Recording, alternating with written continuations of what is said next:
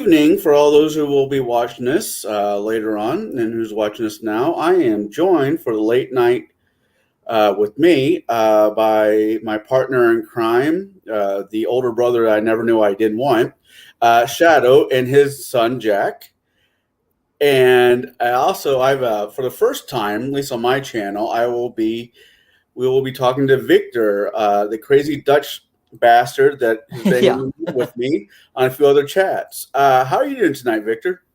I'm good. Like I said, I just woke up from a nap, but I've got an energy drink. I've got good company, so I'm sure I'll be fine. All right. Well, we're getting a silent treatment from Shadow for a little bit longer until he figures out what he wants to do. Okay, I'm here. Sorry, my son was talking to me. They fly now. What is this? There's a bug outside that's causing mayhem. Well, if it's not too late for him, he could jump on. We can make this a thing. Actually, hey, Derek. He's in chat. Hey, Derek, if you could set up your camera, I could have you on if you'd be willing to. I could send you the link. Derek is a person who joined me on my very first talking D&D with vets. He's a good friend of mine. I've known him for a while now. And like I said, if Jack would be willing to, I'd love to have Jack on here. And until it's his bedtime because, well, he is in high school. Oh, no, you're at work there. All right. Well, I hope you have a good night at work. Stick and watch. We'll be bullshitting about everything and anything. Yeah, tonight we can talk about whatever you guys want to. If we want to talk about gaming, we'll talk about gaming. I really would like to, for the most part, stay away from politics, at least here in the States. No, it's okay everywhere else, though, right? Right. Yeah. So about Kuala Lumpur. Yeah, Guadalupe. Because if we cause a riot there, it's there, not here. That's horrible. I should make jokes like that. Well, I will be praying for everybody over there in Europe, where they're going to be running in some hard times this winter. If you got firewood, stock up, man. Yeah, I'm kind of lucky with that because I live above a supermarket and I'm like surrounded on all sides by like other apartments, so they heat for me basically. I rarely have to turn on the heater during the winter, so that's nice. Okay, then just stock up on food. Yeah, drill a hole into the grocery store, and when nobody's looking, get some free food. Yep. I don't know if you guys are aware, but there was a show called The Drew Carey Show. It was on in the late 90s, early 2000s. Yep. With Mimi? Yeah, with Mimi. His two friends lived above a bar, and there was this little hatch that they'd open up and red light would come out of it, and they put down a bucket, and it came back up with beers. And I'm like, that's the coolest thing ever. It's like getting beer from Satan, but tasty. Well, I don't know. They're up in Wisconsin, so Wisconsin can make good beer, right? I asked Max, but I'm pretty sure he's in bed by now. Yeah, he's old and weak. I'll be nice. So I would ask you that out of curiosity, are you a beer guy? Or are you? What is your? I've seen you drink wine, but what is your liquor of choice, if I may ask? Me? I usually prefer like a whiskey and coke or like a rum and coke, but I do drink beer. There is. That was my favorite, rum and coke. Yeah. Rum and coke. See, rum and coke is or good. rum and pineapple juice if I was feeling, low on my vitamin C. I can get behind pineapple and with rum. I can get behind that thought. Especially with pizza. No, only Satan likes it on pizza. The people who run evil campaigns for the fun of it. So it's an ongoing joke between me and my favorite paladin. Have dice, he will travel. He's actually an old school like me in the pretense that I'm new at being a paid DM. Shadow is old school at it. He used to do it many, many moons ago, if I'm correct. 40 years ago, yeah. Yeah, so, I got paid mostly in merchandise, but I did get cash, and I had free run of the building when it was closed So pretty much, I ran his electric bill up 24/7 on the game hall. My friends and I I spent 2 summers there. Every waking hour, I would only go home to sleep a little bit, shower, change my clothes, eat, and then run right back to the shop and just game all. I probably put in thousands of hours of gaming before I was 16 Nice. for literally hundreds of different customers. So I got like really a really good education in Dungeons and Dragons really early and really fast, and with a variety of players and dungeon masters, because I played there too, and I learned a lot back then. Mind you, we were playing AD&D, the original version, some Traveler, Villains and Vigilantes, Gamma World, Top Secret, Boot Hill, all the original TSR games and some other games from other companies. And, most of the people I was gaming with were anywhere from a year older than me to 30 to 40 years older than me, believe it or not, sometimes. I even was in a couple of games with the store owner, and he was a great guy. Unfortunately, he had to shut the shop down for whatever reason, and I never heard from him again. That sucks. Yeah, no shit. Yeah, he was a good guy. He was pretty well known in the community, the gaming community in California. He had owned a previous store and moved it out to Orange County, and it was basically two storefronts: an actual game store and comic book store, and then next door he had just an empty hallway, basically, with a restroom filled with arcade machines, vending machines, and ping pong tables converted into D&D tables, of which I want to say there were 6 of them. And I'd fill up those tables sometimes with 20 people.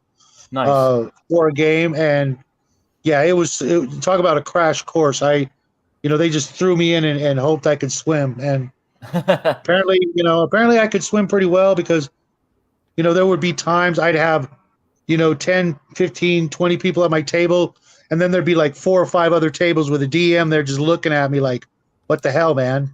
Why is everybody going to your table and not ours?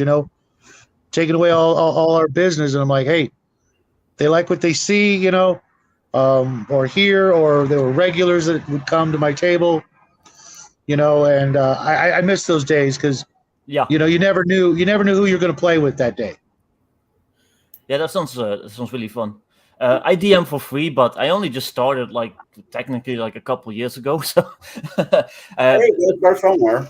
yeah, well, I've been interested in tabletop games since at least the early 2000s, early late 90s, when I was a teenager, because I'm turning 38 soon. But so Connell's age. Yeah, I'm Connell's age. But there wasn't much of a D&D culture here in the Netherlands, at least in all the places that I lived. So I never just really got to play in real life, or there weren't any stores that sold that stuff or anything. So the first time I actually played D&D was when I was visiting the US in 2004, I want to say, maybe 2002. I think 3.5 had just came out. So that was literally the first D&D I ever got to play. But before that, I was already doing stuff like Shadowrun online on these online text games where you would just log on and role play, through text. And there was a couple that were Shadowrun themed, and the people that ran it would also run Shadowrun campaigns. And then in between campaigns, you would just be in this virtual city, upping with the other players, and striking up deals and planning for your next mission and stuff. So that was really cool. Very cool. Yeah, I can get behind that thought. Yeah. What else did you play? D20 Modern, Shadowrun. What else have I played? I did a little bit of GURPS. I played Twisted. I'm actually a big fan of Twisted. Savage Worlds, stuff like that. Any miniature war game type stuff? No, but my friends growing up, they were into Warhammer 40k. My neighbor, who's my best friend, and one of his friends, they were into 40k. But that stuff, even then, in the 90s, was incredibly expensive. And these were rich kids, and I wasn't a rich kid, so I never got to get into it. I just watched them play and watched them paint their figures. No, it's still a rich kid thing. Yeah. Not much has changed. One of them used to paint his figure with nail polish, and it made me so mad. It's like you're ruining this shit that I can't even afford, and you're ruining it with nail polish. I want to like punch you in the face right now. Man, I've never heard that. I've heard a lot of other things, using anything from the craft paints, like craft paint, Yeah. the dollar a bottle stuff to, ink pens and markers and things like that. If you can make it look good, that's all that matters. Of course, Games Workshop, they have a policy. If you don't use our paints and you don't use our brushes, you can't even bring it to the store. It's just insane. The store I live 5 minutes away, 15 minutes away on my bike from a store, and they were literally giving a guy a hard time because he was using brushes that weren't their brushes. Yeah, that's stupid. I mean, that's evil. Yeah, It's just whatever. Not everybody can afford to buy every single thing from your store to keep you in business. Yeah, and and with 3D printers on the rise, it's not going to be long before you're going to find those stores, especially this year. Come Christmas time, they're going to be closing a lot of stores because they are not going to make the money they think they are, and people are going to have to, make choices, buy the next new, box set or pay their electric bill. Oh yeah, it's the shop that I used to work at, Missouri. I want to say how the money came in was a good chunk of it. Most of it was for Magic the Gathering. I'm not going to even lie. It was, that's crack. Then another evil company. Magic when the they Gathering? can tell you what cards you can use, what you can play, and not, and every new set, comes with, now you can't play, the set from 3 sets ago because otherwise you wouldn't buy the new cards, and if you want to play competitively, you got to keep, buying more. There's works around. There's definitely works around to that, like not in the tournament, not in the tournament circuit. Well, that's true. That's true. The game shop would have like legacy. Well, there was in-shop tournaments, not brand tournaments, but they would have legacy or commander where you could bring in the older cards from older decks, and so there's always a workaround to some of that stuff. Yeah, I used to work. I've worked in 6 different game stores, and the last one I worked at was when Magic first came out. So I've got Magic from way back. I could probably, put a down payment on a house if I were to sell my collection, which I'm actually trying to do, because it's about 2 cubic feet of cards that I just don't want. I don't care. I would rather have the money. I know if I sell them 10 years down the road, I'm going to go, oh my God, if I would have hung on to them. But, at some point you got to sell them and know that that's going to happen no matter what. They're printing money essentially. And cardboard. It's called cardboard crack. Well, I used to call it the cardboard stock market. Yeah. Because I mean, I don't know if you're aware what these cards are called, Shadow, because you've been out for a while. But do you play it, Victor? I did for a little bit, but it's been like at least 15 years. Well, there's this card called Commanders, not Commanders. Yeah. What were they called? Not Planeswalkers. Planeswalkers, and they vary on price. Well, when Maggie was just born, I had like 4 of each, and there was one card at the time that was worth $100, so I had 4 of them, and because I used to collect Magic cards, and Kronda, me and my ex-wife was looking at our budgets, like, well, we can afford groceries or we can afford diapers. We can't do both. And I look at my cards, I'm like, I wonder. So I took them into my local game shop, and the guy paid me what they're worth. I mean, secondhand. So instead of getting 100, I got like 75 per card, at least for the 100 ones.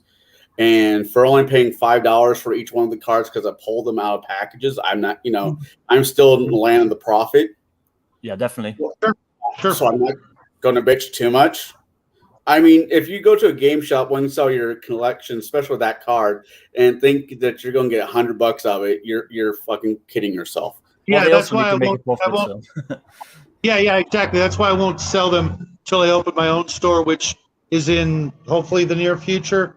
In which Nice. case, that'll be the first thing that goes on the shelves is my collection at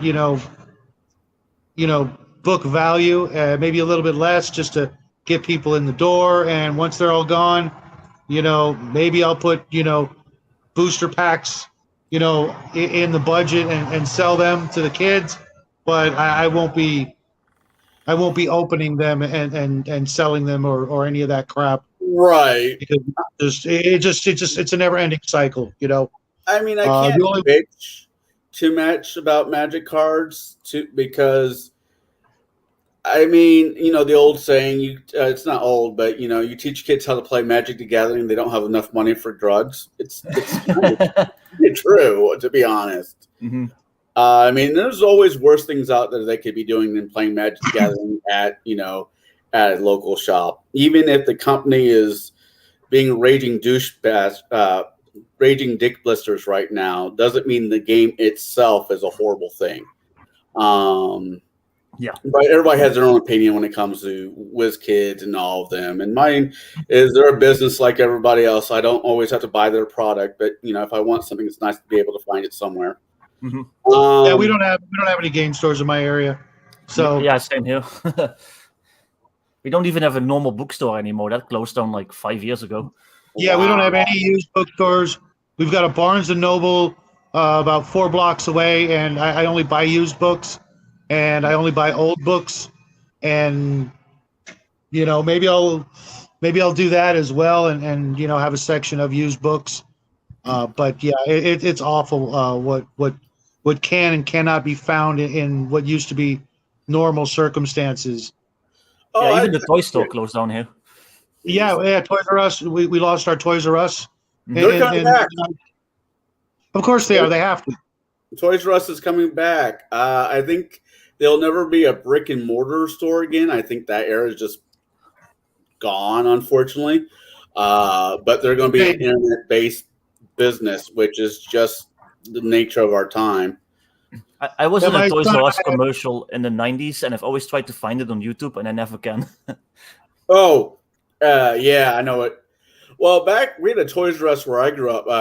Toys R Us here in Peoria. I remember going there with my aunt and my uncle on my birthday, and sometimes they would have the mascots from each one of the toys, like Ghostbuster or whatever, be there. Yeah, well, they had the draft as well, but they would have like people dressed up in those costumes of like a Ninja Turtle, a Ghostbuster, stuff of that nature. So it was pretty cool. I mean, my childhood was always, I say, interesting, but it definitely had its highlights. So, how are you? Are you native to where you live, or did you bounce around from other places and end up there? I moved a lot here in the Netherlands. I actually was born a little bit to the south from here. How many places have I lived in? Probably at least like 7. I've lived like all over the Netherlands. I've lived like in the far north of the Netherlands, which is basically when it comes to like the jokes about the culture, it's kind of like our south. Right. All sorts of jokes about loving families, let's say. Yeah. I've also lived like near Amsterdam and stuff like that. So yeah, I've been all over the place. I always thought Amsterdam was kind of overrated. I've never been to actual Amsterdam. I'll admit this. Like I'm almost 40 years old. I was born in the Netherlands. I've never been to like Amsterdam proper. Yeah, Amsterdam proper. I was there on a holiday. I was like maybe 14, 13. So it wasn't like I've been able to get to much shenanigans to begin with. But the things I did see, I mean, it's a very pretty city. Don't get me wrong. I mean, definitely. I'm sure the whorehouses were pretty too. Never got there. But no, we got Vegas. Vegas is. I don't like Vegas. I don't Maybe either, but we have it. I know. Maybe I would have liked Vegas when the mafia was in control of it, because now it's just dumb. I know that sounds bad. I really do know that sounds bad, but No, I know what you mean. I'm Vegas not is a only gambler, nice at so- night, though. Yeah. I play Texas Hold'em. I mean, Mhm. I'm not saying I could ever go like serious pro, but I can hold my own at most tables. Playing Texas Hold'em, I just have never had a financial backer to actually ever think about it seriously, and that's one of those other jobs. I mean, it is a job. I honestly think being a card player is a job. It might not be an ideal job, but there is work to it. And Right, but if you can't guarantee a paycheck, you're in the wrong business. yeah, no, I don't disagree with that at all. So you want to be Matt Damon from Wonders? I actually love that movie. Me, same. It's one of my favorite movies. All they were. Have you ever seen that movie, Shadow? No, I don't do crime movies or gambling movies or anything like Oh, that. well, it's not a crime movie. I mean, no, well, yes and no. Kinda, yeah. Yeah, but it's not like breaking. It's not like Ocean's 11. You know, it's a whole different creature. But I get that. Never seen The Godfather. I Oh wow. Oh, to be fair, neither have I. I've seen bits and pieces. I want to buy it. Hey, the multi-gun man. I want to buy that movie so I can just watch all of it in its glory, because I refuse to watch movies like that on TV because you don't know what the commercials are cutting out. Yeah. And I mean, like it or hate it, that concept, those were really well done movies, and I think people should see them in their original format, not all movies should be that way. You know, and the few places that you can watch that, you know, with everything intact, it's, you know, you're going to pay for it, not quite what you would pay to own it, but so much so that, you know, like every time I rent a movie for a review with Conall, you know, it costs me like $4, and then, you know, if I don't like it, I don't mind so much, but when I do, I'm like, well, crap, now I got to go out and actually buy it now because I want to own it. I feel I should bad. have just bought it, and I won't buy digital copies online, kind of crap. If I can't touch it, I don't own it, and you know, that's why, you know, my opinion with the new D&D 1 and so many other things that are going to come down the road, I won't have anything to do with it.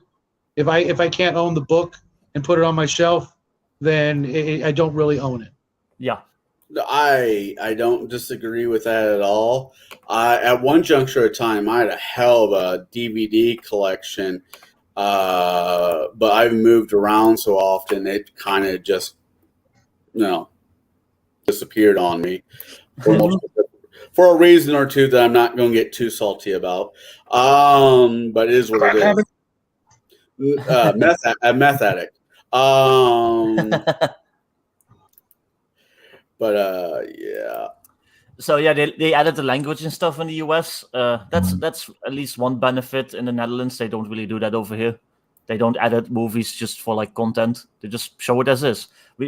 I remember on our state TV, so we have like state sponsored channels. It's like channel 1 to 3. For like one of the art house nights, they actually aired Deep Throat, like the original 1970s porn. They actually just aired that in its like entirety, just like, you know, one evening. Oh wow! Because it was like supposed to be like artsy, and it was like it's what's the word? It's anniversary or something. It's like 30th anniversary or something. Right. What was the old Roman one? The only place you could find that movie. Caligula. Yeah, the only place you could find that movie in America is at porn shops. Yeah. I mean, they don't. Well, to be fair, there's nowhere other than maybe Walmart, Target, places like that where you buy movies anymore. That's even kind of fell by the wayside. If you want a movie, you almost have to get on digital or order it via internet, which I don't like. I liked the rental places, to be honest. I like being able to go in on a Friday night and just not thumb around, but just be able to go around and look at everything and then choose what I want. That's why I like public libraries as much as I do, because I can at least still go there and pick out, rent out a movie that way. But I think I've never been a fan of modern technology. I think I jokingly say I think I saw Terminator too early in life. I don't like, this. I think we give up too much of ourselves to computers. Mm-hmm. Because of COVID, you can order, not because, but it was definitely going that way anyways. But COVID just rushed it along. That's the way I want to put it. That you don't have to leave your house. You really don't have to leave your house for anything anymore. And being a social Slivers for the win. Yeah, it's a good movie. Grocery stores, whatever, you can get it, you can order it and it'll be dropped to your house. And we are a species that counts on community, counts on being social with each other, and we're locking ourselves behind closed doors because it's easy. We don't have to do anything. No. We are not. They are. Oh, they are. That's right. Well, we're not doing it. It wouldn't, if we had our way, and the last 2 years were erased. This would have never happened. But since it worked out so well for them, they're going to continue this type of control until we wake up, or until we all just get into the cattle cars.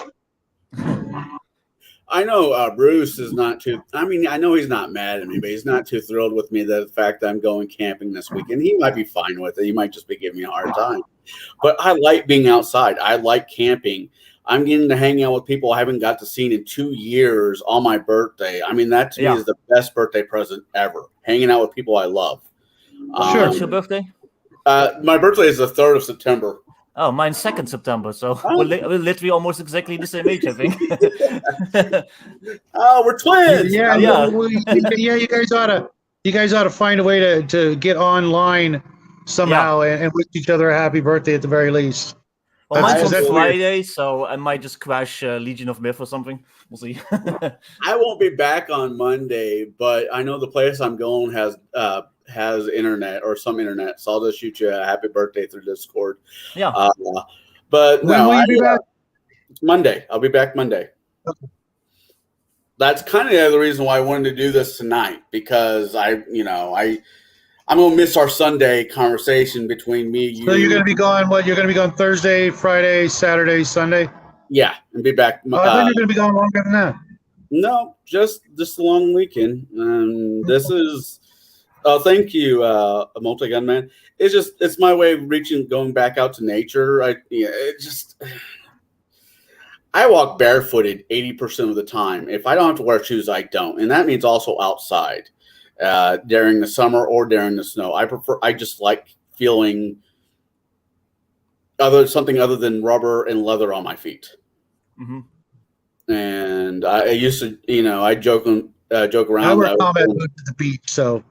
Yeah, I joke around that I was born a couple centuries too late. I mean, I would have been happy. I would have been miserable back in, I'm not saying I want to go back to King Richard's time, but at the same time, the founding of this country would have been interesting. Hell, there's a few points in your neck of the woods historically would have been interesting to live through, or at least see. Yeah, definitely. And I'm also a huge history nut, so I appreciate things like that. I do medieval reenactment. So that's what I'm going to be doing this weekend. I'm going to be shooting people with foam tip arrows and having a good time. Like SCA type stuff, or it's called Daggy here, but it's like the softer version and less expensive version of SCA. But yeah, there's an SCA group around here, and they actually meet in an actual castle and stuff. That's the one benefit from Europe. We have actual castles. It's not just some field somewhere in Kentucky. I used to do SCA also back in the day, and it can be a lot of fun. Yeah. So I am looking forward to that. Man, I'm working on a title, sort of a knight-ish title. It's not being called a knight, but it's a title like that in the sport. Because of the sport, I got like 17 years of being outside survival knowledge been tacked on because of all the books I've had to read. I do my standing order though. If you find a mushroom outside, don't eat it. Yeah, pretty much. How- Well, there's mushrooms you can eat, but then it looks almost exactly like one that's like hella poisonous, but it's like it has like one extra like dot on it. So so it's you can fucking tell it apart. And then you just die flipping balls. Most botanists will tell you unless you buy the mushroom at the store, don't bother. Yeah. It just there's a mushroom over in Japan that looks like a mushroom that we have here. The difference is that mushroom they have in Japan is edible. The one we have here is not. Yeah. The juice is just not worth the squeeze. Mm-hmm. I'm also an asshole. There's these shows on Discovery Channel called Naked and Afraid or Alone, where people are starving outside. And I'll watch those shows eating a great big greasy hamburger because I'm a dick.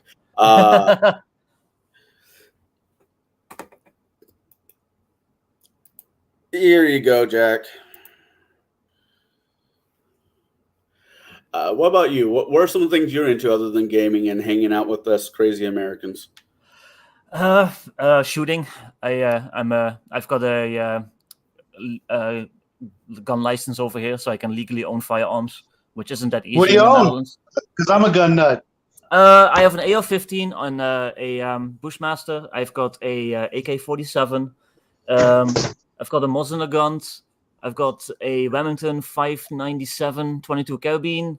I've got a really rare Belgian sniper rifle that they made in the 70s. They probably made like less than 500 of that thing. By Fabrique Nationale, Aven. And then my dad also shoots. He's got a Ruger Blackhawk in 357. We have a 1911 and 9mm. See what else he has. He has a Ruger Buckmark in 22. Glock 19. And like some like unshoots like 22 like target rifle. My two current favorites are my the Tavor TS12 and my Desert Eagle. Nice. Was it the? That's not all I own, but those are my two favorites. Not this he week. does have a lot more. Yeah, not this weekend, but next. That's my son, by the way, Victor. Hey, what was his name? Jack? John? Something with Jack? Jack. Yeah. Hey, Jack. Hello. Yeah, not this weekend, but next weekend. A couple of my buddies are going to get together and go skeet shooting before we can't go. The weather won't let us. Which I always joke and say, "Wow, we get to be snobby rich people today." And they're like, "Shut up." Yeah.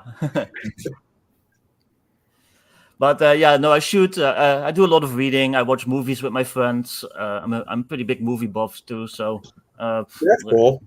All sorts of stuff.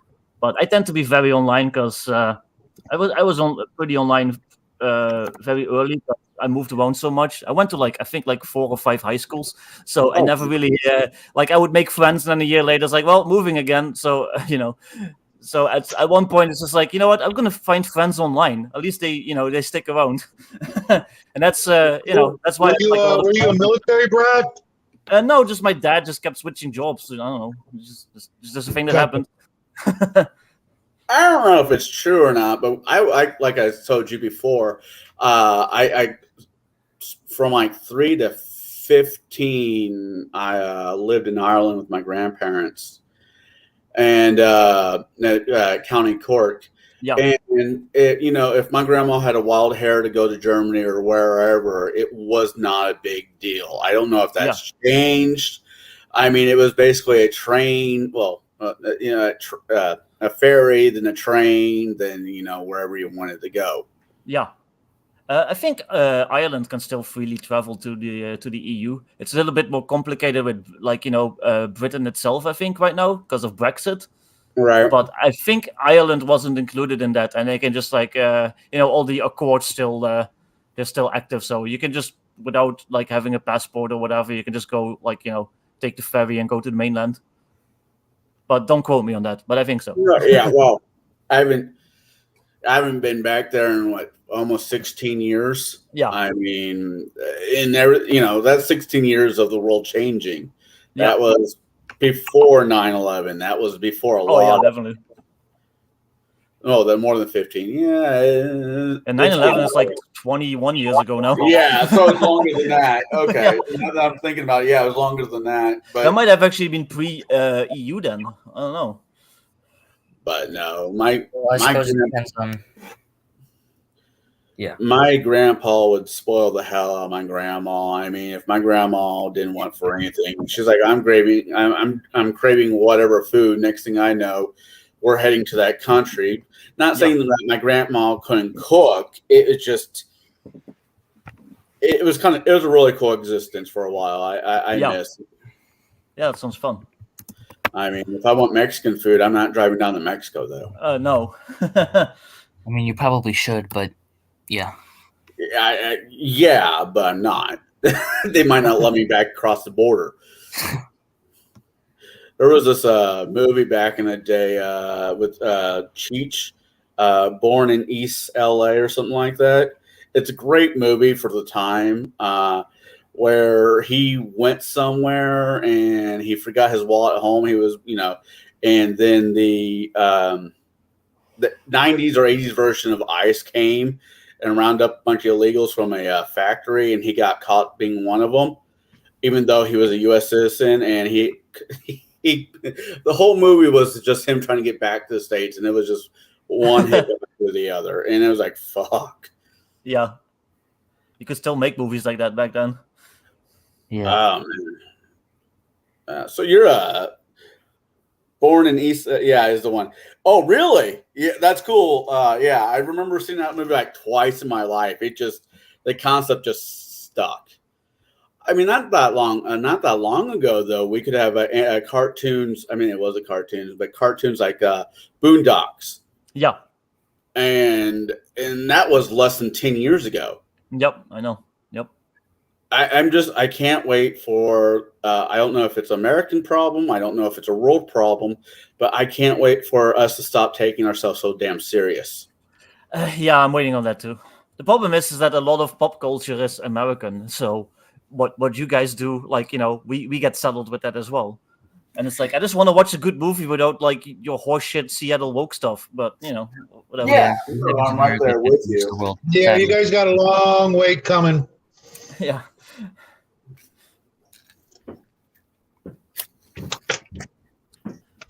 Yeah, it wasn't even that long ago. Like, I watched what's it called, Tropic Thunder, like again recently. Like, that movie couldn't be made anymore now. With Robert Downey Jr. in blackface. Or Blazing Saddles. If you like the movie, get it before it's too late. Yep. I own technically 3 copies of that movie: a digital copy, a VH copy, and a Blu-ray copy. Yeah. Places like there are places, in the world now where you can get arrested for saying the wrong thing, and it won't be long before you'll be arrested for owning the wrong books and the wrong DVDs, because that's the next step. And if you think I'm being paranoid, ask Multigun out there what I'm talking about.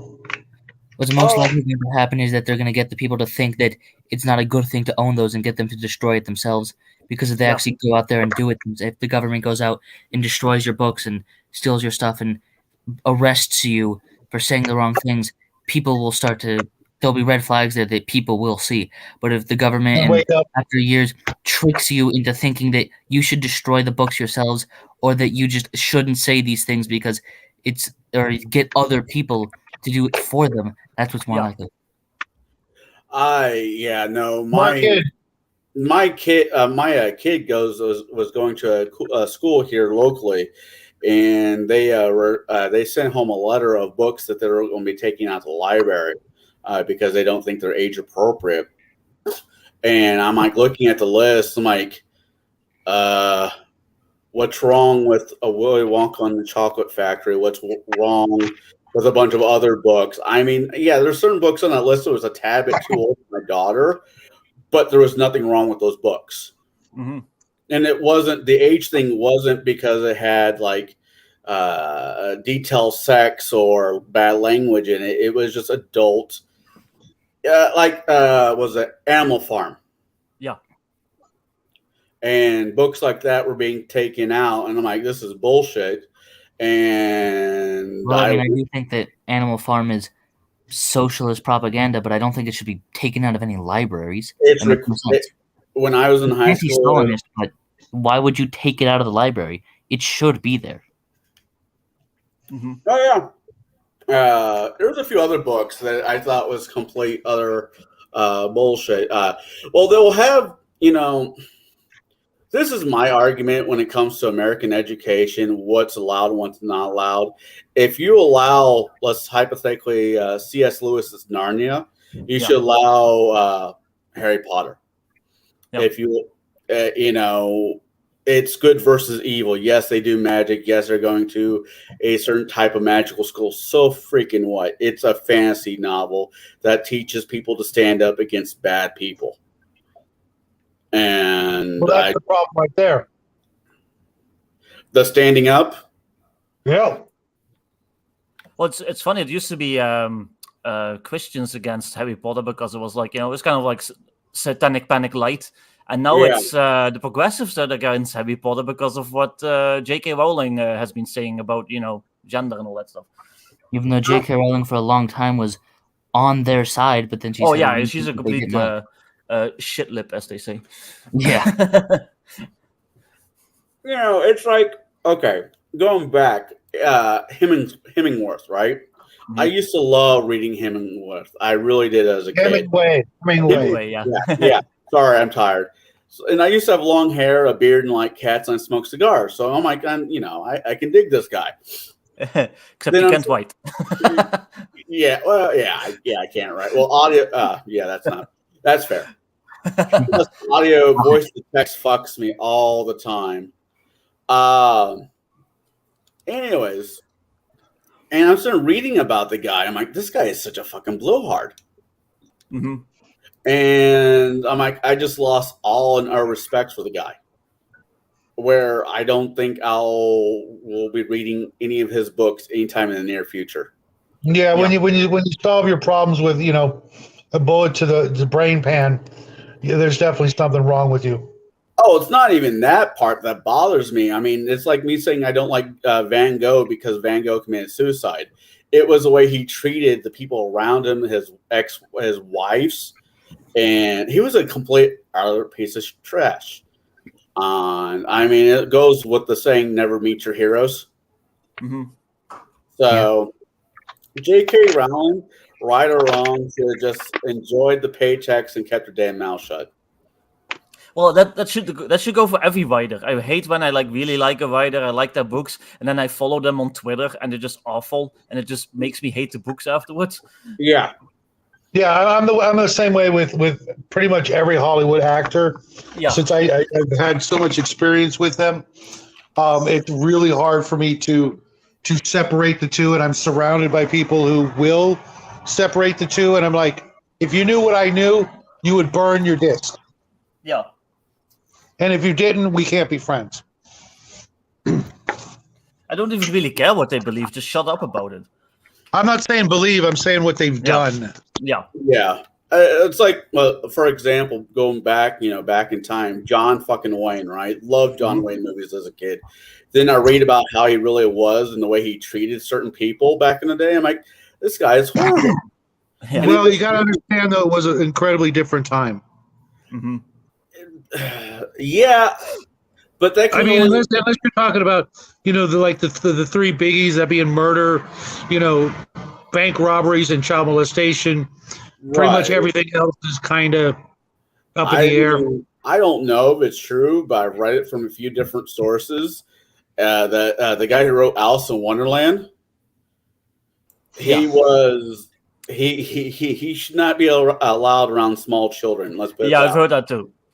Yeah. Well, one, he's dead, and he's not allowed around anybody except those armed with pitchforks. Right. So But at the same time, am I going to stop my child from reading Alice in Wonderland or me reading Alice in Wonderland to my kid? It's a really weird dichotomy. It's like, I know what this person, I don't know what this person was like, but if any of the rumors were true, holy shit. Yeah. There's like a ton of rumors about like these 70s like sci-fi authors that had like it was like a whole circle of them, and like all they did was just have like orgies and like just weird shit. Like if supposedly like Arthur C. Clarke and stuff was involved in that, and yeah. Once again, if an artist is, it's like blues. I think blues and jazz can only be written well by people that are suffering. Mm-hmm. It's just by the nature of the music. And right, but what kind of suffering, Well, depression being one of them. I really do frown upon drug use, but at the same time, I'm not living their life. I mean, to play jazz, you have to pretty much be on heroin. Let's be fair. I mean, that or deal with racists. Anyways, but yeah, there's got to be something horrible going on in your life. And I mean, to a point, country music was almost that way. I mean, if you look at old country music, my wife left me, my dog's dead, my truck broke down. Yep. Jazz is heroin music, country music is alcohol music. And then you had like the 60s like psychedelic stuff, and that was obviously, LSD music. Mm-hmm. And then stuff like Motorhead is speed music, meth music. Yeah. Hey, I was in a metal band, just for the record, and no, I didn't do that. Yeah. Ted Nugent swears up and down the entire. Hey, it's James. Ted Nugent swears up and down that he never did a drug in his entire time as a rocker, and I'm like, that dude's fucking nuts. So he was already nuts, and it just transferred throughout the rest of his life, or he was mildly nuts and just been lying and just went incredibly nuts. Well, now he's a sheriff, so hopefully he's doing some good, wherever he's living. Michigan? I know. I know he has places in a few areas. I mean, don't get me wrong. If Cat Scratch Fever or any of his other songs come on the radio, I crank up the fucking radio. Yeah. And I actually... I agree with his ethics when it comes to hunting. I think his ethics when it comes to that. What parachute into the forest with nothing but a bow and arrow? That takes balls, man, and hunt bears. Yeah, like I said, I don't argue. I mean, Ted Nugent's. I've watched a couple of his hunting videos when I had there was a channel there for a while. I had basically it was a hunting channel. And he would come on and talk about how he hunts and his thought processings on it. Yeah, I wouldn't fuck with anybody who's allowed to carry a gun in all 50 states. Yeah. Yeah, I'm like, for if you really want to be a good hunter, I'm not a big gun guy, to be honest. I mean, I respect them. I'm not saying I will never say somebody cannot own a gun because that's not my place. But aren't you buying a shotgun? What? Aren't you getting ready to buy a shotgun? Yeah, I am. But doesn't mean I'm doing it for security, not because I have reasons. It's not because I want a bunch. It's just for security reasons. Yeah, well, once you buy one, trust me. Yeah. So I heard the same story. Your gun collection will be like your dice collection someday. Trust me. Good Lord. The only reason I don't have any more is because we're limited in how many we can own over here. We can only have like 5 guns if you have a license. Get 2 licenses. I'm not limited by how many guns I can have. I'm limited by what kind of guns I have, which I'm okay with. I don't need there are certain guns out there I just don't want.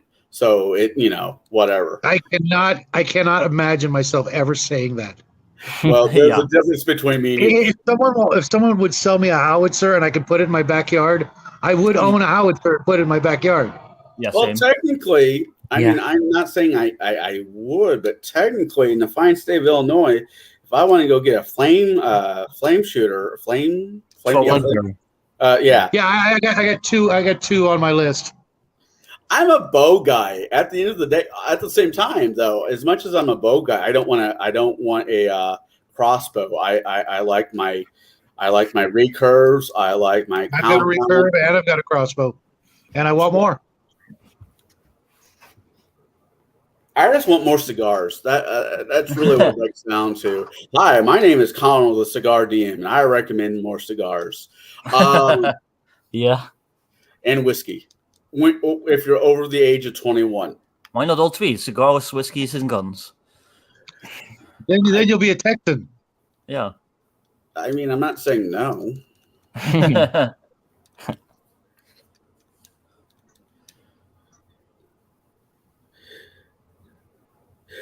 Crossbows are fun. I was shot my share of them. I find that there's nothing against people who like crossbows. Me personally, I think there's more skill in drawing a bow than crossbow. But that's just me being an arrogant ass. Crossbows are more like for utility. They're not really just for like having fun with. In my opinion, like if you want to like shoot bows, just get like a nice like like you said, get like a nice recurve. That's the word. Recurve bow or or what's it called? Like the really like compound, recurve, longbow. I mean, Yeah. you can go to Walmart or your local shop around, sporting No, goods you shop. can't. No, you can't. Then get a bow. Well, not here. Not here. Oh, here I can. Well, we live in No, California. not Walmart. Walmart doesn't sell shit anymore. Wow. Yeah. I would just, If you want to buy BBs, you got to get help from a clerk to unlock the BBs, but they don't have ammo. They don't have arrows. They don't have bows. They got paint guns, but what the fuck good is a paint gun unless you make your own paintballs and Oh, James, you are absolutely right.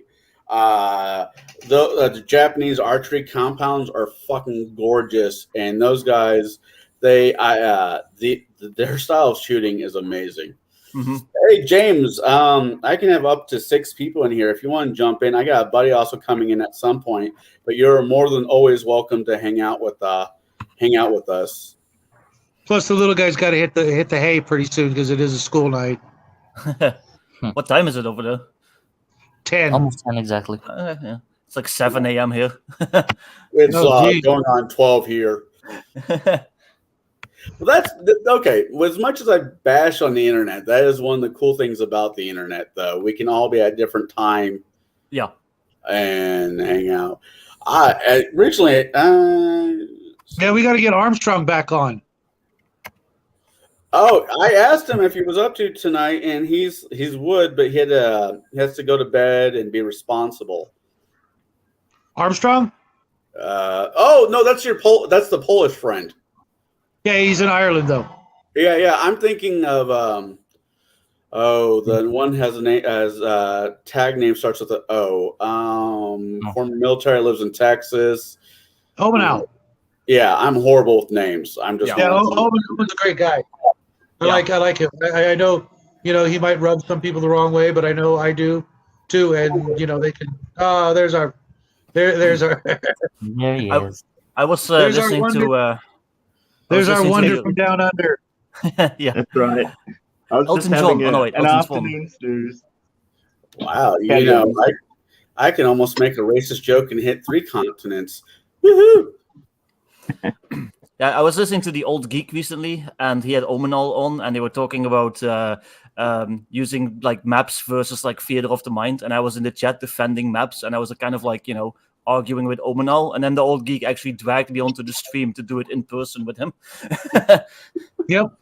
I'm telling you, every day our little family gets a little bit bigger, and that's a good thing.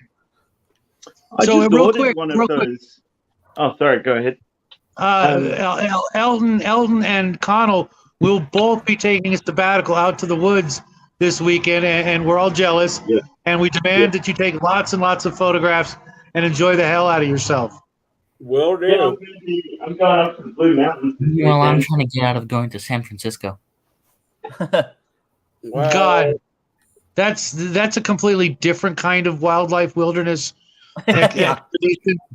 And all I can say is wear your boots, wear your boots, bring a clothespin, and I'll probably send you with some sort of protection. I've been to San Francisco. I was visiting a friend for like a month, and I've never been hit on by so many guys. They all love the Dutch accent for some reason. So when I was in college, for some extra money, I'd work at. Do you get any phone numbers? no. I was working at a gay bar down in Champaign, Illinois, and the owner Sorry, knew. man. Fuck with you. No, Yeah, it's the owner knew, the bouncer. I mean, I was the bouncer. The owners knew, the bartender, and I mean, once my shift ended, and I'm like, everybody who was locals there, not locals, the people that go there a lot, all knew that I was Regulars? yeah, that's the regulars. But they'd still buy me drinks, you know, and the pretense like I'm going home by myself. Well, we don't care. I'm like, okay, whatever. But I mean, When actually, Victor was in San Fran, he was probably like, "Look, the Dutch are tolerant, but we're not that tolerant." Okay. how about no, you crazy Dutch bastard? yeah. One of them was my girlfriend at the time. It was her boss. Like her boss wanted to like hit, Right. get with me. So that was kind of awkward. No amount of raise is going to make that answer a yes. On the topic of battle mats, I just ordered one of those Loke books of battle mats, Mm-hmm. the Towns and Taverns one, but just the small one, because like I'm probably going to use that more in a wargaming type setting most of the time. So just as a kind of flat fort that I can put a whole regiment on, yeah. you know, that sort of thing. I really love what they do. Like, if you kind of hate making terrain like I do, like they're great. I love battle maps. It's like half the fun for me as a GM, like just finding like a cool map to like, you know. Yeah, just randomly picking Yeah. a couple of pages and slotting Yeah. them together and going, "There's your dungeon." Yeah. You know. Yeah, absolutely. Are you in New guys Zealand, know by the way? Or? 3D terrain all the way. Oh Yeah, yeah, If you can, if you have the wherewithal and the space, and I mean, even on a table where I'd have mostly battle mats, I'd probably still just put one or two pieces just to kind of set the scene. I do have a few resin bits and bobs, but I went through a phase of like buying terrain and being really disappointed with what turned up in the post. You know what I mean? Like trees and such. Like you buy a bunch of trees and half the flock is off them, or you buy a hill and it's got big chunks hanging out of it, and so I make all that crap. Yeah.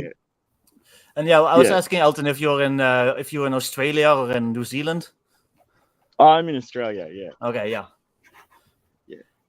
Now, I've never actually met an Australian woman, and I traveled around a bit. I've never actually. I knew. Speaking of being around a bit, the only Australian woman I met, basically was asked to leave. She'd been around so much. Oh, right. Whoa. I did meet a New Zealand girl, absolutely fucking hot, but crazy as shit. Yeah, that kind of comes with the territory. And she was a redhead. No. Oh, yours was a redhead? No, mine was a black hair. And oh my god. Well, New Zealand is Australia's Canada, so Yeah. Makes sense. Makes sense. Is there any country we're not going to piss off tonight? North Korea, or should I say, best Korea? North Korea needs to get a missile that gets past their bay before I'm worried about them. Actually, they're more of a hiccup for you guys than they are for us stateside. Oh, kind of. I mean, you know. I mean, China. What's an extra threat hit for between everybody. friends? Yeah. So, what are you guys talking about tonight? Whatever. Yeah, nothing. Pretty much. particular. Oh, we hate Australia, and just the usual. Oh, it's all right. Lots of people. Well, as soon as Lots of Jack people tell me that. Yeah. As soon as Jack gets And they off, live there. And they live there, right, James? Yeah. Like I it's technically funny have 'cause family in Australia, but yeah. I lived in Melbourne for some years, and it's kind of like a quote unquote cool city, And so you can't really make fun of it. Whereas like coming back to my hometown of Sydney, like everyone's like, man, this place sucks. Like they'll just say it openly. I was going to say, as soon as Jag gets off, I'm going to talk about how awesome Germany is. You know, you're just winding him up. Yeah. You're just You know, winding the funny boy thing up. is- Don't wind him up before bed. He'll be lying awake with one eye open, going, "God damn, Conall, I'll get my revenge." I'll get my revenge one That day. is actually here in Illinois. We actually had a couple. I think we still do, but we have a couple traditional German restaurants, and one of them called Lindenberg has an buffet attached to it. That I'm like, I'm going there. There's a really good chain of like bread roll shops called Lunenburger here.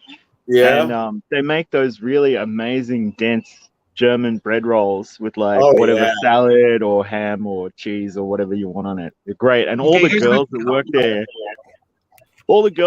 there, are like pretty young German girls. They're like, "Yeah, you want some pesto on your little roll?" And you're like, "Yeah, I do. I'll have anything you're offering me." So really quick, guys, I want to introduce my buddy. This First Marshal, aka Derek. Hey, Derek. He's been How a you buddy of mine for some Thanks for your time. service. Thank you. Bet yourself, one of the better people I know in my area. Peoria, Illinois, yeah? Well, he lives a state over, but more or less. Right. I mean, I did used to live up near Rockford, this little podunk in the middle of nowhere, less than 1,000 people town called German Valley, just right outside of Forreston and Freeport. Way to segue. Yeah. I mean, I've been all over. Like, not only did I serve, but my dad did too, and I've kind of been in a lot of places. Oh, the little guy whose face you can't see, he's doing JROTC right now. Hopefully right on. he'll do the 4 years plus. Most likely. I keep telling him to run, but he doesn't listen to me. Oh yeah, do that. You better do that because you're going to do a lot of that. Run and push-ups. Nah, just get your cardio up and then let them teach you how to build your muscle up. Eat your fucking food, get as much sleep as you possibly can, and don't fuck with no drill sergeants. Yeah. Yeah. Yeah, I had a Even friend in who the was- Air Force though, even in the Air Force, have you seen their training films lately? Yeah, they're pretty. I have a friend who, when he joined the army, he was this skinny little fellow, and Yeah. he used to say, like, in the first week he didn't think it was possible to eat 3 hamburgers in one sitting, but he basically had to. Absolutely. I'm trying to find a little wedge here to keep my phone from falling over. Sorry, I'm not all high speed and have a laptop. That's all right. I'm getting caffeinated because I was having a bit of a snooze, and then I saw you guys were on. So, without doxing everybody, I just want to point this out. We got me, who's in Illinois. We have Derek here that is in South Illinois. I mean, East Illinois, aka Indiana. We have Shadow, who's somewhere in the desert of California. We got Elton, who is in Australia. We got Victor, who's in Netherlands. I mean, And Son, who's in California as well. California, and Jack. I mean, Jack is in California.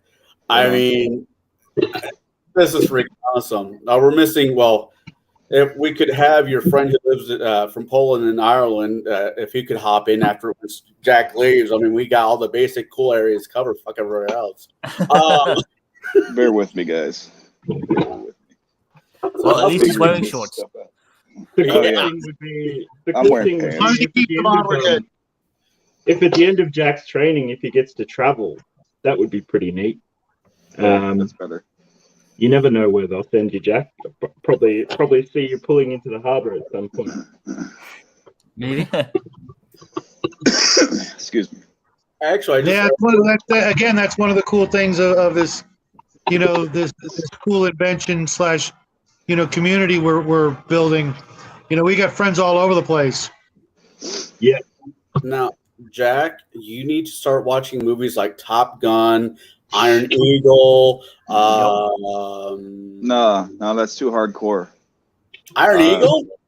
I would suggest SpongeBob SquarePants because it is a softer, spongier army. Oh my gosh. I get offended sometimes when I hear some of these guys talk about what the stuff they went through. It was like, really? Really? Yeah, we had the mats, but we weren't allowed to use them. They told them it was there for TA-50 and only for inspection. We slept on the ground, on the rocks, in the dirt, made bivouacs, all of it. It was so much fun. I remember getting It's a approved. call from my brother during like mortar fire exercises, and I was like, "What's that noise?" And he's like, "Oh, we're doing mortars today." No. I'm like, "Are you supposed to call me right now?" Probably not. Yeah. Probably. I have a friend, he was Swedish Special Forces, and he's got some interesting stories about Yeah. being in Afghanistan in the early 2000s. He went to the Congo. Yeah, doesn't have much good to say about that. It's the fucking Congo. I don't think It's the anybody has Congo. anything good to say about that. I don't think there's a single Congolese don't person. have anything nice to say about it. Yeah. I just went live. There's not a single person on Earth who has a single good thing to say about the Congo, even their Yeah. president. Well, he had to sit there while they were like literally just being like cannibals and shit. So yeah. Was it The third man. when I was 18, 19.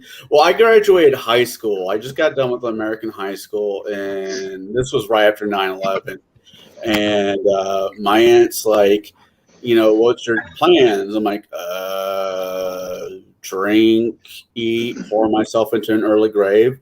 I mean, the fun things in life. Crazy cat lady. Yeah, that's not a plan of mine. What you end up with when you live with someone like, So, but she's like, well, tell you what, if you promise not to do the service, because they were worried about me, would send, you can go backpacking wherever you want. So I'm like, cool. I go to, where did I start off with? I started off with Ireland because at least they speak English. And I ended up in after a fashion. Yeah. Well, it's called Drunkenese. That's what the Irish speak. They speak Drunkenese.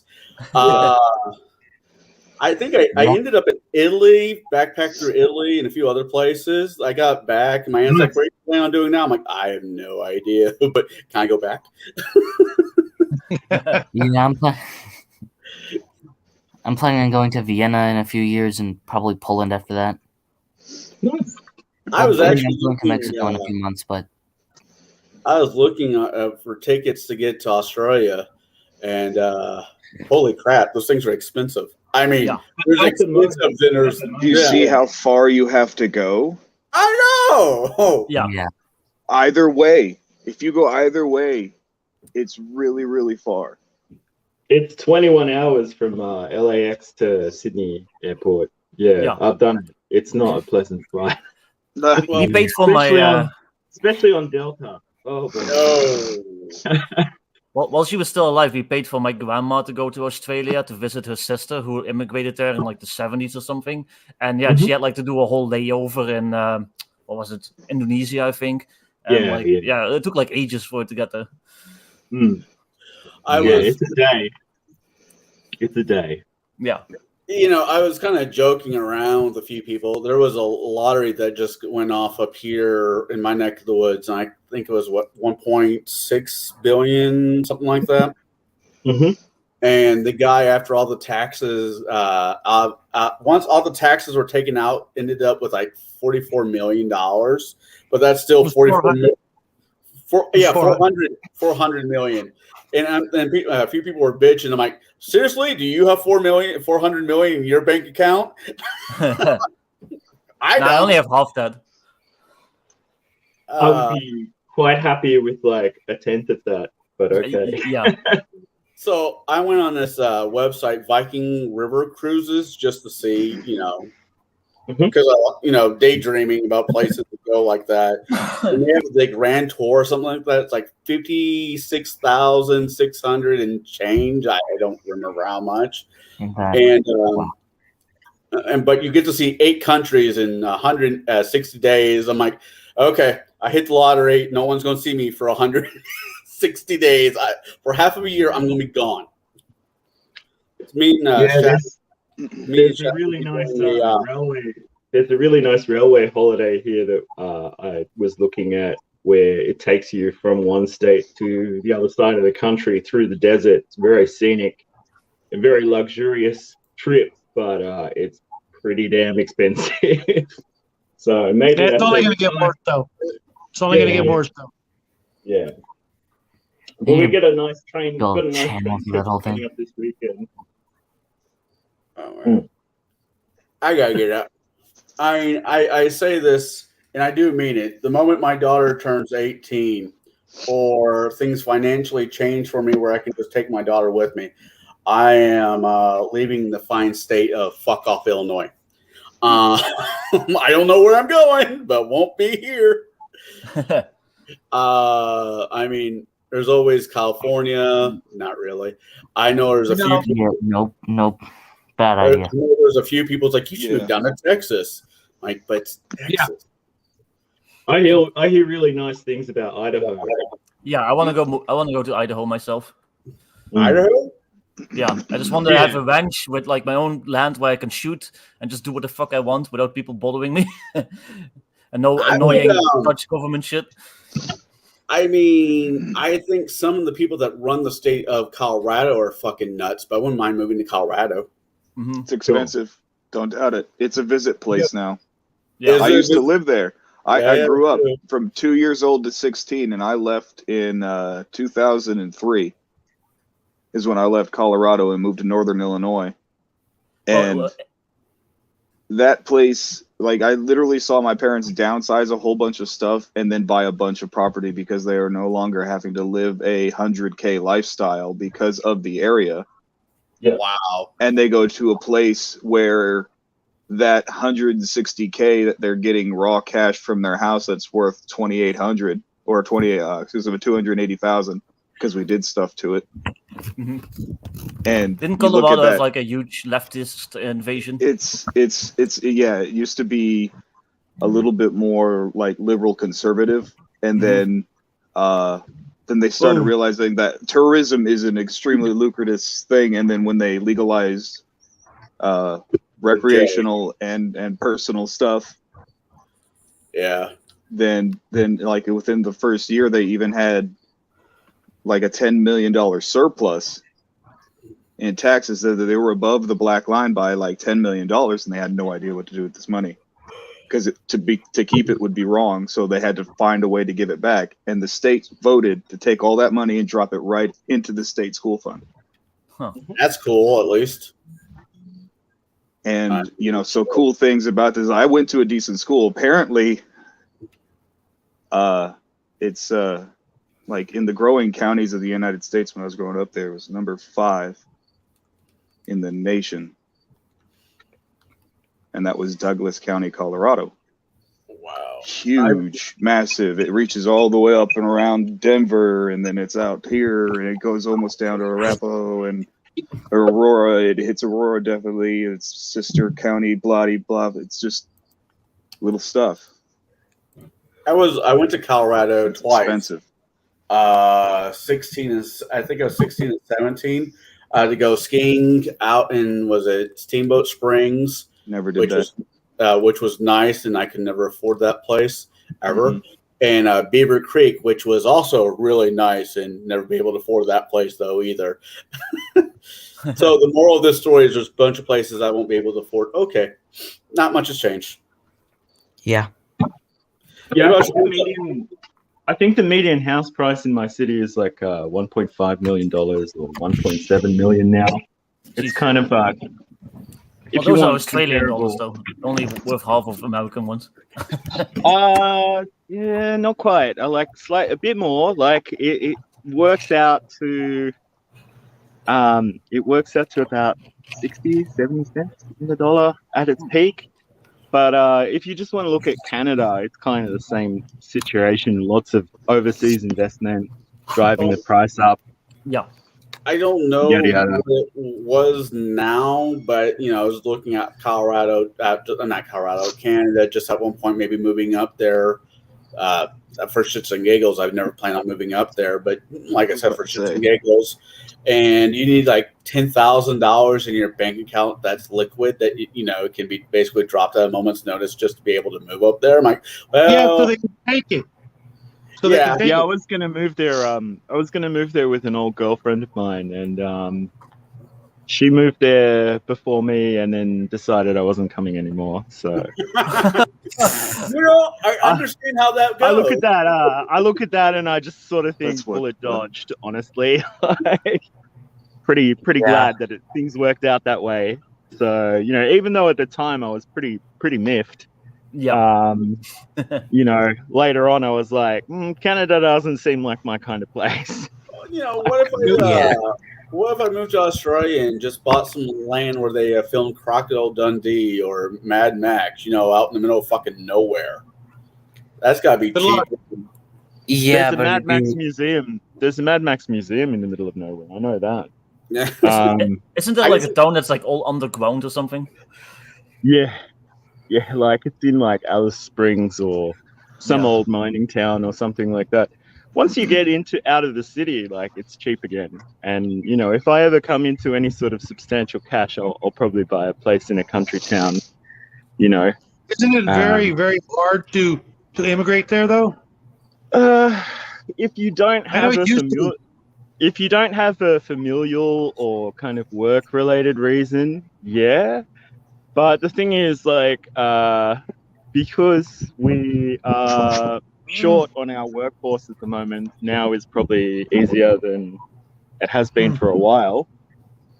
I was a little bit annoyed that our Labour-oriented Prime Minister said that we had a globalised labour market. I didn't think that was his job to advocate for, but apparently we do. So do you want to become, I don't know, like landscapers or hairdressers or like whatever the professions are on the list? Like, What if I now's want the to time.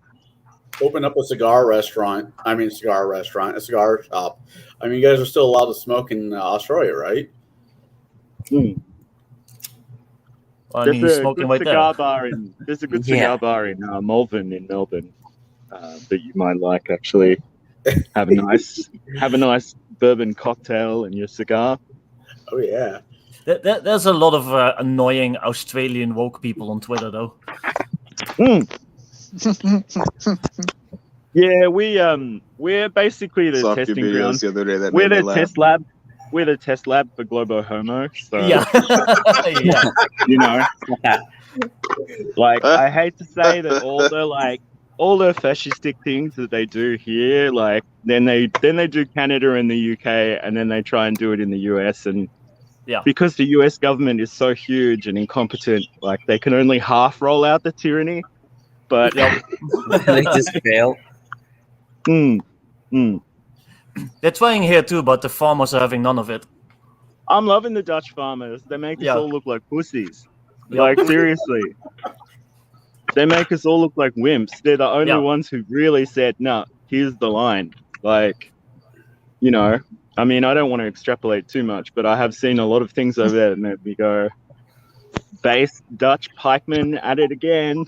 Well, some of these families they've probably been farming since like the Middle Ages or something, and now they're like, yeah, no, you have to shut down your farm, like your whole lifestyle. Yeah, it's not good anymore. We're gonna have to take it away. Is it just me, or does Mark Rutte have gay skull? There's been a rumor going around for years that he's gay and that he has a secret boyfriend, but he's never confirmed or denied. So Yeah, he's got a very fruity head. yeah, yeah, you're not wrong. Like that's literally been the rumor for years that he's like, he's gay, and it's like we're like mean, the tolerant Dutch. Like, just come out with it. Like, who cares? Yeah, nobody in Holland gives a damn. They're just No. like, all right, just clean up when you're done. We almost had a gay, openly gay prime minister, but then he got assassinated. I was about Yeah. to Yeah, say, well, he was really man. right. He was really right wing, and he had like a black boyfriend. I'm like, oh, Europe. Yep. He was a weird guy, but Who's prime minister is in trouble right now? It's a woman prime minister. It's a Swedish. Sana. Mummy Sana. She's in trouble. She needs our help. I can fix her. Not hot. I mean, I never heard why though. With all due respect to that prime minister, she's kind of hot. I'd like to think if I save a prime minister or princess, I get the happy ending that Egg got. She's been caught partying multiple times, and normally it's like, yeah, that's not really that big a deal, but you're kind of on a war footing with the country next door, and like it is indicative that you could be compromised in some way, so you might want to just tone it down a little bit. Have any of you guys seen the movie? What was that? Kingsman. Yeah. Yeah. No. For those who have seen it, if I save the world, I want that as a gift from a princess. Yeah. And if you know, you know. Yep. I know what Wink, you mean. wink. Well, that's what she did Nudge, afterwards, but not with the ice. Why do you think Mario keeps saving the princess? I mean, at this point, I think they just deliberately put hopeless people in these positions so that when it all falls over, we'll beg for whatever solution they offer us. But that's probably a topic for Nathan's stream more. Right. Probably. We're gonna miss you two this weekend. Yeah. Oh, Yeah. I'm going to be taking in the fresh air, my friend. It's so It's nice. okay. It's okay. It is so nice. You know what? Despite the problems where I live, we live in a place that's it's got beautiful sunsets, lots of open spaces, not a lot of people. But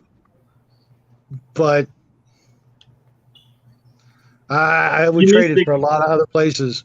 You miss the Yeah, green, don't you? It isn't You miss as bad as it could be. You're absolutely right. Want a bit of, Yeah, you our want a bit small- more. You want almost- somewhere with a bit more rain, basically. Yeah, that's true. But our small little, almost a village is a small pocket of actually acceptable society in a sea of just degeneracy. When we go an hour outwards, and it's just disgusting. Yeah, I had a friend. I guess there's well, I one had or two cities nearby that are okay. But we live an in Los Angeles. An Aussie friend of mine who's a musician moved to California, and he did a podcast. He was doing a podcast for musicians and advice and that sort of thing. And he had a guy on there who was another Californian, and he was working for the pornography industry. And I was like, oh, okay, whatever. But then he was talking about how they try and drive more engagement using the algorithm so that people are spending more and more time looking at this stuff and becoming more and more interested in more obscure kind of branches. And I was just like, all right, I'm busy, guys. I gotta go. I've got a headache. I gotta go. And I just never went back. I was like, sorry, but yeah, I don't think that's the name of that podcast. I don't want to associate with those people, but whatever. Good for you. Yeah. I mean, look, we've all seen it, but is it that good for you? Jury's out. You know what I mean? It's not even a religious thing. It's it's scientifically proven that it's bad for you. Yeah. I mean, incredibly bad for you.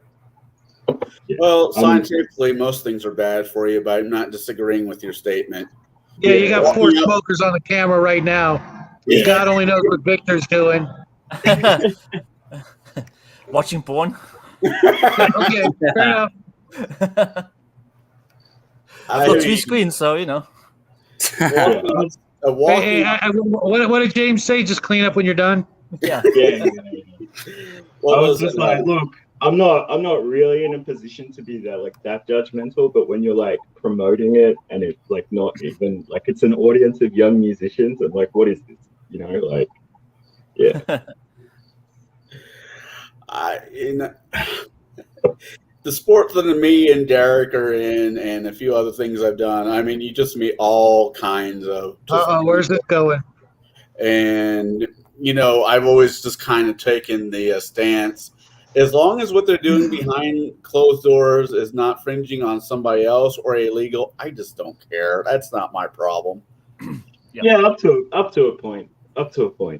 I mean, if I walk into a situation and it's just the high, where somebody's not walking out of the apartment alive, and 10 to 1, it's the other guy, then that's a whole different subject. But then it's just kind of John Lennon live and let live to a certain degree. Sure. I'm sure there are a lot of people who would object to that, but I sort of try to walk the line between like giving people as much free choice as possible and not letting society fall apart. I agree. Yeah. It's not that I disagree with that. It's just. I mean, I think that we should be actively attempting to get people to stop doing degenerate things, especially when it's going to harm them. But it's not like the state can just come in there and at least be realistic about the consequences. I mean, they put warning labels on alcohol, right? And cigarettes, and TVs, and deodorant, and I mean, I think there's this toothpaste. There's this kind of current drive in culture that, like, if it hits my pleasure button, it must be good, and that's not really been the results of my research. It's pretty much the opposite, correct? Well, and I'm not trying to play devil's advocate. Well, I am and I'm not. But you are the devil's advocate. You are. But at the same time, being Catholic, we're basically taught if it smells good, tastes good, sounds good, feels good, it's a sin. You're going to be burning in hell if you keep it up. So no more hamburgers for you. No more mixing dairy with meat. No more, hope you don't like football because that's a sin because you're touching, well, you're not anymore, but touching the flesh. My experience of Catholicism is so different. Like, I grew up around a lot of very woke Catholics, but I will say this for them. They actually put their money where their mouth was as far as social justice went, and they actually went out of their way to help people in difficult situations. Yeah. So, that's one of the... that's the heart and the head being on the same plane. Kind of stuff. Exactly. Like, it's not just about that. It's literally a lifestyle that is being, I guess, slowly weeded out. What kills me going back some time, back to the 1990s, Harry Potter books just dropped. And a bunch of churches were going out of their loving minds about it. Witchcraft, ... The Catholic Pope, the Pope John II read the book and said, what the hell, this is, there's nothing wrong with this book. And so if the Pope okayed it... But to be fair, that was Pope John II. That's not the current Pope. That wasn't the Pope after him. I think he represents the Catholic Church as a whole. Yeah, I think he's already the Catholic Church. He was his representative position. That's why he has the big cool hat and rides around in a little bulletproof scooter. It's an ice cream wagon. There's ice cream in the back. It is a converted vehicle. Yeah. It's funny. It's a gelato truck. Hey, we do not make fun of gelato because gelato is amazing. I don't hate it. I enjoy it. No, I wouldn't complain. Never had it. You're missing out. Go find some. Yeah, variety of flavors too. You get some white cream with some real chocolate. No, pistachio. The pistachio is pretty good. Yeah. And they're and the funny thing is, here in America, we make flavors that taste good, and then over in Europe, when they actually make gelato, they got like all kinds of weird stuff. I think I've even heard of the squid ink gelato. Yeah, and I'm like that sounds pretty good if you like that kind of stuff. But I'm like, I've had squid ice cream ink pasta treat that tastes like that. I've had squid ink pasta, but that's I made that. I can get squid ink at my local Asian mart, and I've made squid ink pasta before. It's I've been joking around with making squid ink pancakes. Well, if you have any left over, you can just refill all your stationery, so it's quite handy. Yeah.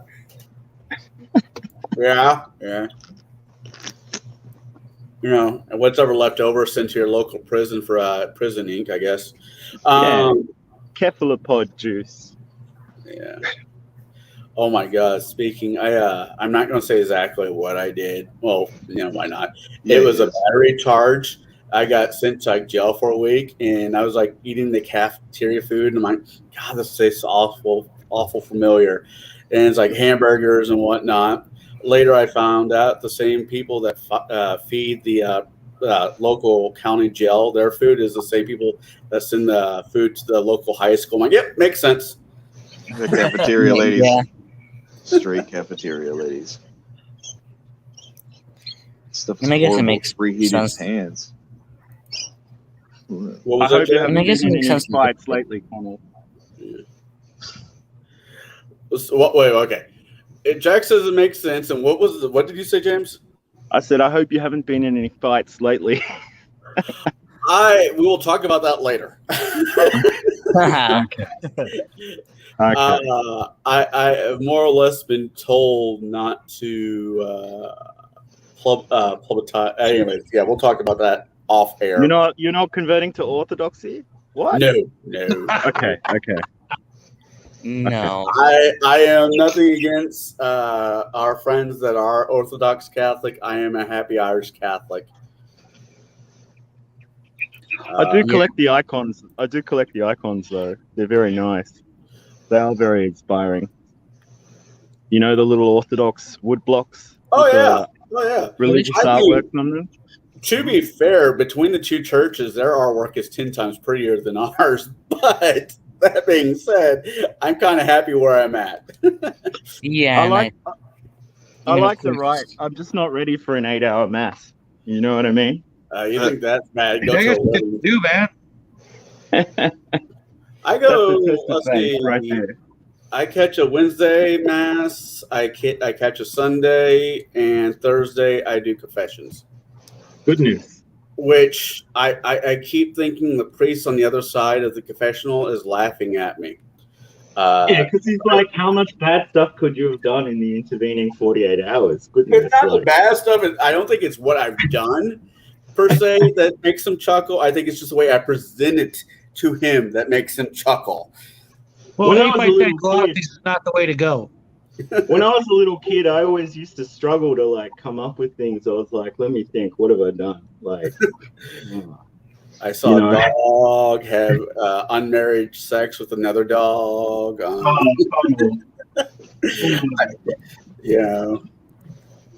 Make little bastardlings. I don't know. And yet all dogs go to heaven. Oh, Yeah. What was that? that is my favorite movie. I love Burt Reynolds. I really, really do. But he needed to stop acting like 20 years before he died. That's all I'm saying. At least 10 years. I don't know. before. I don't know, man. His performance in Archer was top notch. Absolutely. Maybe as a voice actor, he was probably good. But Well, him technically, he was just playing himself as an yeah. Archer character. But he him as a just got to physical, be Burt Reynolds. But Well, didn't he always play himself? yeah, pretty much. it's That's like what they that's cast how him. made him awesome. They're like, Burt Reynolds, go pretend to be some guy in the swamp. Okay, that's Yeah, my Gator. argument with go Jack pretend to play Nicholson. football. Jack Nicholson playing the Joker back in the 80s? 80s, yeah. Everybody's like, he's the best Joker ever. I'm like, no, he was Jack Nicholson wearing makeup. That's all that was. Yeah. Who was the guy who played the CIA man in V: The Final Battle? Because he's such a character actor, and I see him everywhere, and I can't put my finger on his name. And I was like, who is that guy? I've seen him in heaps of stuff. Vigo, the guy from The Matrix? No, V: The Final Battle, that 80s. You're talking about the V. I have no idea. I haven't. Yeah, he looks at. Michael he has a Ironside? kind of Jack. Pardon? Michael Ironside. Maybe, yeah. He has a kind of Jack Nicholson look about it. He know was. what I In, mean? he's the bad guy in Total Recall. He's the bad guy in Highlander yeah. 2. Yeah, he's fantastic. He was He's, also voice in of Sam Starship Fisher. Troopers. Yep. Starship Troopers. Yeah, that's right. He's the teacher who becomes Yeah. the field sergeant, right? Like, Yeah. he's great. That was the movie I got that line. I'll say, I've said it to Derek and a few other people. Is if somebody offers me a job, say, yeah, I'll do it until I die or you find somebody better. Which they're, I'm like, do you even know where that's from? No. the thing that struck me about V, like watching it, because like obviously some of it hasn't aged as well as other parts of it, and like some people might look at it and think, oh, it's a bit undergraduate or whatever. Like, is how well they threaded the different protagonist stories together, how they brought them all together to fight the resistance. You've got the doctor and the hood and the policeman and just the local old man, and the way all of their stories come together. I'm like, that's actually really well written. They tried to redo V, like I want to say like 5-10 years ago, something like that. Yep. And I don't think it was a hit. I don't think it lasted very long. Yeah, they It's a shame because my girlfriend was in that. Yeah, I'm like, what the hell? Morena Bacaro? I mean, what the hell? How can that not be great? I liked I'm her. watching this for that. What did I like? I liked her in Deadpool. I won't lie. Deadpool is probably one of my favorite Marvel movies as of right now. Yeah. Yeah. Yeah, that makes sense, I guess. I mean, I really like the Punisher though, too. To be honest, That was a pack of crap. Oh my god. I don't want to hear it. My show. I don't know why you guys subject yourselves to this cape shit and then expect it to be like Merchant Ivory production. Like, I know exactly. When I go to a Marvel movie, or Yeah, they all can't be the Watchmen. Sorry. Yeah, I'll have to check it out. I will watch it. I don't love superhero movies, but I will watch it. I don't know how I feel about watching 30 minutes of a great big blue penis on the screen. I'm saying I like the Punisher. Yeah, I want to see 2 hours of it. Flat, just 30 minutes. flat. Now there's 30 of us. This is going to be fun. I mean, the music from The Watchmen was amazing.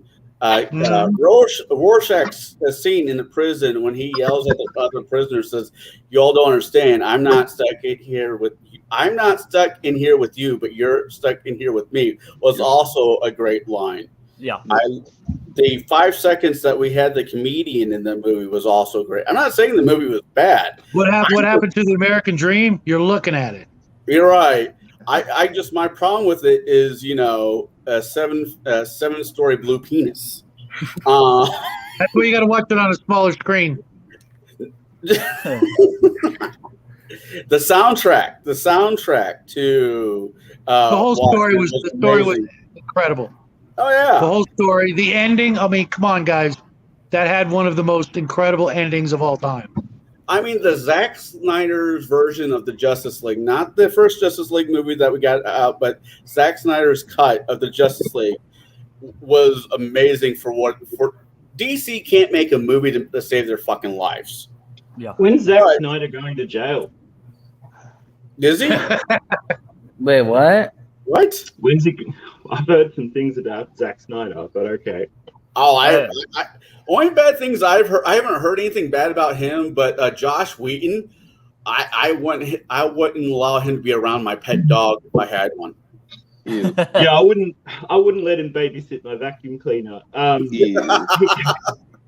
He's a wrong'un, but it's such a shame too because you go back and watch Firefly and you're like, brilliant. Yeah, Firefly. Again, you're talking about my girlfriend. What's up, man?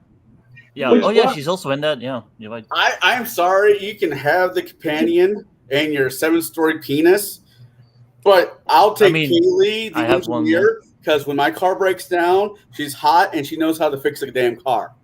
I'm with Conall. I like the mechanic girl. She's also in got Stargate. too much of that Down syndrome look. I'm not with Conall. I like the 7-story penis. Then do I have a hentai for you? Kaylee had too much Down syndrome going on for me. Right. I don't know how many more times I can say. Her face was smaller than her head. I mean, to be fair, River's song was hot, but in a very scary way. Extremely scary. If you like a 6'9" head, yeah. Too young, Conall. Well, she wasn't that much old. She's Bump not it that up a much little older bit. than me. Bump it up a little bit. Add a couple of years to that. Come on, Conall. You're not Zack Snyder. Yeah, I was having a dirty old man moment, and I saw the last Harry Potter movie, and Ginny Weasley. I was like, she's kind of a hot redhead, and I was watching it with a couple of friends. Like, dude, she's like 16. I know no, she's at least got to be 19, 18, 19, maybe. That 20. doesn't make it that much better. It's not much better. Yeah, it does. That means no jail time. Jail time. I love maybe how you not can hear now, the but in the crickets. future. I Yeah. literally heard the crickets as everyone fell silent. It was Yeah. Just like, Hey, I started this off with I had a dirty old man moment. Did I not? You weren't lying. You are not lying one bit. I kind of wish you were. I was going to say, do you have to be so honest? Conall thinks if there's grass on the wicket, it's okay to play cricket. Oh. No. The youngest, to We be can't fair, say the that youngest I logically. would even consider dating is 31 because I'm turning 39 here in a couple days. But to Half be my age fair, is 7. I'm going to stick with you, oldie but a goodie. Half my age plus 7. but Yeah, to that's be reasonable. I'm Well, 55. That's reasonable. if that was the case, All the bets- girl, All wait, bets hold are off after 25. Like whatever. to be you don't okay. have- If you said half my age plus 7, the girl who played Ginny Weasley does fall underneath that. Half my age. It would have been when that movie came out. I was not even 34, 35, so that would have been. Yeah, no, that still works. So like battle maps, they're very good. If you line up two, you get a 2x2 battlefield with a grid. It's very handy. You can change the configuration of the terrain quite easily. And, Oh, Yeah, little guy's using a dry erase mat for his D&D game. that's one way to do it. That or Legos. If you got old Legos, I used to use Legos. I used to use Legos to build dungeons. Not only to build dungeons, but I also used them to play this game that none of you have heard of called Galacta 25. It was a 25 millimeter. Yeah, it was a 25 millimeter Star Wars knockoff game created in like 1980 with 25 millimeter lead miniatures, and I would spend all day building a battlefield. And since it was 1-inch measurements, we could use the dots on the ground to count our movement rates and stuff. And now I look at Legos and I'm just blown away with the crap you could build. Literally build different buildings and then throw them on a battle mat or a tabletop, and from a distance, you would be blowing some people away. there are some amazing stop motion Lego videos of like ancient battles and World War II battles and World War I battles on YouTube. Like amazing the work that was put in. Now, Shiro made a comment. This was some time ago. If you want to have smart kids, give them Legos, which I completely agree with. Look at Jack. That's all he played with for the first 10 years of his life. I was a Meccano man. I like the nuts and bolts. You know what I mean? I don't know if you have Meccano over there. No, but we was have like, we have our variations. that was my thing. I love that. All those little tactful little toys. Like my son's like almost 2 years old right now, and he just wants to put things together and pull them apart. Yeah. Put things together and pull them apart. Brilliant. It doesn't matter what it is. He could literally we could buy anything, put it in front of him, and he's going to tear it to pieces if it can. Just think when the Boogaloo starts, he'll be able to strip an AK-47 in no time at all. I know. All right. Hey, multi-gunman, First Marshal. Multi-gunman, you have a good night. I will not be around this weekend because I'm going to be being homeless, as Bruce calls it. But We'll see you Friday and Saturday, right, Multi? If not sooner, because I'm doing a show Wednesday and Thursday and every single day. Yeah, pretty much. Yeah. I'm getting that too with streaming at this point. When your dad is really into your hobby, like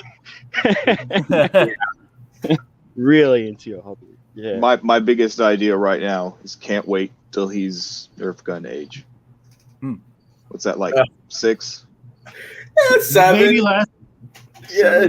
Like The they moment say he they can sometimes take- find interest when they're 4. He's already taken my Xbox controller from me sometimes. Like, give me that. I'm like, what? Mine. It's funny. what was it? He's got his own You're too, in for just good for those times, man. cases. You're in for good times. He's My totally son and cool. I He bosses my pit bull around. Yeah. Man. The only cool. breed of dog that doesn't go to heaven. Oh. It's okay. He's a mix. He at least gets up to the gate. Hey, He at guards least he the just gate. get, the elevator straight down. Yeah. Nah, he'll be there. You'll see. All pit bulls actually go to purgatory. It's just probably what it does. I didn't know pit bulls were Catholic. Because they say it's not really a pleasant place, but it's not a good place either. They all go to or a bad purgatory place. because Like, it's scary. they all go to purgatory because they bite onto a column and don't let go.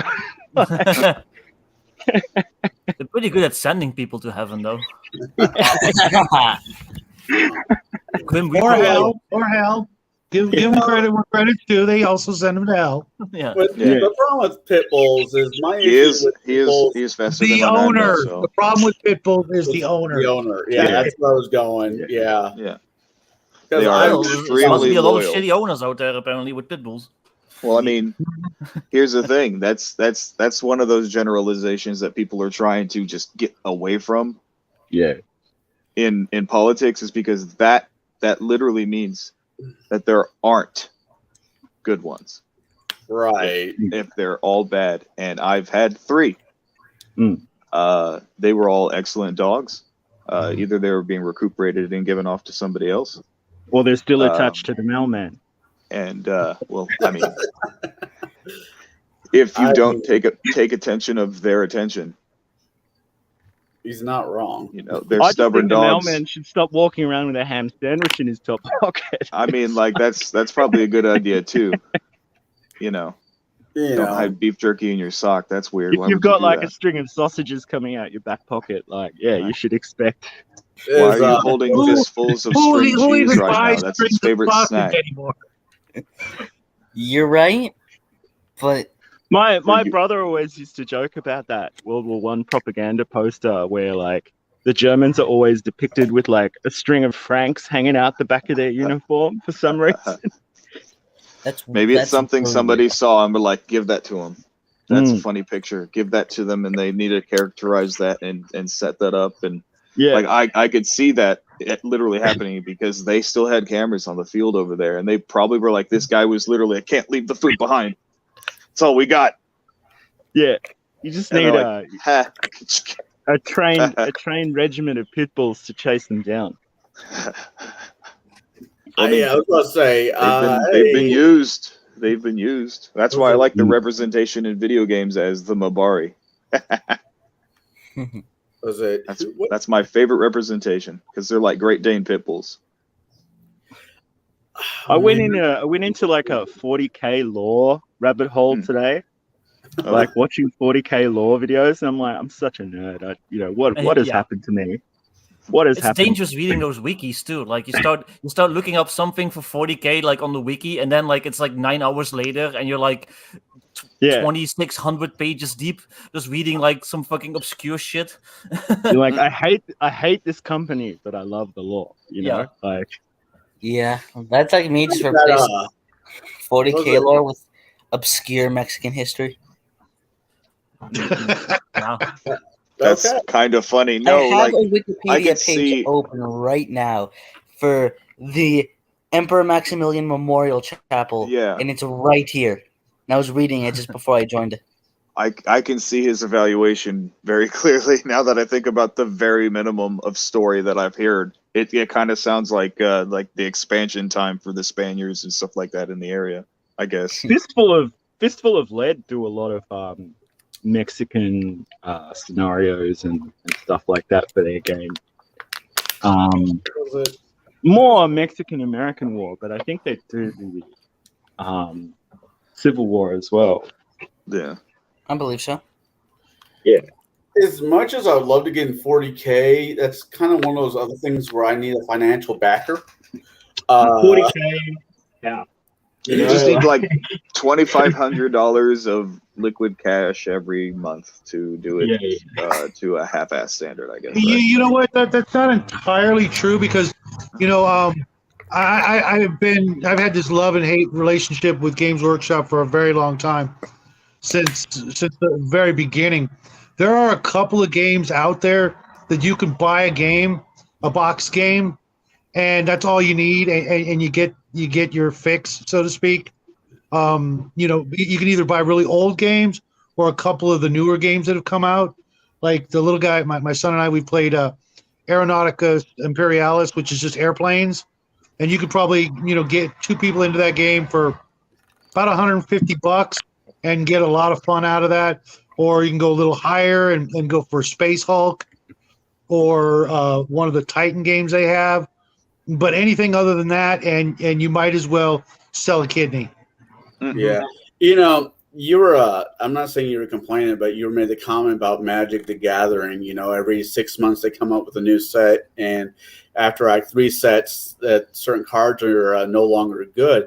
Warhammer's the same way. If you don't buy the newest stuff, right, but it usually lasts a couple of years between editions, and that's why I was saying there's these standalone games that they have put out, Space Hulk, the Kill Titan Team. Legions or whatever it's called. Kill Team is probably going to run you about $1,000 to get in and out. Jeez. Nice. What you got there? What a nerd. What is that? Mantic. This Fire. is Mantic Games sci-fi game. Really? And this is, and it's a lot cheaper. A lot cheaper. This box was I love like, that airplane. I love that airplane. There's like $100 for this whole box of guys, maybe Australian. And for the bad guys, That's pretty cool. Batesgaven. You know what? I was looking at Dope. that. I was actually looking at that because I like some of the tunnelers and some of the other jet bikes for one of the other armies. That's weird that you mentioned that. Yeah, well, that's my 28 mil 40k proxy, I guess. So when are you going to get your girlfriend to start playing? Well, she mentioned that she was keen to play last night, but I've got to get some more guys painted. And I just got this in the post just then. I'm going to do an unboxing live. I don't know what it is. And speaking of which, that other thing you sent hasn't come yet. Yeah, I'm going to chase it up for you. Oh, speaking of things that this great that James has sent, Derek, he sent me 3 figs. One is Finn from the Fianna and his hound. They're metal figs, so I need Finn Kukulin. Yeah. I haven't told our Finn about it yet. Oh, nice. That's cool. I'm sad I'm going to miss that. Because you're going to give it to him at the event, right? Oh, no, it's mine. No, Oh. it's mine. I'm just going to, like, Nice. I'm giving Al. I just look. I am. Bogenschützenregiment. What? I was just reading the German text on that box. Oh. No, didn't see it. Okay, have we made fun of Germany a lot tonight? Or are we still... I'm like literally in cycling distance of Germany. I bought my boost there. Well, I'm in America, so fuck them. I don't speak Nazi. Yeah. I'm planning on learning German before I go to Austria. It's probably a speak bad Dutch. idea. Is that a sea monster or a dragon? Yeah, this army is kind of water themed. Oh, So really? there's like naiads and frogmen and I used to have this why do you miniature do game. Go ahead. Go ahead, Sale. Awkward silence now. I guess I'll just go then. I used to have this miniature game. I want to say it was called Warzone. It was like post-apocalypse themed. And the one I had was like gangs versus like cyberpunk SWAT team. It was cool. It's Mutant Chronicles. Yeah. Oh yeah, I've got almost everything they've ever made, and I can't wait till they do their next Kickstarter so I can have more. The Siege of the Citadel board game. My son and I love the shit out of that. Warzone was absolutely freaking incredible. It was The also lore pretty for cheap. that So, game, yeah. the lore for that game was just right up there with Games Workshop. Just more actually believable, if you know what I mean. hmm Because it took place in our solar system and only our solar system with our nations, but futurized, if you will. But at the Yeah. same time, retroed into World War I style, but in the future. Just absolutely gorgeous shit. And shoulder pads for days. Yeah, the one I had was like some sort of like cyberpunky, like post-apocalypse, like street gang versus like a SWAT team or something like that. It was pretty cool. Mm-hmm. Good stuff. Yeah, it is pretty cool. Did you guys ever play any of the zombie cycle games, like the Zombie Sides or something like that? Yep. We're waiting on the Western version, the Wild West Yeah, we don't version. have it yet, That's but pretty dope. Yeah, Yeah, because the, we haven't played it. I've got the Green Horde, the fantasy one. Yeah. And oh really? Yeah. It's got zombie orcs in it, which is pretty cool. That is Okay. pretty cool, but also scary. Yeah. Zombie orcs. They're okay. So if you're doing an undead campaign and people are like, well, what do I do? It's like, if you just have a bunch of human zombies around, you're a dummy. You ever had an undead displacer beast come at you? That's pretty scary. Ouch. Yeah, zombie side is cool. Yeah, Big fan. zombie side is really, really dope. I tend to play the medic a lot because people are like, well, can we just play as ourselves? But I guess I'm Raul, the medic.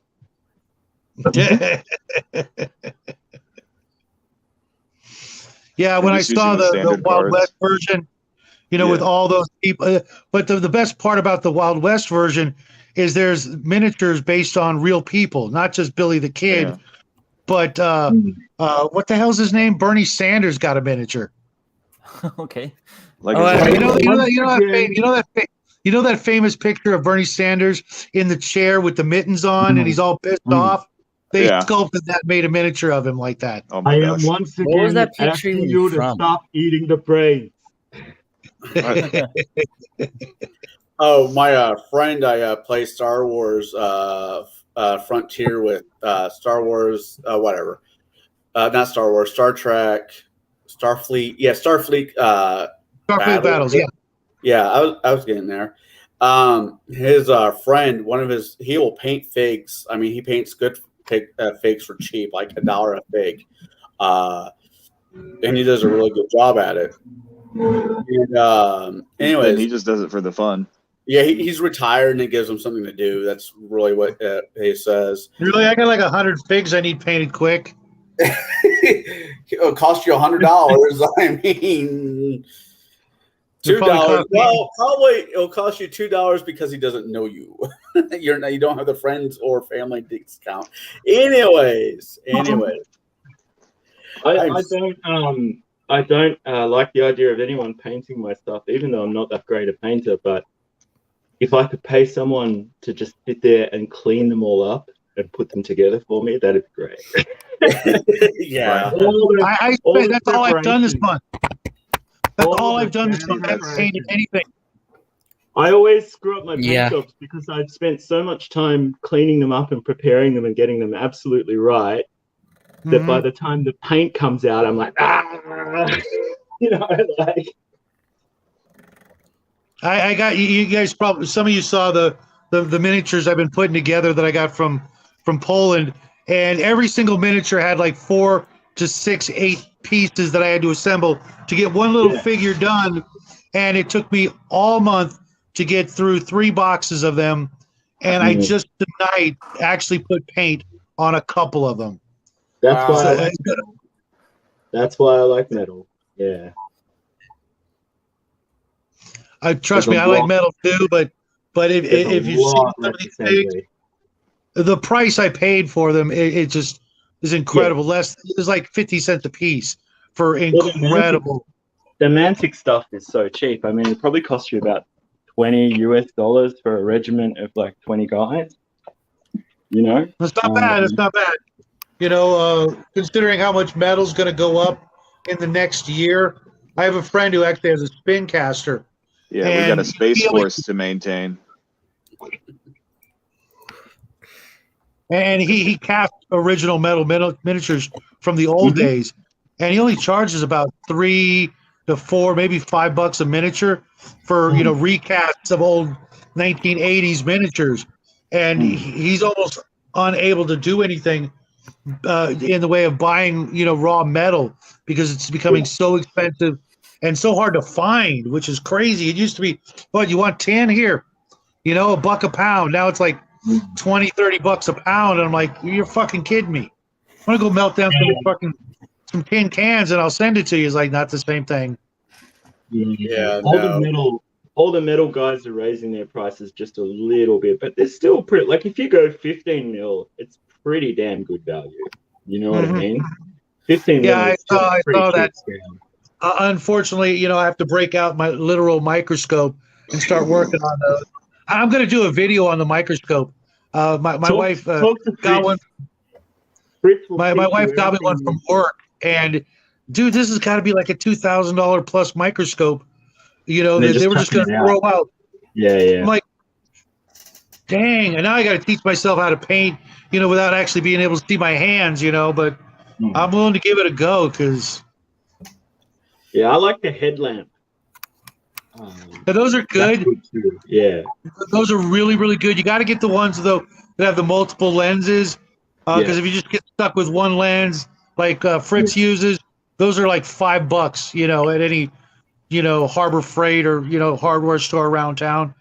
But the what you're talking about, I get that for $20 at Hobby Lobby. And it's pretty damn good. I know there's a little bit better, but really not by much. Yeah. And if it's got the built-in light. Yeah, exactly. You can't go wrong with that. A family member of mine asked me what I wanted for a birthday present. I'm like, the $130 paint set from Army. Like, really? I'm like, how much are you painting? I'm like, I'm painting more than I used to. Yeah. Are you talking about the regular set or the speed paints? Speed paints. It shouldn't be that much. I don't know. It's the full mega. It might not. Yeah. It's like 40 bottles. It should be. If you go to Miniature Market, I'm pretty sure it's less than 100. Yeah. I mean, I know Bruce is not a fan of them, but they work. Well, I don't know that he's used them. I don't know. As much as that guy paints figs, I'm sure he's gone through the. Yeah, unless he's used the speed paints or contrast paints. Yeah. I know he likes Reaper and Vallejo, and those are great. Those are absolutely great paints. But Vallejo's $5 a bottle. Oh. Yeah, it's pretty expensive. Yeah. And Reaper, if you do like he and I've suggested, go on eBay and buy those suitcases where you get like 10 or 15 bottles, and you use my method, you'll pay $25 for a box of like 10 paints, and you get a case to put them in, a toolbox to put them in, and the whole bit. Reaper makes some pretty damn good paints, but a lot of people bag on them because it's made by Reaper, so they assume they're crap, when in fact they're actually better than Army Painter. Yeah, but Army Painter is so freaking cheap. I've got some Reaper paint. It seems to be quite good. I mean, some of their paints are a bit more transparent, but that's actually deliberate. So do it twice. It's 2 coats minimum. Yeah. And whereas Army Painter is just a step above craft paint. And no joke, it really is. Yeah, a lot of the paints we've had to water them down, especially in our earlier years. Most, if not, like the majority, a lot more than the majority, but a lot, almost all of our paints, we watered them down. And we didn't just add a little drop of water. Like, almost half of the paint ended up being a water. Yeah.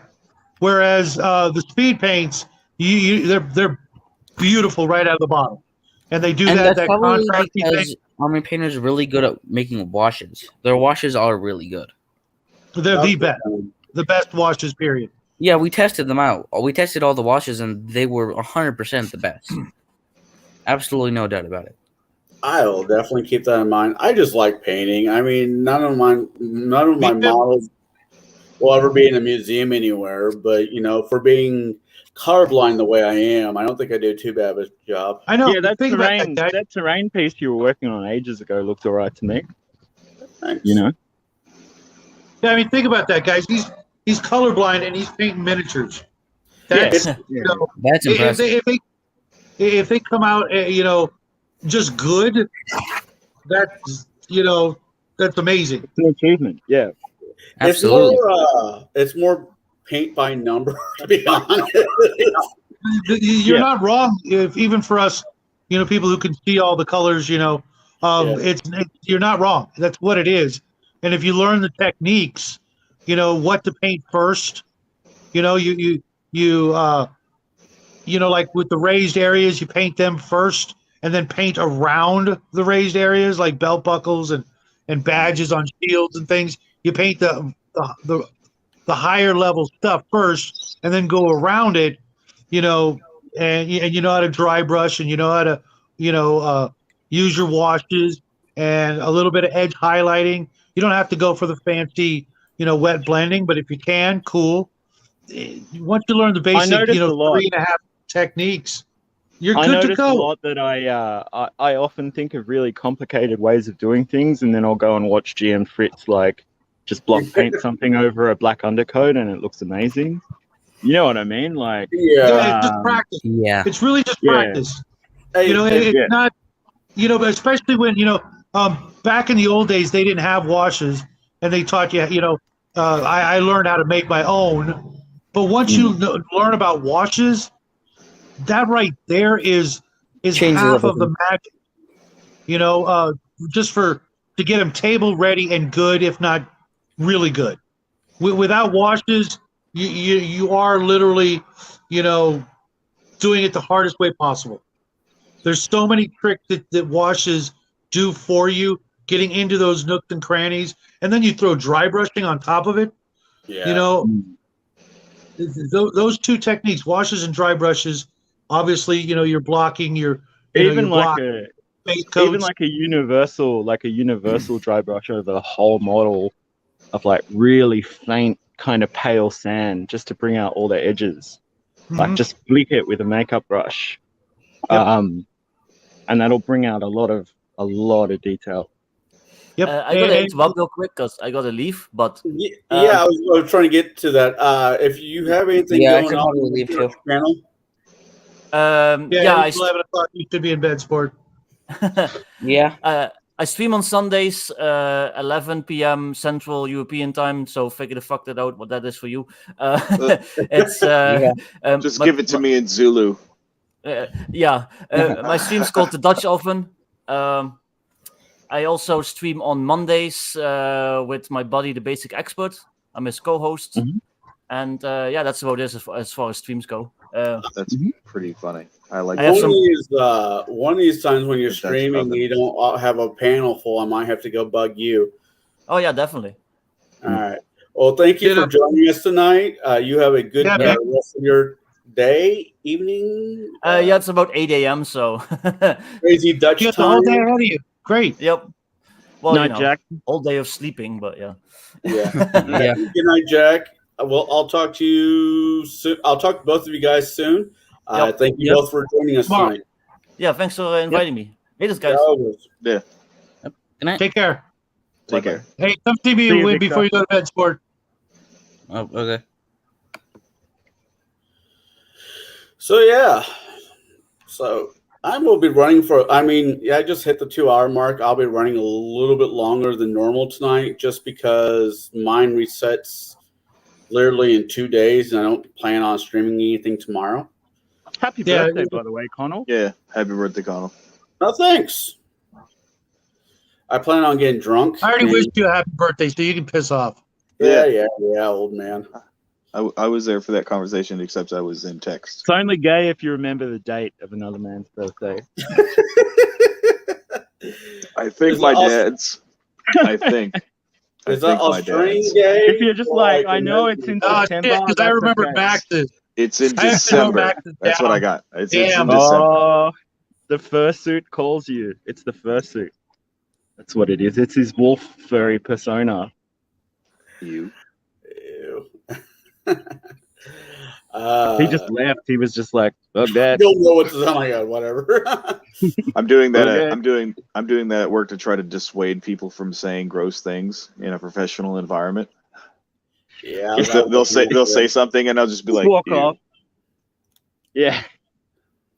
And Well, then they're like, I was and then talking they'll to laugh. They're someone like, the other "That's not day. gross." I'm like, "Yeah, think about where we I are was and what talking. you just said." I was talking to someone the other day, and I was like, I don't even really believe in furries. I think it's made up. I think it's a psyop just to annoy me personally. Like, I would say that, Yeah. but you're all the way over there, basically on the opposite side of the world. And I've been in close proximity to a convention of them. Oh, okay, right. It was I wonder weird. how It was in flammable that Texas. polyester fur is. Well, I mean, very. Wait, It is they had a bothersome. fur con in Indianapolis? No, it was when I was in Texas. Oh, well, that's Texas. I know. I mean, to be fair, man, I gotta make it to Gen Con, and I know it's like spitting distance from where you live. I just don't want to pay to get. Well, it's not paying to get in that bothers me. It's just I don't want to deal with that many people. You know what I think is funny right now with Texas? What, are you high? Are you high? Because I would kill to go to a convention. Do you know what's available? Furries? Wait. We're talking about furries. Conventions. Like people who I thought dress you up said in like Gen Con. animal mascots and Oh, I thought you do meant Gen stuff Con. to each other. No, I those I would was be great thinking- to go to. It's not real. It's made We were up. about to It never like happens. I just met People don't do that. y'all, but wow. People don't do that. You want to go to a furry convention? All right. No. I want to go to like a game convention with This is what I said, like a Rose. wagon, like a big one of those big old wagons, just Yeah. fill up with merchandise and then mail it home. Yeah, you can do that. You can do a bulk I want to go shipment. to one of those British wargaming ones where like they have like a 24-foot table and they like build a whole island and you know every little metal manufacturer is there and you know that'd be I don't great. know where it's at, but I know it's in Indiana. They're having a cigar con or a cigar festival, I should say, and I really want to go to that. It might be in Indianapolis, but it also might be in could be in Fort Wayne. It could be. What's it called, Conall? Cohabitation? Listen, Mr. Dundee, I don't need that kind of lip. See, I'm glad you brought up something like that because I heard somebody call Australians are basically Texans with more danger. That's bad. And I was like, what the hell does that mean? And he explained it to me as you've seen the animals and critters they have over there, right? They're basically No, Australians are soft and pudgy and complacent, and we deserve to be the petri dish for every horrible scam that's being perpetuated on humanity right now. I mean, it's. Don't get me wrong, James. I'll pray for you, my friend. I watch some of the stuff that pops onto YouTube about their news because they're trying to get out there now, and I'm like, these are funny. I like these. I want to hear another country talk shit. Yeah, no, was it? You know, speaking of which, I watched like a crap ton of Sky News Australia. Yeah, that's what I'm talking about. Sky News. Yeah. Am I watching the wrong channel there? They're Elton. Yeah, I'm familiar with Sky. I mean, you know, look, half of it is kind of go back to sleep, boomer, everything is fine. But they do tend to be a bit more based than most mainstream networks. Yeah. Right, Okay, like their jabs are very apparent and in your face. They are hilarious. So much fun to watch. Yes. I love it. Sorry about that, guys. I live next to a racetrack called my local Sounds No, like 4-lane street. I caught one on YouTube, Skynet, or not Skynet, but whatever the channel is called. I hope it's not called Skynet. That's next to you. Yeah, but right. the person, the news person, with in the same breath insulted Trump and Biden within the same fucking breath. I'm like, whoa! I get to hear them make fun of They absolutely roast him here. It's hilarious. But the thing is, like, even our Australia is pretty woke, dude. Like, even our mainstream kind of government provided news, like, it's very much a kind of CNN kind of. They take the CNN line on everything. Yeah. And I mean, don't get me wrong. Like, I'm not so partisan that lefties don't occasionally say something that I agree with, but you know, What, at the same time, pardon? What, that it's Tuesday? Well, like, take the student debt thing, for example. It's just like, you know, removing debt from the economy is not inflationary. That's not how money works. You know what I mean? Like, Well, they just came out today and said that it's going to cost the average taxpayer $2,000 to pay for this. It kills me on that. The whole student debt thing is parents They're are fucking wrong and illegal and bullshit. Well, hold on. Buying votes right before the election. Well, they're asking garbage men to pay for, like, people's engineering degrees, which is not very fair. You know what I mean? I can see that side of things. We are one of the few countries that does not offer free education to begin with. Second of all, what gets me what? There's other countries. Oh God, I have a list somewhere. But no, I heard a weird sound. Did anybody else hear that weird sound? Everyone tells me what's free healthcare like. I'm like, I don't know. That doesn't happen in Australia. Like, we have a copay system where if you earn a certain amount and you don't take out health insurance, you get slugged with a big tax bill. So I don't know what free healthcare is. What are you talking about? They tried that here and everybody went. Yeah. See, the thing with the educational though is even kids are going to college now. A few of my friends are.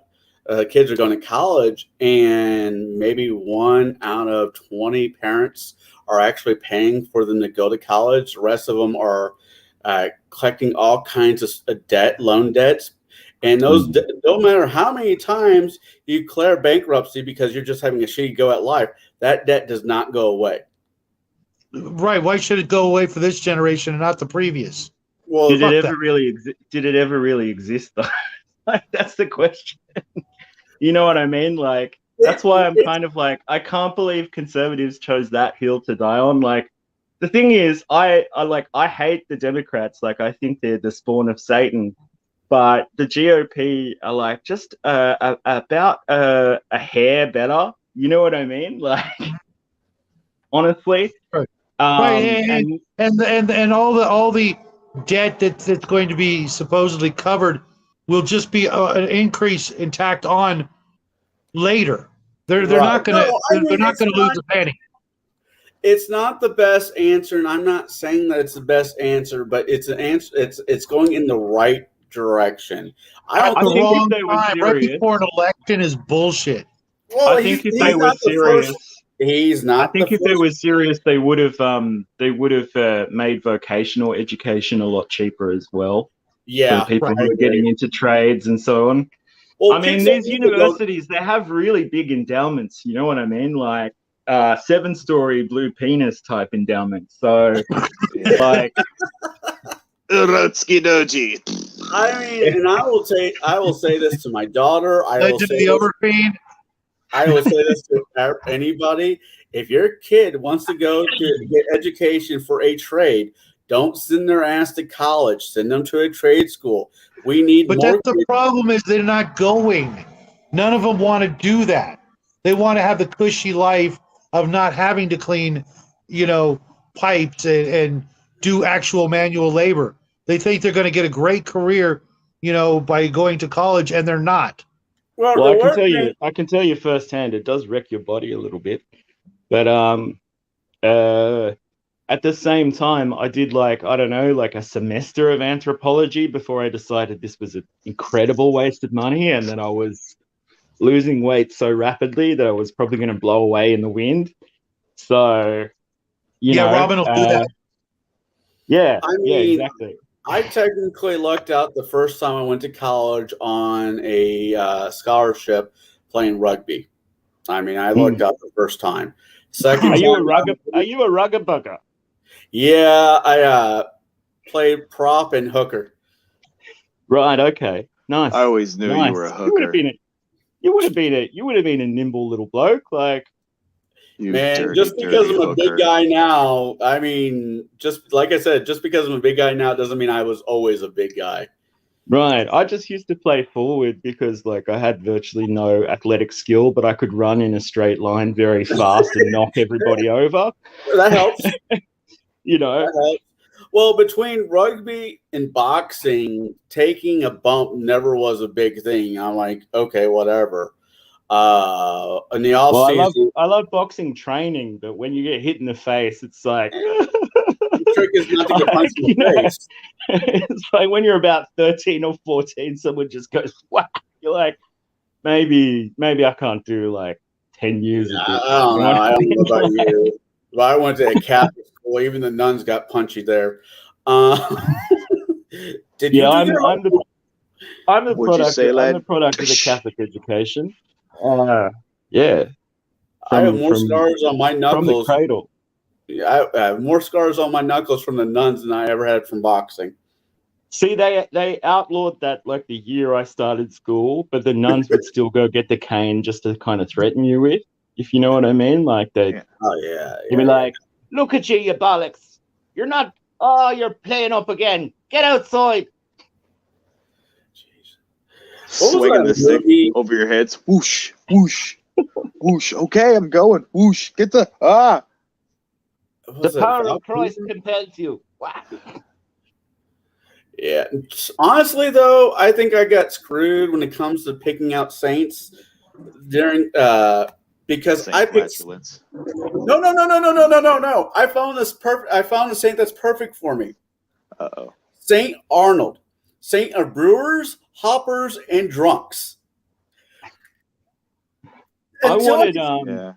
I wanted Francis because of Saint Francis, and my grandma was like, "That's too effeminate," and I was like, "Okay, well, you're a Protestant, but all right, I guess you call the shot because you feed me." And then I wanted Guido because he was the saint who invented musical notation. Right. And she was like, "What do you want a bloody Volk's name like that for?" What was the other one? Like Well, I ended up it was picking- too Mediterranean for her, so I just went with Patrick, and that was that. I ended up with St. Jude because I was a smart ass even back then. Mhm. For those who don't know,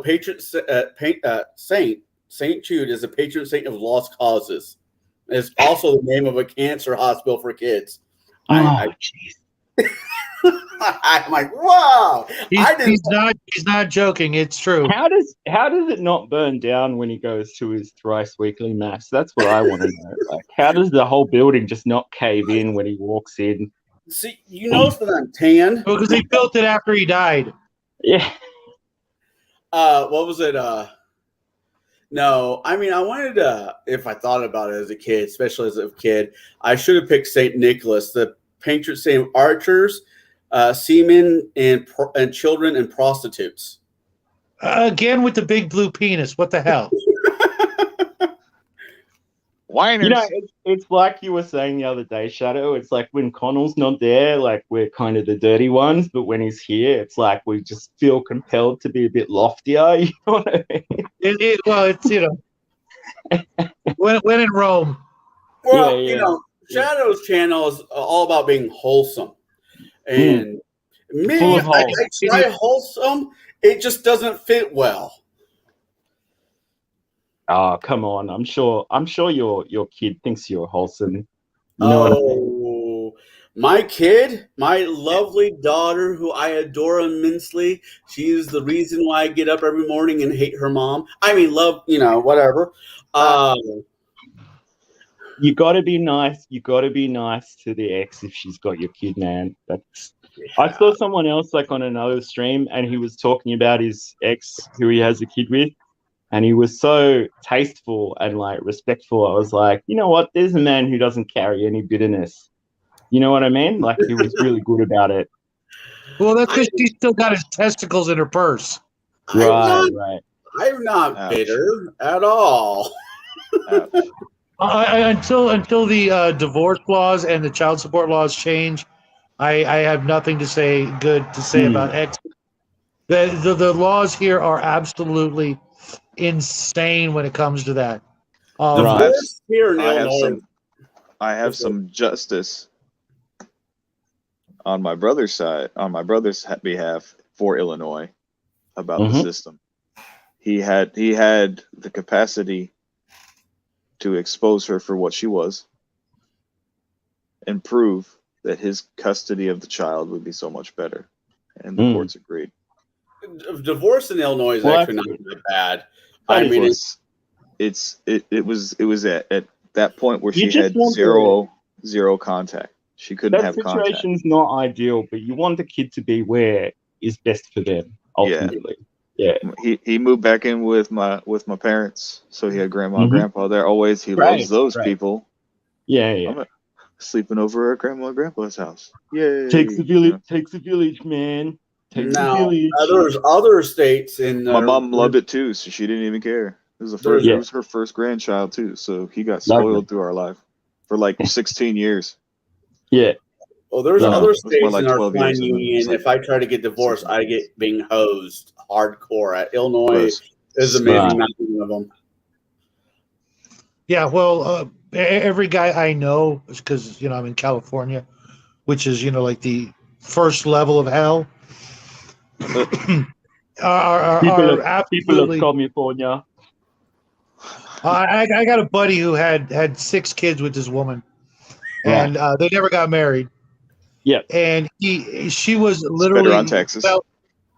She was literally selling drugs, and he was working 60 hours. She was working 60 hours a week, and he had zero custody, zero visitation, zero anything, but had to pay for every one of them, including a 7th one that wasn't his.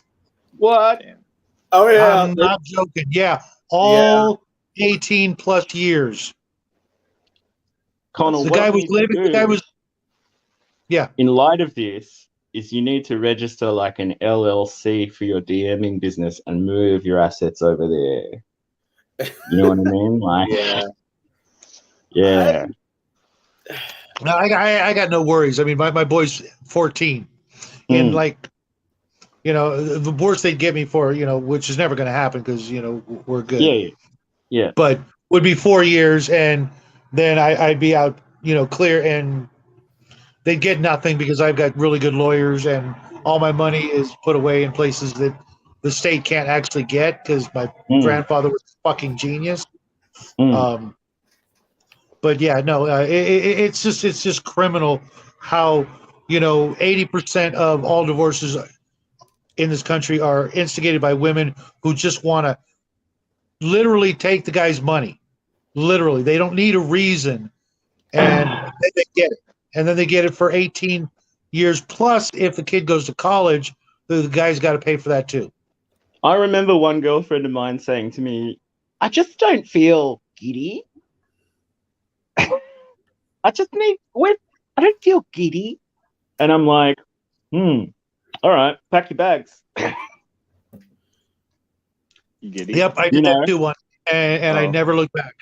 That constant need for amusement and validation from someone who literally just doesn't do anything with themselves. No, that's not for me.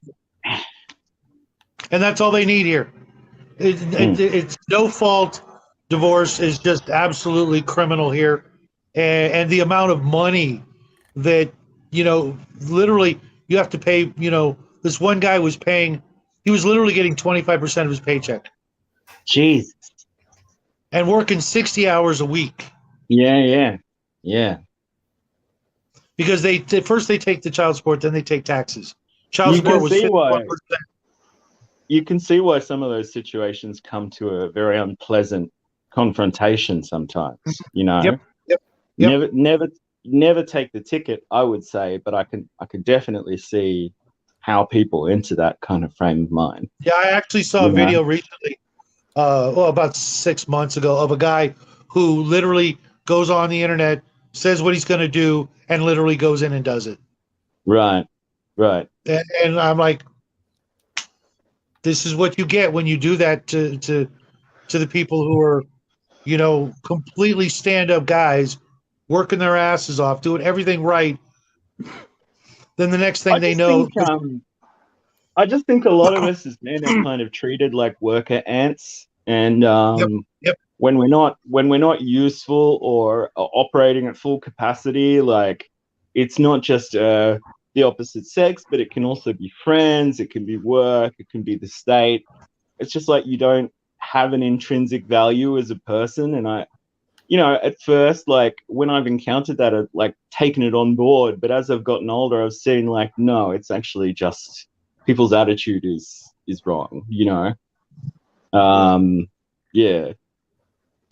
it's gonna result in some kind of crisis. I mean, I kind of, I do talk to a lot of young dudes who, they're quite eligible and they've given up more or less. Yeah, like they just don't even want there's to. absolutely nothing to gain. They don't want to play right? the game. Yeah. There's absolutely nothing to gain right now, especially, like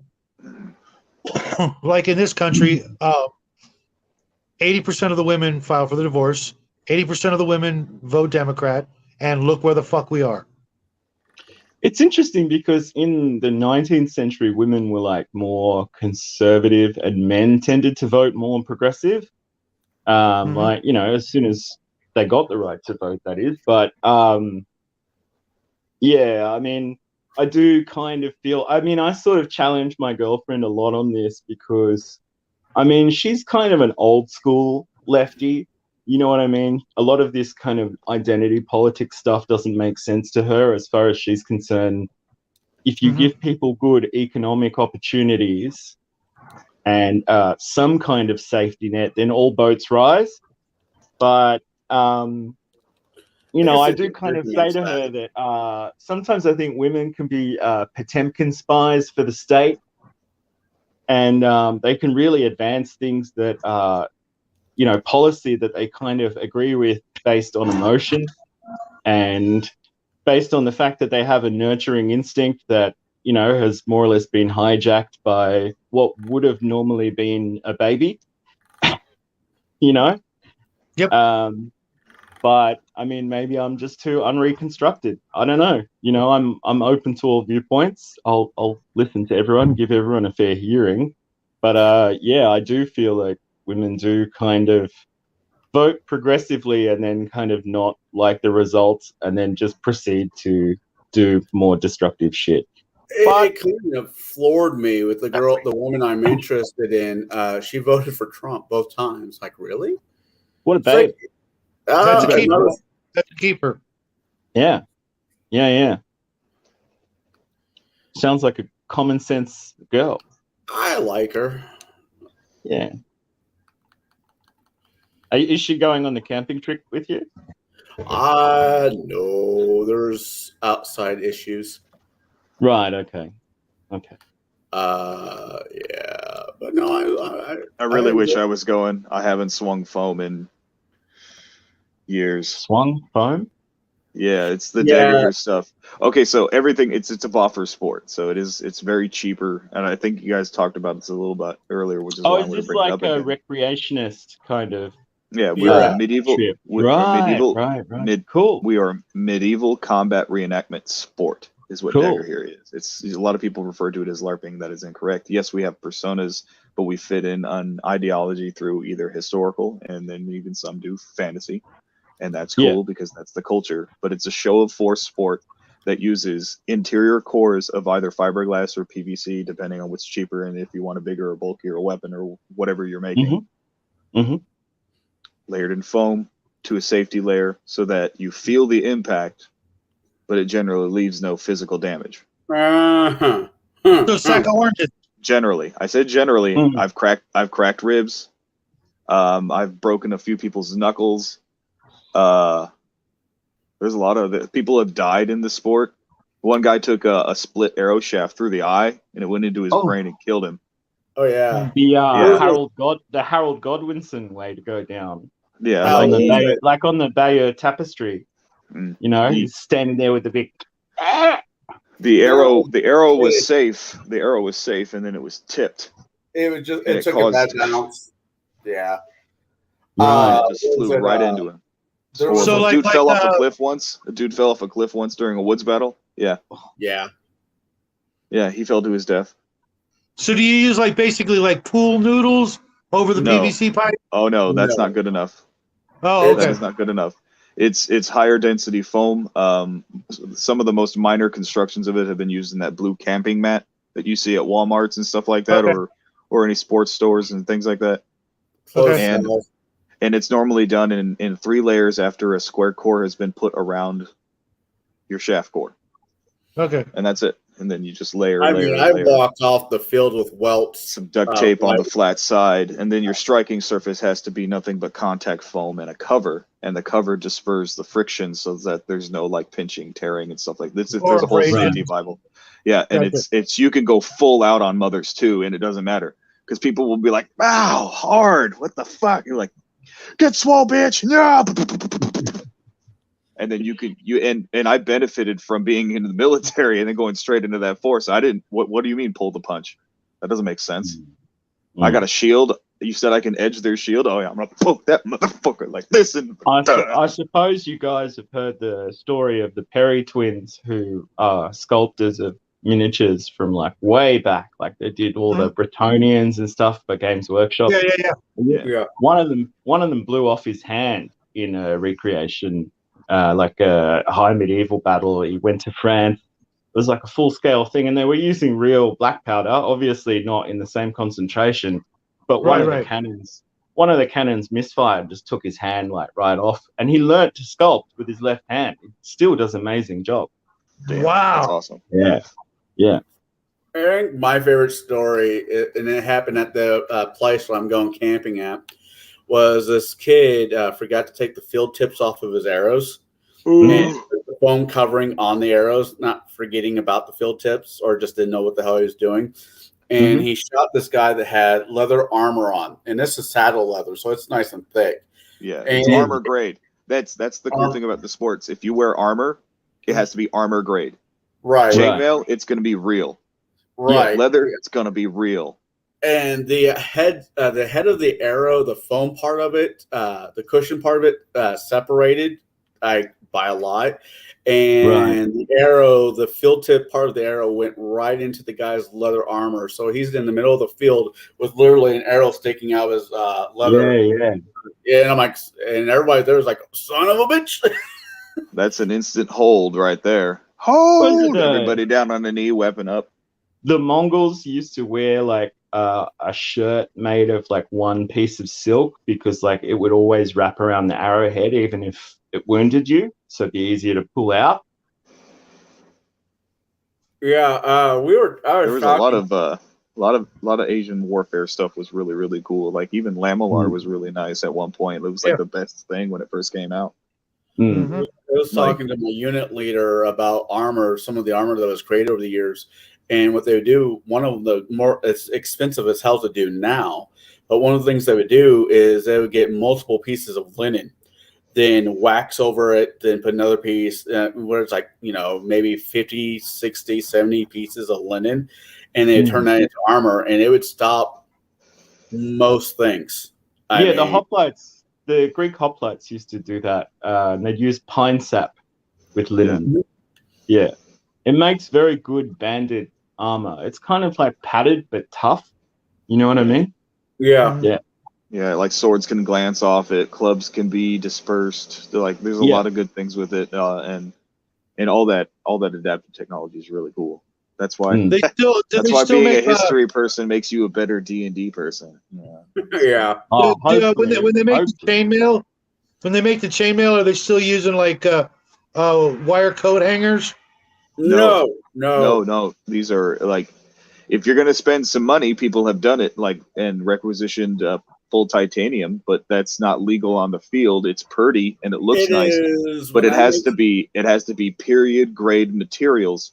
So you Right. can So have it's thing like a riveted. copper bronze. It's the interwoven big things. So people set up Yeah. rigs and get a certain gauge steel wire or iron wire and just Right. Yeah.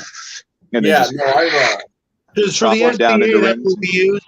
In the Yeah. SDA, that's what we used was coat hangers spun around a bar, and then you Yeah. just clip, and then just make your rings that way, which what was I actually use, pretty. Yeah.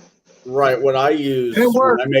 when I make chainmail, I can make chainmail. Hell, I think Derek, you've seen some of the Bro. stuff I made. Yeah, Is I'll dude, but get chainmail's like $800, yeah. It, $500 to $800 depending on your size for a Connell, it single sounds shirt. like there's a bit of an opportunity there for you. You know. oh, I've done chainmail. I made No, chainmail it's shirts. brutal. It's brutal on your hands because there's still not a lot of Right. rigs that you can Right. make. It's a lot of Yeah. hand tools and stuff like that. So Yep. you're in for a lot of shoulder, elbow, wrist, forearm pain Mm. for months on end. And because the real stuff, it's actually riveted together, isn't it? It's I not. can do the riveted. I figured It's out not how, just clipped rings like interwoven. Right.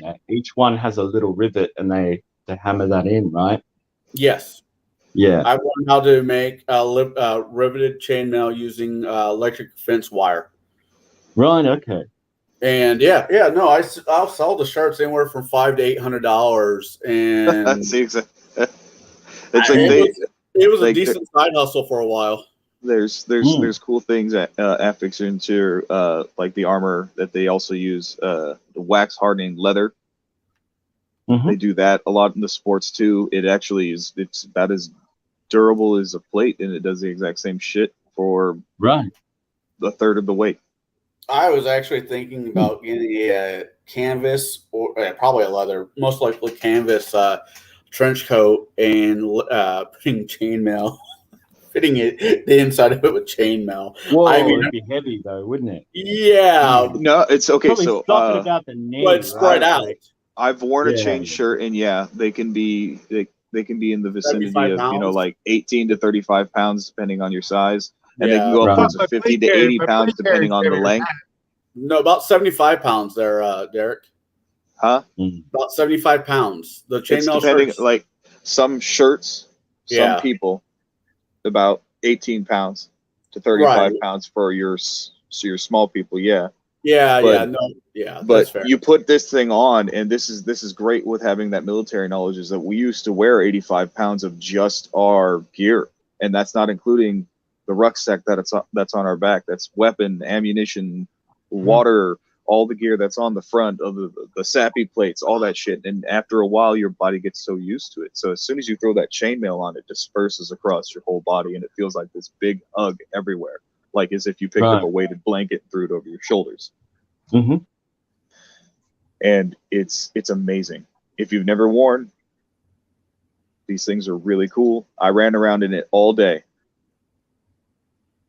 and it was fun as hell. It was fun as hell. Hurt like hell when people hit you with a real hard hit because it would slap the chain against my body because all I had underneath Yep. it was a tunic. And If I could have any armor, I would probably have like that 17th century kind of conquistador kind of like breastplate and tassels and Mauryan helmet. You know what I mean? The right, kind of more Renaissance half the plate. rape, I really like that. the rape and pillage kind. Yeah, Well, the kind of more like if you look at like troops from the English Civil War Yeah. or swashbucklers or something like that, where firearms are starting to become more commonplace, but sort of part plate is still useful in close combat. You know? yeah. There's people who do that. Like the spectrum Yeah. inside of Dagger here is pretty broad as far as your timelines go. Mhm. But when they offered fantasy, then if you're going to stay historic, stay historic. Don't do anything Sure, weird yeah, outside of the stuff. You know, try to pick. Yeah. If you're going to be a part of this group here, who's being more or swayed to the Roman aspect, pick a Roman sounding name for your character and Mhm. join our ranks and pick up your scotum and put your fucking helmet on and grab your gladius and So do you get in build there and like fight. the Lorica Segmentata with the like the iron bands, like the that Imperial Roman style armor where it's like a kind of a Yeah, they have guys that Right. there's a gentleman who's leading them right now who happens to be. Is he still leading them, Connell? Oh, Dominus. Yeah, is Dominus still there? Yeah, I Okay. don't know for how much longer, but yeah. Okay, so Dominus is he's getting up there in age, and after a certain while, or after a certain point, they're just like, no more fighting. I'm way too old for this shit. I'm just gonna lead you. How do you deal with the inevitable nerd on a power trip who kind of isn't behaving in a sportsmanlike way? Okay, Eat so them I dearly. got you. This Yeah. 'Cause savagely. we all know that type, right? Like, we all know that. Savagely, like Yeah. there have been herald weapons, and herald weapons are literally a guy walking up is like, he's been rhino hiding for like 3 hours straight. Can I take this and go fight him in a slough off fight and see if he stops doing what he's doing? So they'd be you like, throw "Please." down a challenge, like in Well, a Dark Ages combat. Okay, like, so the difference Cool. is that the weapon that we normally use is safe and doesn't really hurt you, even if I put a big hurt on it. Like, you'll feel the impact. You're like, that could be a bruise Yeah. later. He hit a nerve. Yeah. You know, but this weapon does not pass safety evaluations. It's heavy. It hurts. I mean, You it's feel still like it might safe to break a your certain limbs. degree, It's but still yeah. safe to swing, but it brings pain, immediate pain. And damn it. rhino hiders are people who fight with great spirit, but hide of rhino, very thick. They start saying Right. things like light on a shot. Like if you can hear the thwap, like a nice hard pop, and then somebody goes light, you're gonna get looked at real bad. Right. Like, no, dude, he got your arm. Put your sword down. You have just your shield right now. How do you do missile weapons? Like, are the bows like less tension or 28 pounds. 28 pounds is the maximum Right. limit. still like- yeah, whack? No, if 28 you get draw. Hold on. a good person can shoot pretty far still. Yeah, it's a 28. No, 28 draw, 32-pound pressure. Yeah. Oh, they nerfed it Man, from 35. we then, cover because when I saw it was so many 35. great like topics, don't we? Like, Yeah. we get to talk about everything. Like, this is great. It's like always something different, you know? Like, love it. I love javelins. Love I think javelins are great. And there's only a few types of weapons that you can actually hit people in the face with, because in our sport, it's the neck and up is an off limits target. But that means your balls aren't. Right. I mean that. There's a move for me as a left-handed fighter called a lazy J. I just flick my wrist when I throw my thing down, and it's gonna shoot right up into your crotch. I'll be bringing an extra cod piece for that one. I don't like the idea of popping a I know a javelin lot in of people swear by the cup, but there was this guy. This was It's a several downfall. events ago, like several years ago, that he got whacked by something, and the guy who hit him was a freaking tank in his own right. Anyways, the cup cracked in half and pinched stuff that wasn't supposed to be pinching. So I personally rather don't want to the balls and be done with it without dealing with anything that might, cut or pinch off. You don't want to get shot in the meat and two veg. Like, Oh, I'm an archer. People, I'm an archer. no. If you're shooting for the legs, so that this person, so you've got a guy running around the field and literally just wiping out all the people whose skill is much less than his, just running around and just taking out the trash, as they call it. So a toxic player out there just whooping on the people who've only been playing for like a few months or something. I remember we had some SCA guys come to our school to do a demonstration, and I think they blew the doors off like the gymnasium with some kind of missile. Like, I wasn't there when it happened, but I heard that they basically broke the gymnasium doors with some kind of like small cannon demonstration, and they weren't asked back. Well, if you're gonna go out, you better go out in a bang. Yeah, I mean, so that's a lasting memory for anybody who was there, and they're gonna talk about that shit forever. You remember that time in school, dude? You're 47. Shut up. Yeah. I mean, there's been events where one of my favorite things to do at event, and I've done it, is field sauce somebody, because arrows piercing are weapons or piercing. Yeah, piercing weapons are really fun in the game. and I'll shoot somebody in the leg. Therefore, they have to lose that leg. If I shoot them in both legs, they're now on their knee. They have no legs. And if I what was it? Then if I start taking out their arms, right arm, left arm, then they basically lay on the ground. And they can't move. They Still can't alive. move.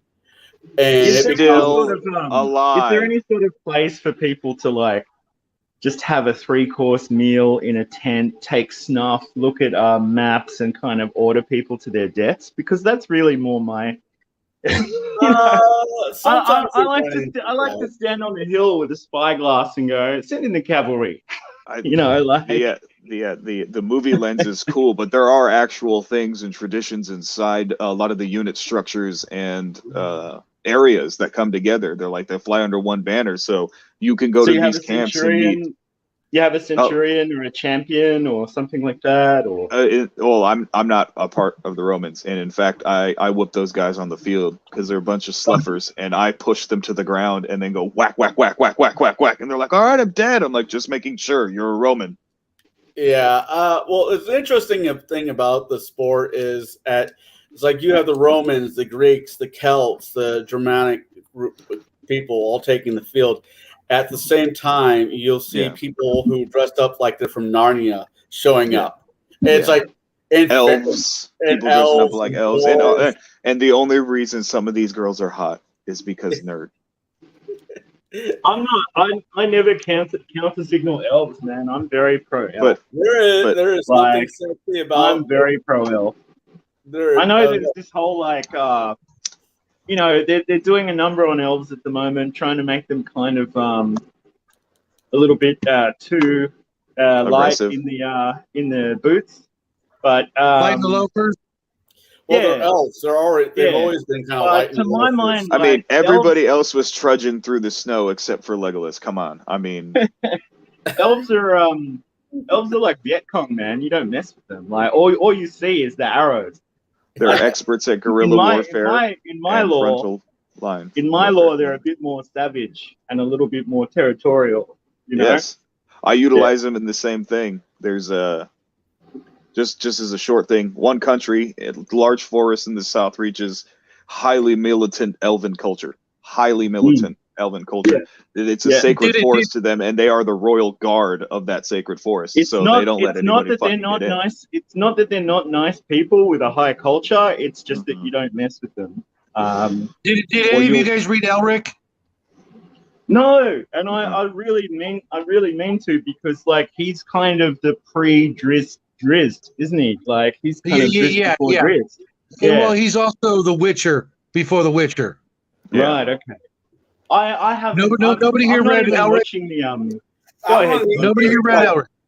I'm going to need you to message me the author's name, and I'm going to have to. Michael Moorcock. Michael Moorcock. Okay. That can't be right. Don't forget that name. He's absolutely correct. He's not going to forget that. I'm going to have to stop it today. It better be posted on a public forum. Like you never heard of Stormbringer? You guys never heard of Stormbringer? The scariest sword ever created. Yeah. He wielded Stormbringer. The scariest sword ever created. It ate your soul. Yes, Stormbringer. It was the inspiration for World of Warcraft or Warcraft to take and create the Lich King sword. Right. Frostmourne. If it cut you, the idea for Frostmourne. Yeah. If it cut you, it ate your soul and gave the wielder your power. Yep. Okay. His race were basically became sentenced. Yeah, well, his race, Elric's race, were basically elves if they conquered the world and just said, fuck it, we're going to do whatever we want. Yeah. And yeah. Well, arguably, when you enter a kind of like setting, a lot of elves have kind of already been there, haven't they? And kind of like learned from the mistakes. No, this is, imagine they got there and they decided to use their skill to do things like make imagine a pipe organ, right? And each key would cause a human to scream in a certain note. Right. Okay. That was their thing. And of course they mastered, the summoning of demons to do anything they desired. That's the ultimate. What everybody's afraid of, kind of elves. Well, those are the ones that I don't shy away from. Let's put it that way. You know, they don't have to. Yeah, elven cults are fun to play with. What it is here's what it boils down to. People are afraid as dungeon masters to allow elves to be in their games because they are the master race. And they're afraid of that. You know, and not only do they look good, but everything they do perfectly. Yeah. That they have no flaws. That the only thing missing from them are the wings to make them angels. They have no apparent flaws, but I think that there's a lot of inner turmoil and sadness that comes from living a very long time and right. Depends on the culture. Try forcing a player to play that though when he doesn't have to. Like that's why my favorite platform was 3.5 because it offered a shit ton of options. Literally options for days. Like it was a power gamer's wet dream. Did you ever play first or second? I played a little bit of second, and I think I only played that for like a session, and then that was because I started playing when I was 14, and at that point, third edition was already out, and then 3.5 landed, and my buddy got some books, and we played that. So I only dabbled at the beginning stuff for a little while, but I read through my dad's books though. Okay, I started with first and kind of stopped playing when second came out and went to other games because second kind of fucked over what was originally great about D&D in a lot of ways. I mean, I'm getting ready to do a video on the difference between first and second because they're both good and they both have great. Yeah. Oh, absolutely. I was going to say, do you want a talking point? Because my dad gave me a good talking point about some of the spells that are no longer in the game that were really cool in those editions. Yeah, what I'm doing is I'm doing like a book to book comparison. Mm-hmm. First the player's handbook, then the DMG, then the monster book, and show the differences. Because there are some differences, but we actually used them together. We used, both editions at the same time. We took the good from second, kept the good from first, and worked that way. But I'd have to get a third edition book to go any further past that to see, because I haven't played third, fourth, or fifth. I've played Pathfinder with Conall, and to this day I'm still stuck in first because from what I've seen, what I like is still there, and what I didn't like, they accentuated. If that makes any sense. I've got to say, I don't give a rodent's rectum about the new Lord of the Rings, which is supposedly going to be viewable this week. Ugh. I asked the missus, I said, are you still doing the Amazon Prime thing? And she's like, no, because subscription services are, it's kind of a good way to just lose track of $10 every month, You know what? Unfortunately, I got suckered. I tried watching Blake 7 in a week, and I couldn't do it. So I'm at least paying for BritBox for a week because I found out that Red Dwarf's on it. Oh, so, right. And my son and I are watching Venture Brothers right now, and whenever we have a spare minute to watch TV, and I'm like, well, when we're done with season 2, we got to start watching some Red Dwarf because I know he'll love it, and since I'm paying for at least for a month of BritBox, I got to get as much out of it as possible. If I wasn't talking to you guys right now, I'd be watching Blake 7, which I'm enjoying the shit out of. But it's the best. It's so good. It's so good. Speaking of which, I have to actually cut out. My phone's about to die, and it's 3 a.m. here. And it's 3 a.m. here. Oh, it was really nice talking to you. It's very cool meeting you all. Absolutely. My channel's name is Shadow and Sun, just like what it says up there.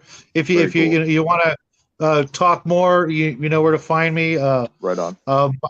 My son and I are always doing stuff, and you're always welcome to hang out with any of us at any time because we do a lot of Cool stuff. appreciate And we that. don't always just talk D&D.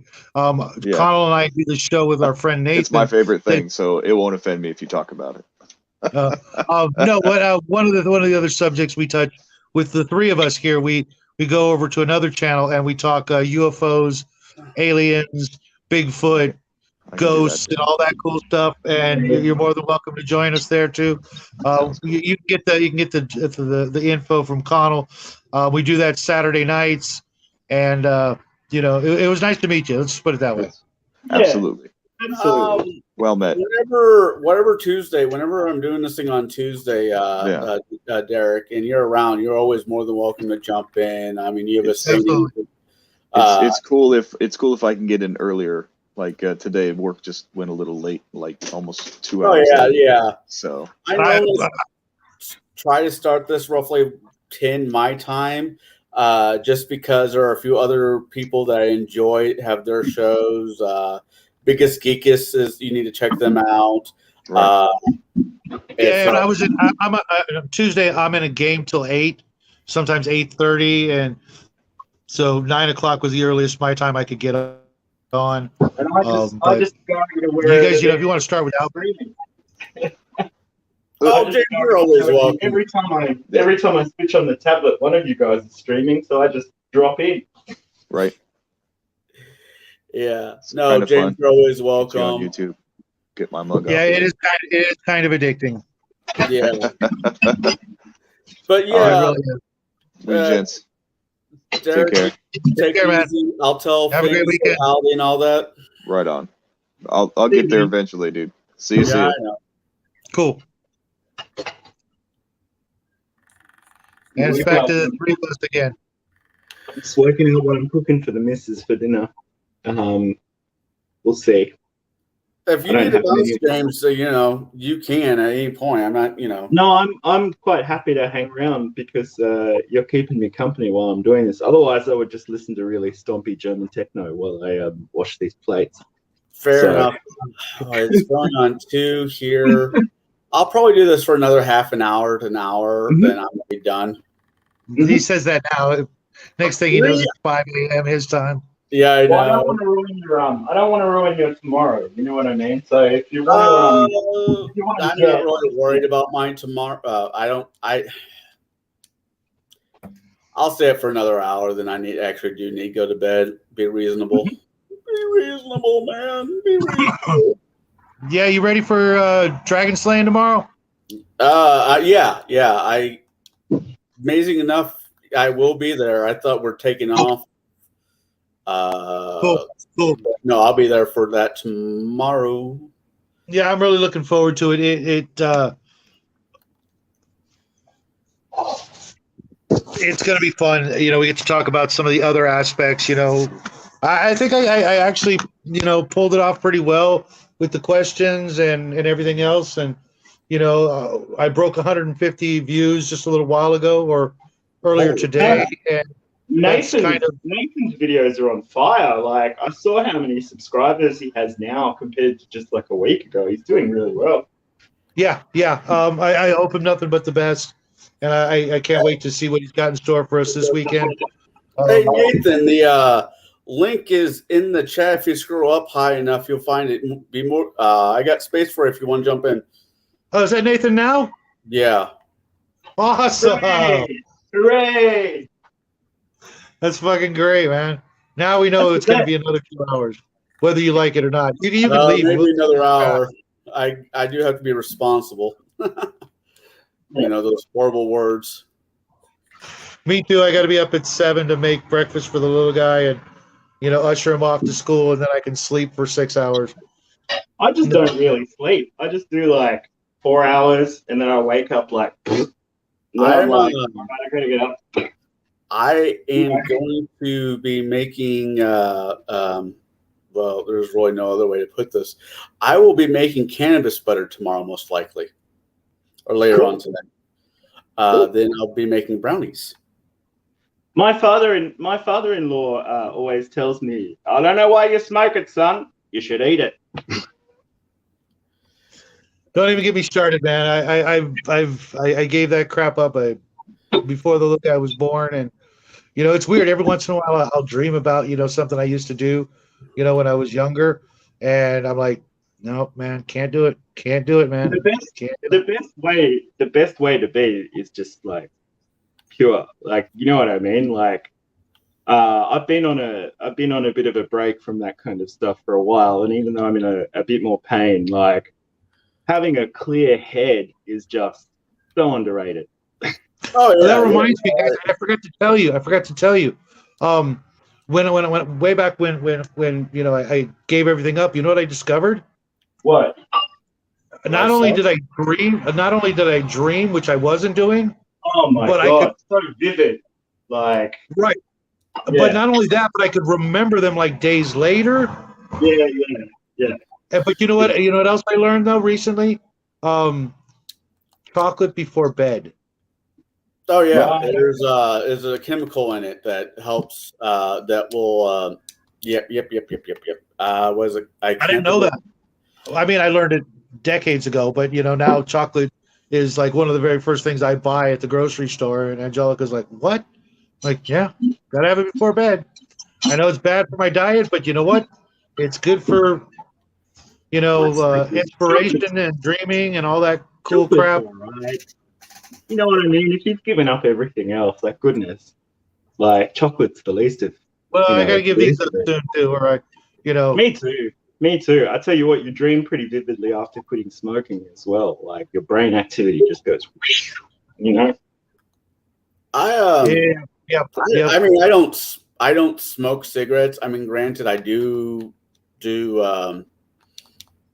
cigars, but that's Right. like, and I drink. I mean, I joked about. I'm joking and not joking about. I do plan on getting somewhat of a buzz this weekend, but it's also it's been forever since I've actually got it.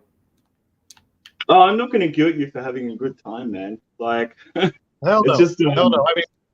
I mean, as soon as Jackie goes off and does his grown up shit on his own, who knows what I'll do? But that's many years down the road, and if I can give up soda and coffee and milk and juice and all that other crap, then Yeah, well, Reed was saying that she really wants to cut down There on he is. sweet beverages. Yep. There we go. Hooray! Awesome. I wasn't expecting to be on. No, well, you weren't expected, but we're glad you're here. Exactly. Well, thanks. Exactly. Well, I kind of break it down to this point of view when it comes my thought processing. If you're nice enough to let me on your show, I will be nice. I will return the generosity. How could we not, right? Well, thanks. So you ready thanks, for Saturday, Sean. man? You ready for I'm Saturday? getting ready. I'm collecting a lot of data. Cool. Can you give us any sneak previews? What we should study up for? No studying. And Well, I gotta watch other stuff besides gaming, or I'm gonna go fucking nuts. I saw something wild this morning, Nathan. Like really What'd you wild, see? like that I've never ever seen. And you know me, like I'm kind of partway between skeptic and where you are. I went outside really early this morning. Must have been just before the sun came up for a coffee and a cigarette, and I looked up at the sky, and not only could I see the Southern Cross, which is like, the constellation you can kind of see from here, but there were a lot of other lights in the sky, and they were moving, and they were different colors. And because I'm an idiot and I'm not really afraid of anything, I was waving. good thing to do. That's Yeah. the best thing to do. I mean, that's also coming from the guy that lives in the country where even the koalas have an STD. Yeah, but that's always been the case.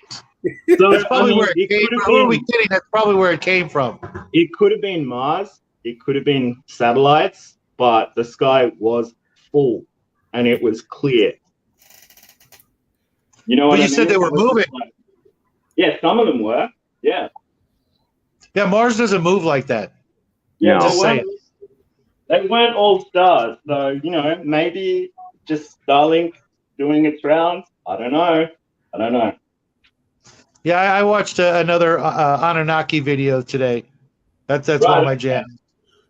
Man, I tried to get through Ancient Aliens, and I just, as much, I It just bounces around too much. It was, if they would just stick to something and not just go Yeah. all over the globe and just focus like for 10 minutes on one thing, instead of make these bite-sized clips so that they can do YouTube shorts or whatever the fuck they're trying to accomplish, it would be a Yeah. better show. And if they, if they would stick to like one topic, not try to use everything and like, find spiderwebby connections, to all that crap, it would be a better show. But when there's a lot of people out there that'll do, a topic and they'll stay on the topic.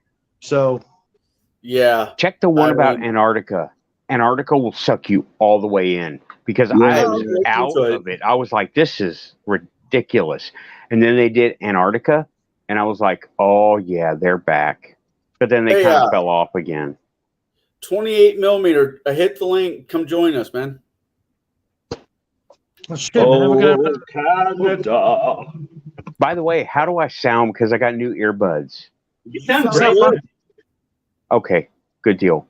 The other ones I had were like 5 below, and these are actual Sony. Gotcha.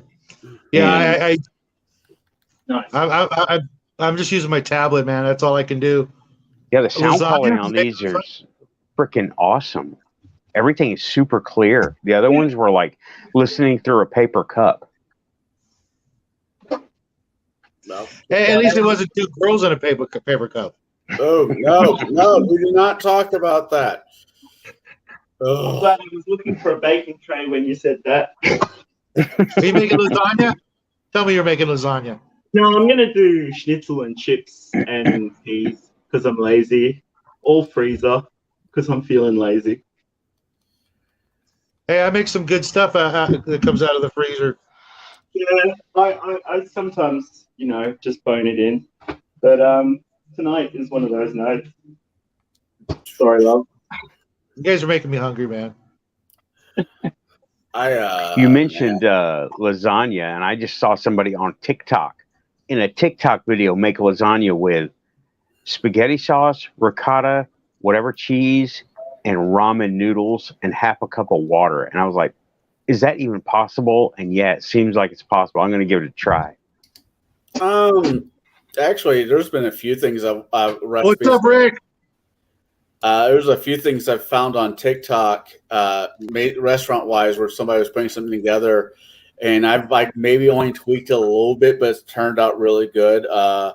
There was one with the cherry tomatoes, and instead of using feta cheese, I use I don't remember what I used, but I used a different kind of cheese. Eggplant, man. I'm not a big fan of eggplant. I know I should eat more of it. It's just it's too 7-story penises.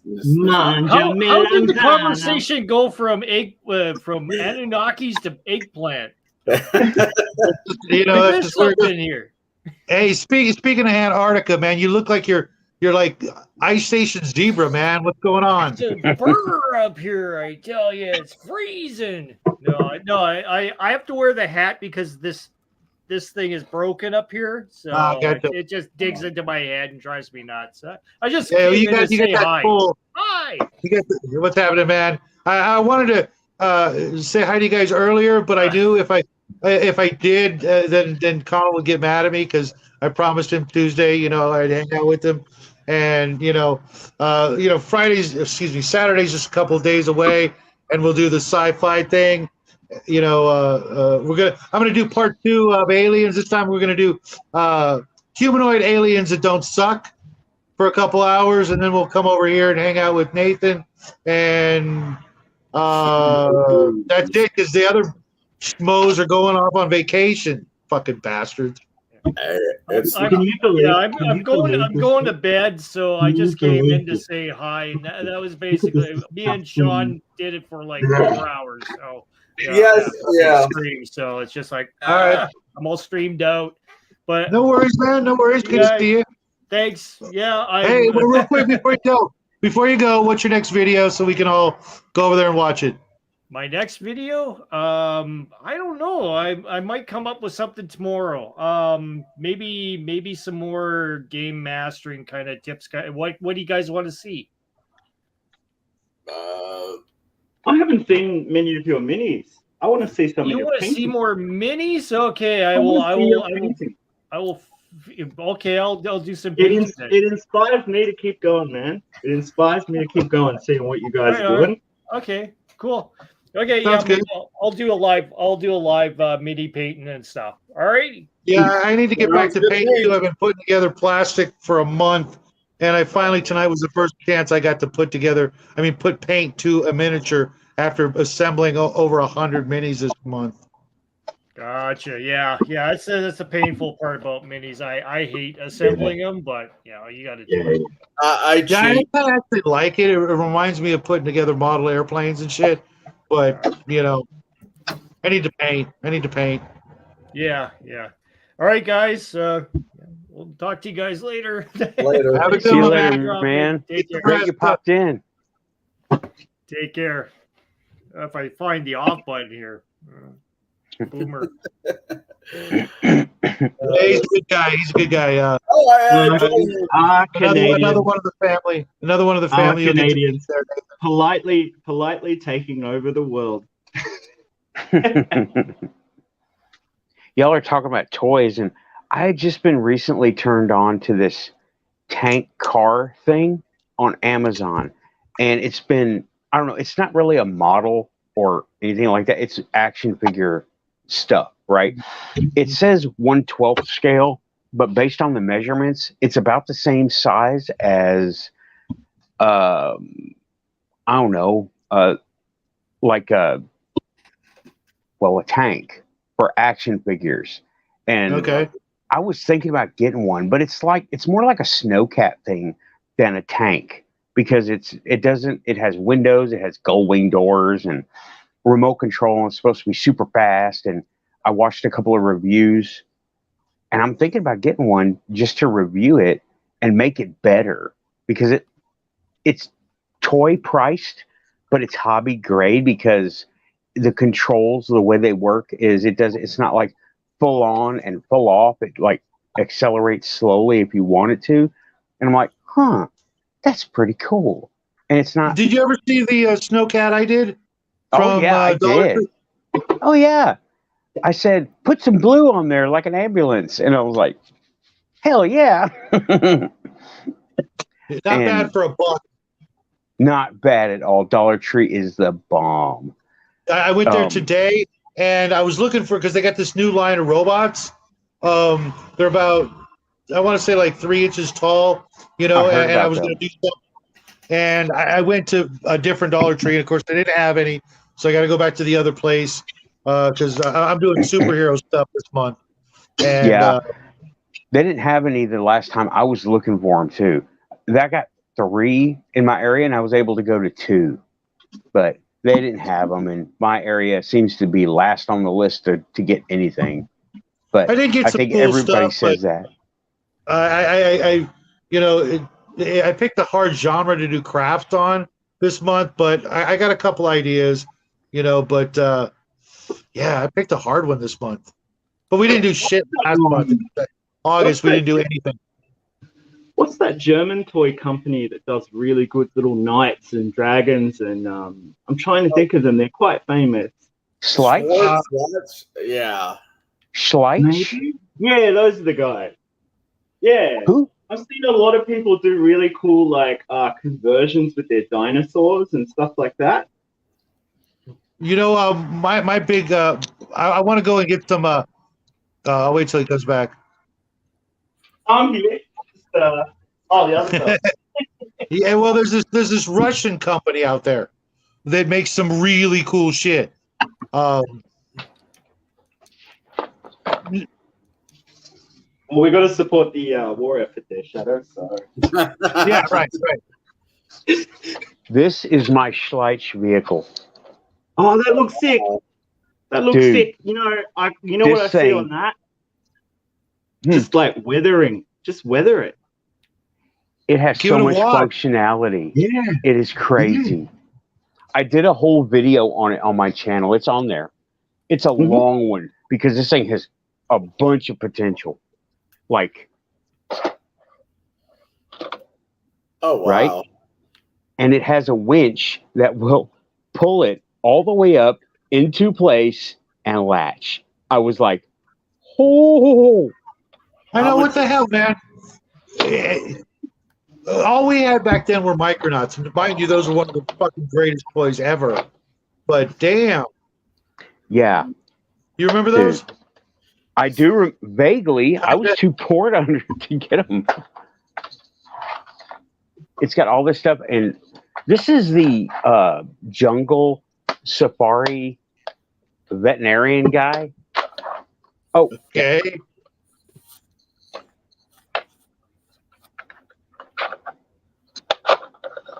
What's that, like 1/35th scale or? No, it's 1/18th, straight up. This is action figure, and the plastic this thing is made of is really tough. I mean, it says ABS, just like everything else says ABS, but it is really rugged plastic. And I got my okay, he's in there. Star Force, Leonard, he's in there. And yeah, the tires are real rubber. You have to assemble every bit of this, and it's expensive. It's worth it. This is the kind of toy that is like one tier down from Metal Tonka. They sent it to me by mistake. Oh, go ahead. Do you remember? Do you know the? Are you familiar with that Russian company? It's like Technolog or something like that. It rings a bell. They make metal toys. No, it's plastic. But they make some really, really cool sci-fi stuff. I'll have to find it. We might not be allowed to buy from them anymore. I don't know, but it's a little bit smaller scale. But there's a lot of parts that you could easily, pull from them and do mods with. Yeah. And they made a lot of like castle sets and barbarians and knights and crap like that. But they also have a lot of cool sci-fi stuff, including at least 4 mechs that you got to do all the work. They're all on sprues, but they just make a crap ton of stuff. I was just wondering if you had ever heard of them. It rings a bell, but I haven't heard. You said Russian toys. Do y'all know about American Science and Surplus? Okay. Not the greatest deals ever, but they got some weird stuff. They got like old stock stuff, and they had these at one time, these Russian metal toys, and they're not low quality. They're made in Russia, and I think some of it's made all over Europe, but with a Russian label. And they make me think of the metal toys from the 70s and before, Erector set. Yeah, they had some a while back. And yeah, some stuff out of Russia is really interesting because it's got a different feel, a different flavor. And this is actually made in Ukraine.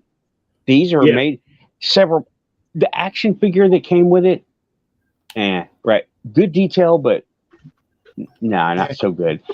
And the animal is a tiger. It's packed up somewhere, right? I just kept the truck out. And that was made in China, right? But this thing, the whole box opens up into like a base station, and this pops off, there's a spot on the back of the cab, there's a spot up here. I mean, the play value on this thing is just amazing, and you can beat the shit out of it, and it will be okay.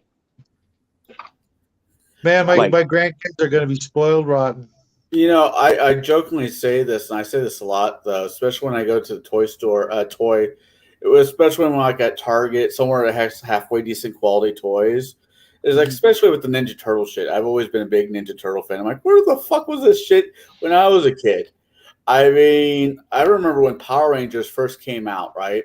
And you think that, you know, the first thing they would do after the show aired was like flood the market with the damn action figures. No, I couldn't find shit forever growing up for the Power Ranger toys. It wasn't until much, much later than it finally flooded. I'm like, well, that was a mistake. I mean, I think there's probably some scope there to actually play RPGs or even small skirmishes with some of those action figures. There's no reason why you can't adapt the Rangers and stuff. You know like what? that. I've actually seen at conventions a couple of games that one. There's a game that my son and I played for Godzilla using Godzilla toys and Legos to make buildings, and we played the shit out of that game. Yeah, but there's I've seen Mecha Combat where they use actual action figures turned into mecha, and I've seen it was a superhero action figure combat game that used superhero action figures, like the 3-inch or whatever. It didn't really scale, doesn't matter, because you can just add the numbers or do the math, multiplication, whatever, and fix it to where you could literally take your collection, put it on the table, make some buildings, and boom. As a matter of fact, the superhero game is made by the same company that makes Giant Monster Rampage. I've got a cheap product recommendation for you as well. What you got? AK Interactive weathering pencils. They're just like colored pencils, okay? And you can wet the pencil and like draw the weathering streaks on. They do rust, they do dirt, they do like chipping medium and all that sort of thing. It generally goes over a little bit better over a varnish and with a varnish over it. But is it like pastels? I've just got the rust one and then like a multicolored one. But you can get all kinds of different weathering effects, mud and so on. Because you know what else I've heard is crushed pastels into powder, and you can use that. But I've also heard that actual makeup. Go to the dollar stores, whatever you got the equivalent, and you look for the colors. They come with a little brush, and they work as well. But I also use Tamiya, which are like $10 for 3 colors. And it basically looks like a little, chick's packet of makeup about this big for, rust, snow, soot. And they've got like 10 different sets with 3 different colors. But I got to find something that's better than pastels because they kind of suck. I mean, they work in a pinch. Makeup, it's hit or miss with what you're getting in the colors. And yeah, can you send me a link later? Because I want to check that out. Because I can send you a link right now. I found them. They're on all kinds of places. They're not too expensive, and you can get different brushes for like fanning the detail out and stuff like that.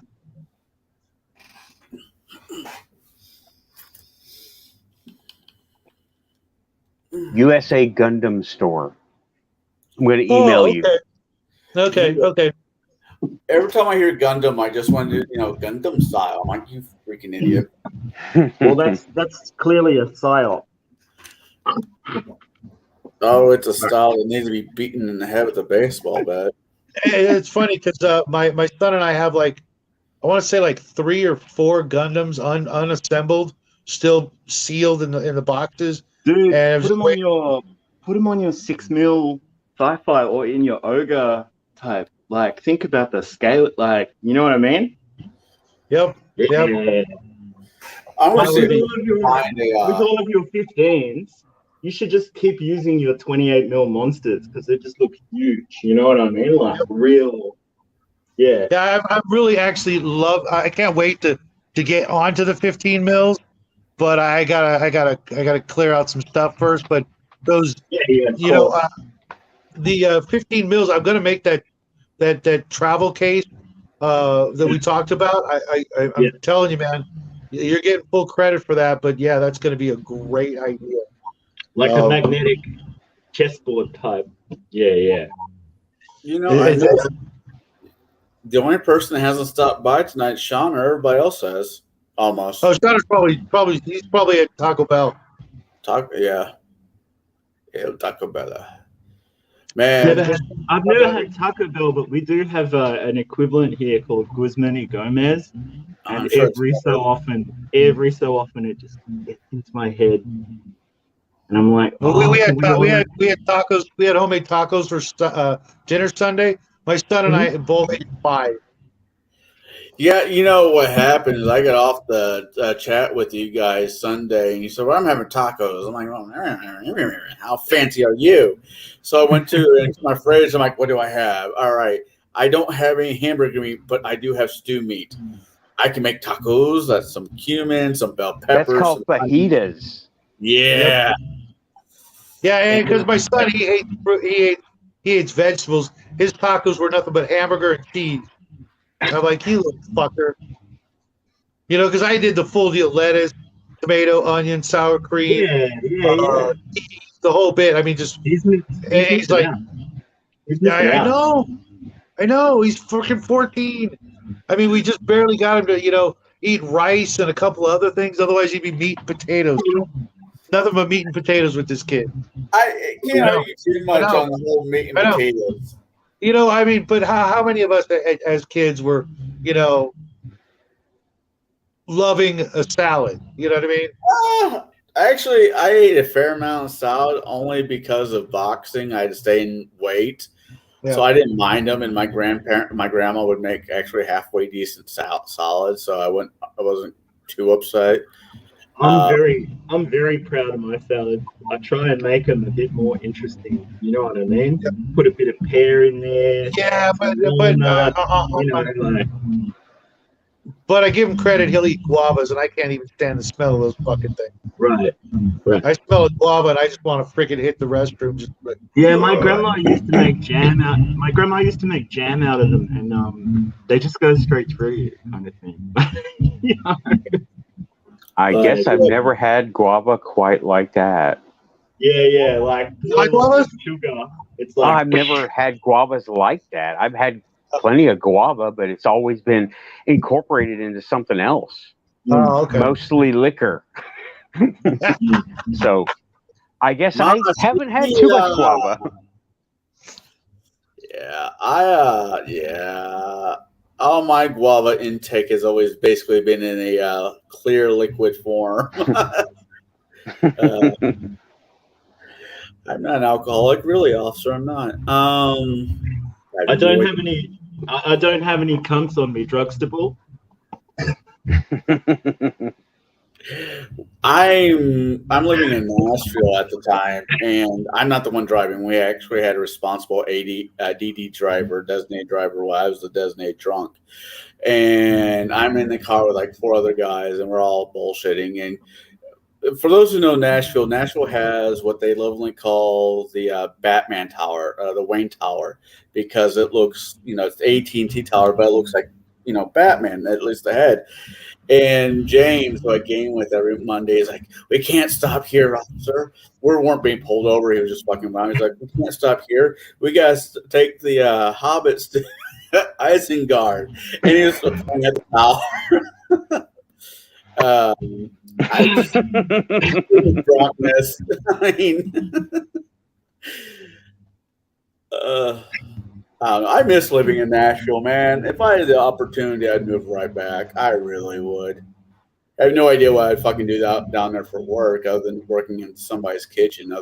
Working at. I don't want to do restaurant. I really don't want to do restaurant cooking. That is just fucking pits. But there's some good restaurants down there. Don't get me wrong. There's some quality 5-star, highbrow restaurants that are worth eating at. I just don't want to work for the general public anymore. Right. There's some good ones over by the Vanderbilt area. My old job, the bar, they do good cooking. But yeah, you don't want to work there. I work there. It's called The Local. It's relatively new. It hasn't been open very long. Maybe 4 years, maybe about 4 years. That's past my time. That's past my time in Nash. Nashville has really changed. I got lost when I came back. I was like, where am I? The interstates were all different. The neighborhoods were all new connections. All the roads had been reorganized. And I was like, oh my God, where am I? Can I find the Parthenon? What? Yeah, there's the Brazilian restaurant by the Parthenon. Oh, the Brazilian barbecue place. Oh God, that place was amazing. There's a hamburger Parthenon. Yeah, I don't know if it's still there anymore. It might have closed, but it was expensive. Like dinner time was anywhere from like $65 to $70, or Oh yeah, I don't go to those places. Yeah, it was a birthday present to myself 1 year for my birthday. I'm going there at least once in my life. There is always Marcel's, which is a family style restaurant. They have one in Germantown Hills. They have one over there by the airport. It's family style. Basically, you sit down at a large table, and they'll bring you food, and you eat with like other families. It's family style, and it's fun. I enjoyed that. Jumbo and Delicious in Hendersonville. Oh my God, home of the stuffed. Oh yeah, I still need to go there. Oh, it's over by where I work too. I need to go over there. It's not too far.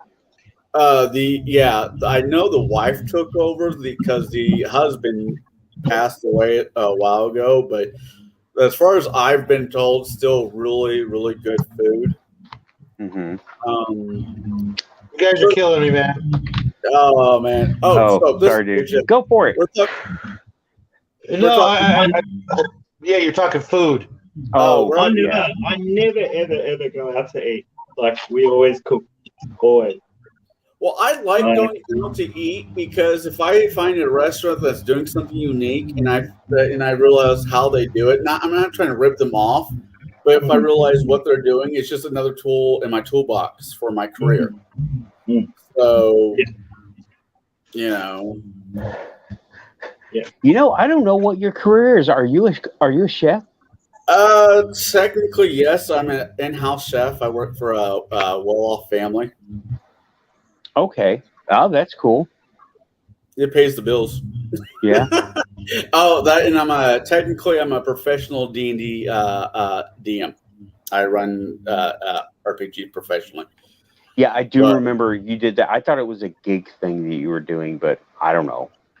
It is a gig thing. It is, but it pays my electricity bill.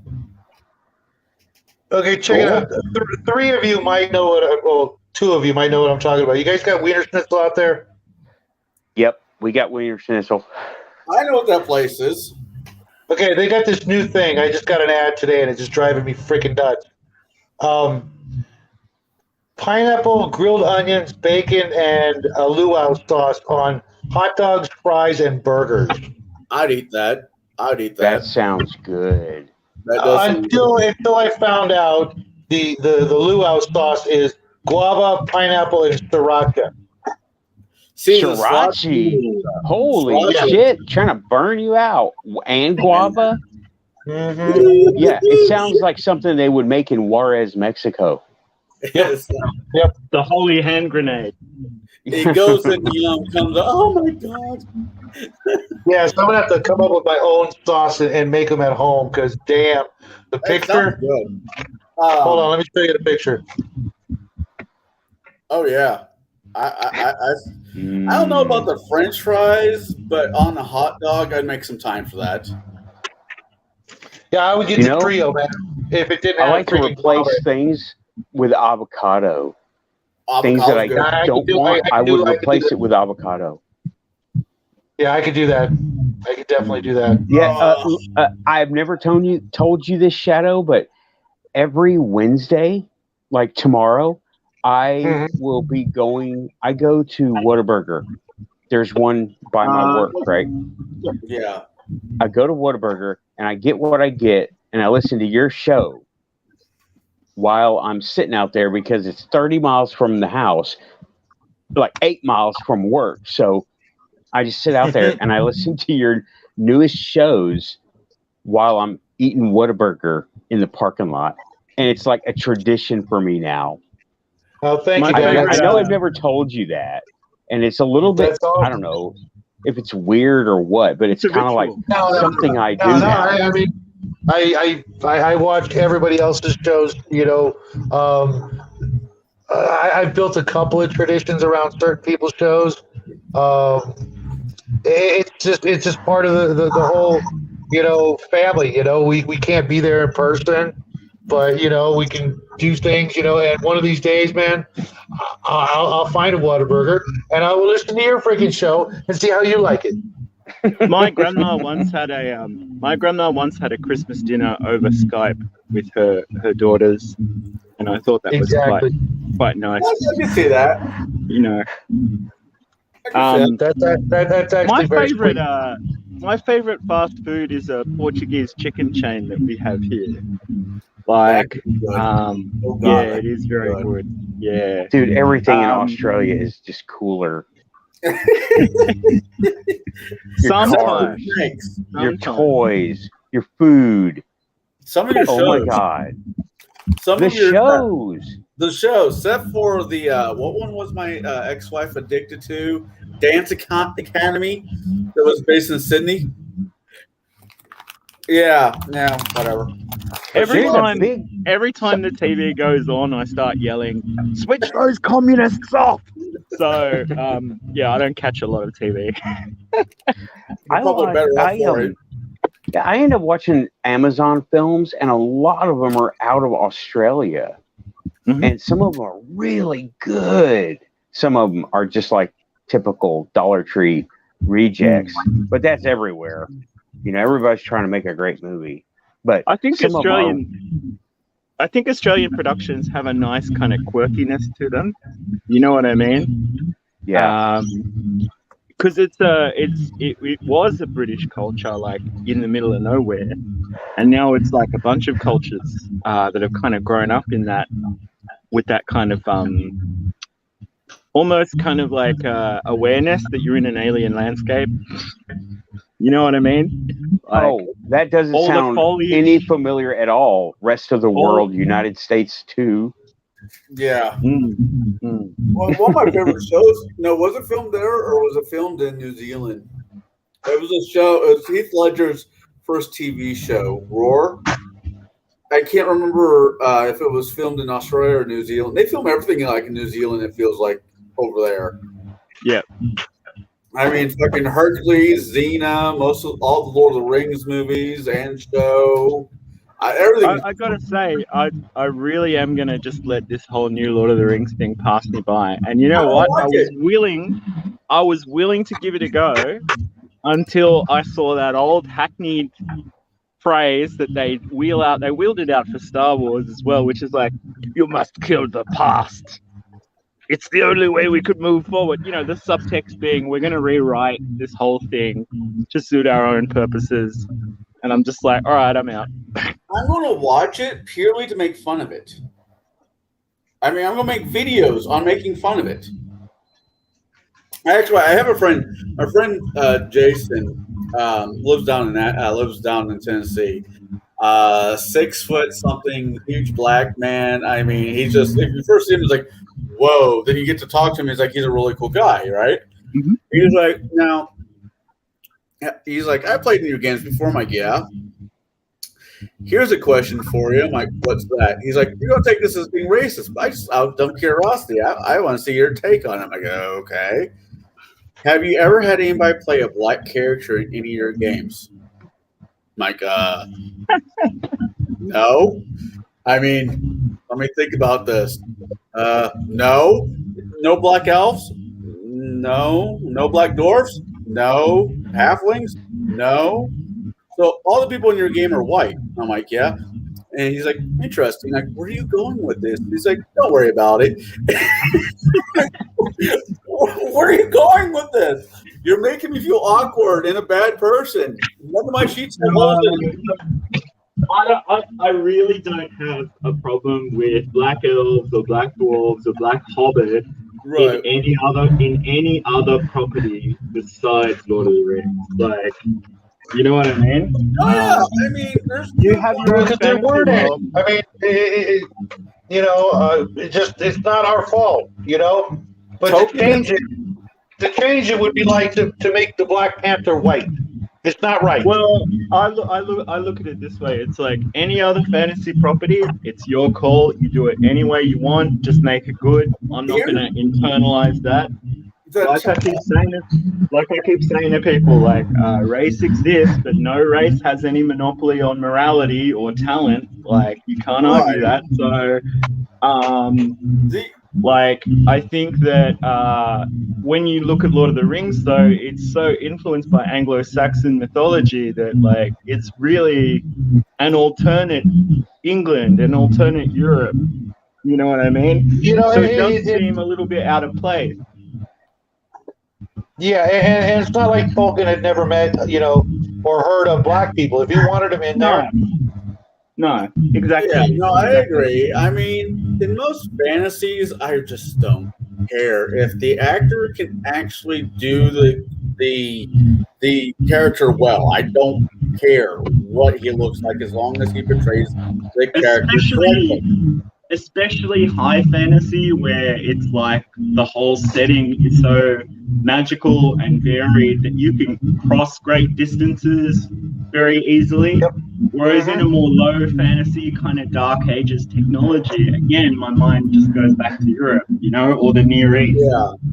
What burns my ass, though, is I'm watching like a history show, and this is going to make me sound bad. There's just no way around it. It's going to make me sound bad. But if I'm watching a program, period history, especially written in a character that I know is white, you know is white, and this is a real person in history, is something other than that. I don't mean to sound like a racist. I really don't.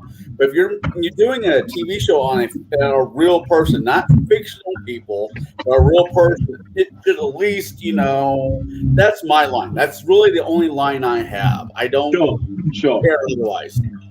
Well, yeah, a black Julius Caesar or a black Anne Frank doesn't really make sense. You know what I mean?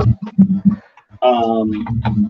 But otherwise, I mean, I am actually building a kind of African-themed force for my Oathmark armies, using Zulus and Sudanese plastic parts and like mashing them together. And I'm making like a Mesoamerican one as well. And I'm going to try and time it so that I'm reading Conan at the same time to see if I can get any insights into how to give it a bit more like flavor, if you know what I mean. Right, I get you. I mean, yeah, even in the Conan 2D20, I think there's people of all color in that campaign, and that doesn't bother me. I'm like, cool, it's fantasy, whatever. Yeah. I don't know. Yeah, I'm not bothered by that. But when you really like just rewrite Lord of the Rings, like for the sake of a very like an agenda that will move on to something else next year anyway, like. It's like, what was this for? Like, is this really as sincere as they're trying to put it out? You know what I mean? Like, if I was a person of color, like, I could potentially feel a little bit patronized by some of the things that they put out there. Oh yeah. No, I get that. It's just what makes me wonder though is the Token family. I mean, historically, if somebody's doing something with their product, with the Lord of the Rings or whatever, and they don't like it, they will snap it back so fucking quick. Heads will spin. Nope, we don't like what you're doing. We're taking it back. But they signed off on this, so I'm wondering if they're just tired and wanting a money grab, or there's something I'm missing. The Tolkien Society, like, basically wrested itself from family control, and now they're doing YouTube videos about transgender themes in Lord of the Rings. So, like... I was just curious, because, like I said, they, if something was being done with the Tolkien product and they didn't like it, they just snap it right back, no questions asked. Yeah. I mean, I don't even know if Christopher is still with us. Like, I have a feeling he might have passed, but I'm not sure. If he did, that would explain everything. Yeah. Because he was quite old when I was a little boy, like reading it. You know.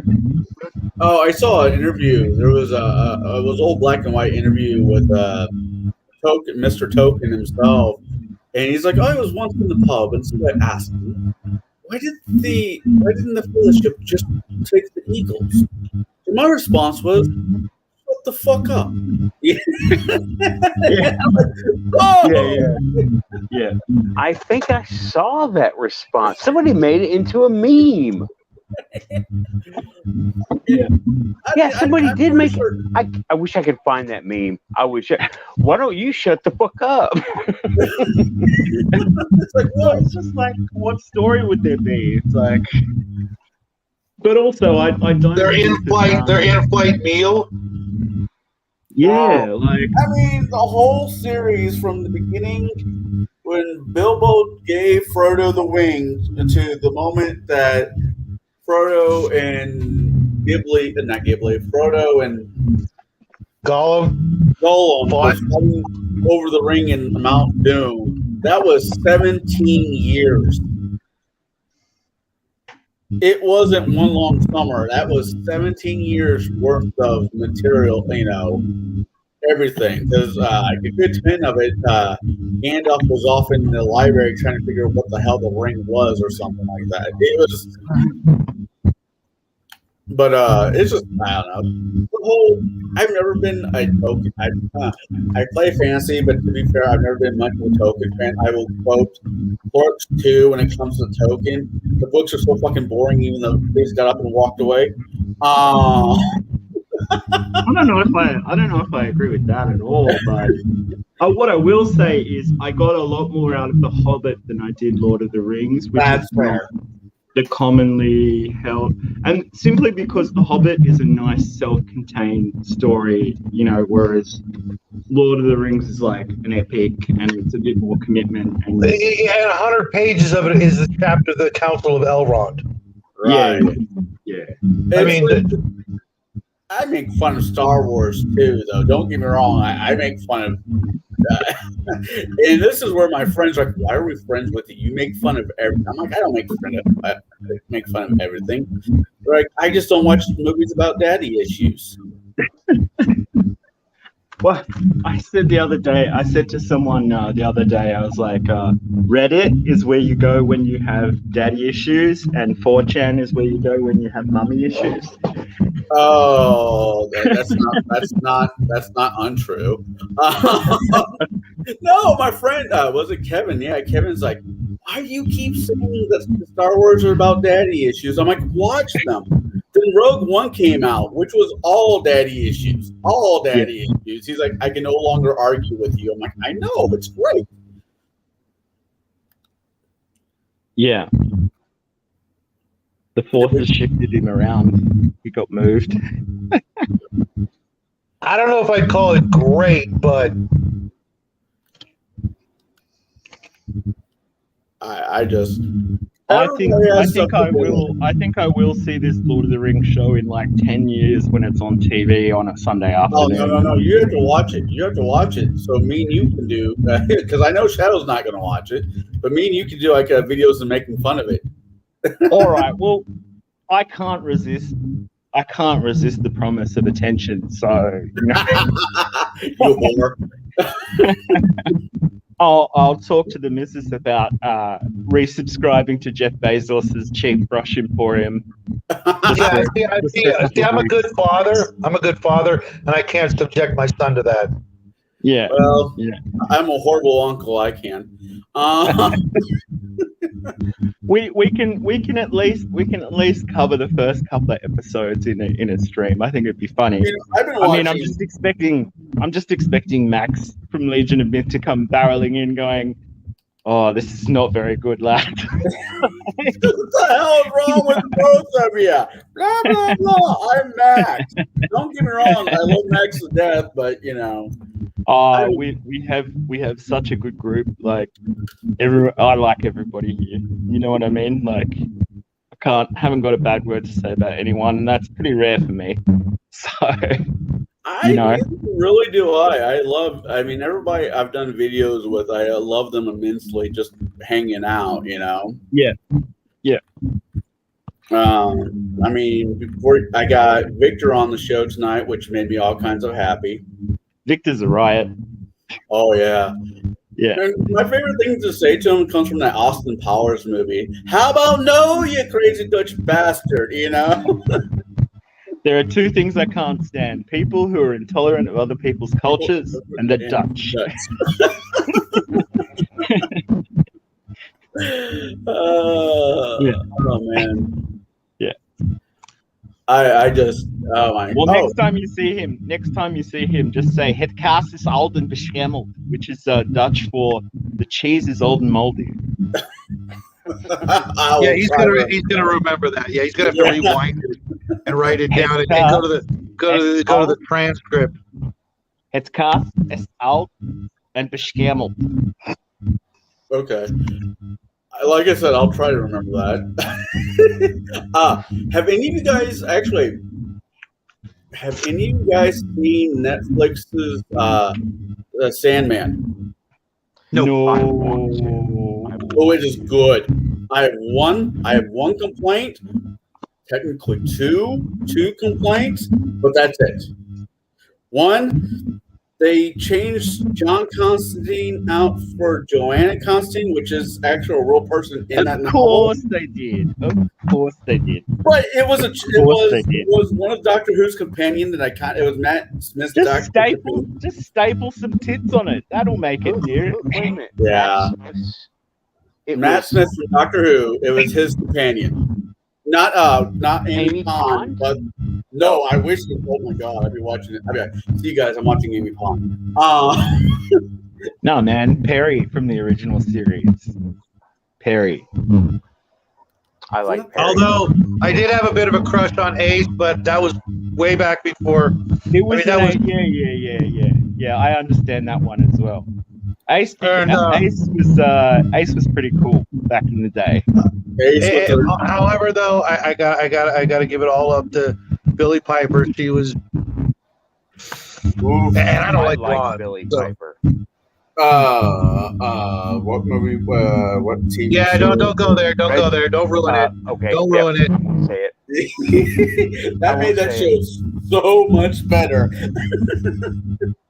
Like I said, I'm not into blondes, but she was magical for the Doctor. I'm not into blondes either, but would not mind spending some time with her. I don't know. I reckon she's taken more pricks than a pincushion.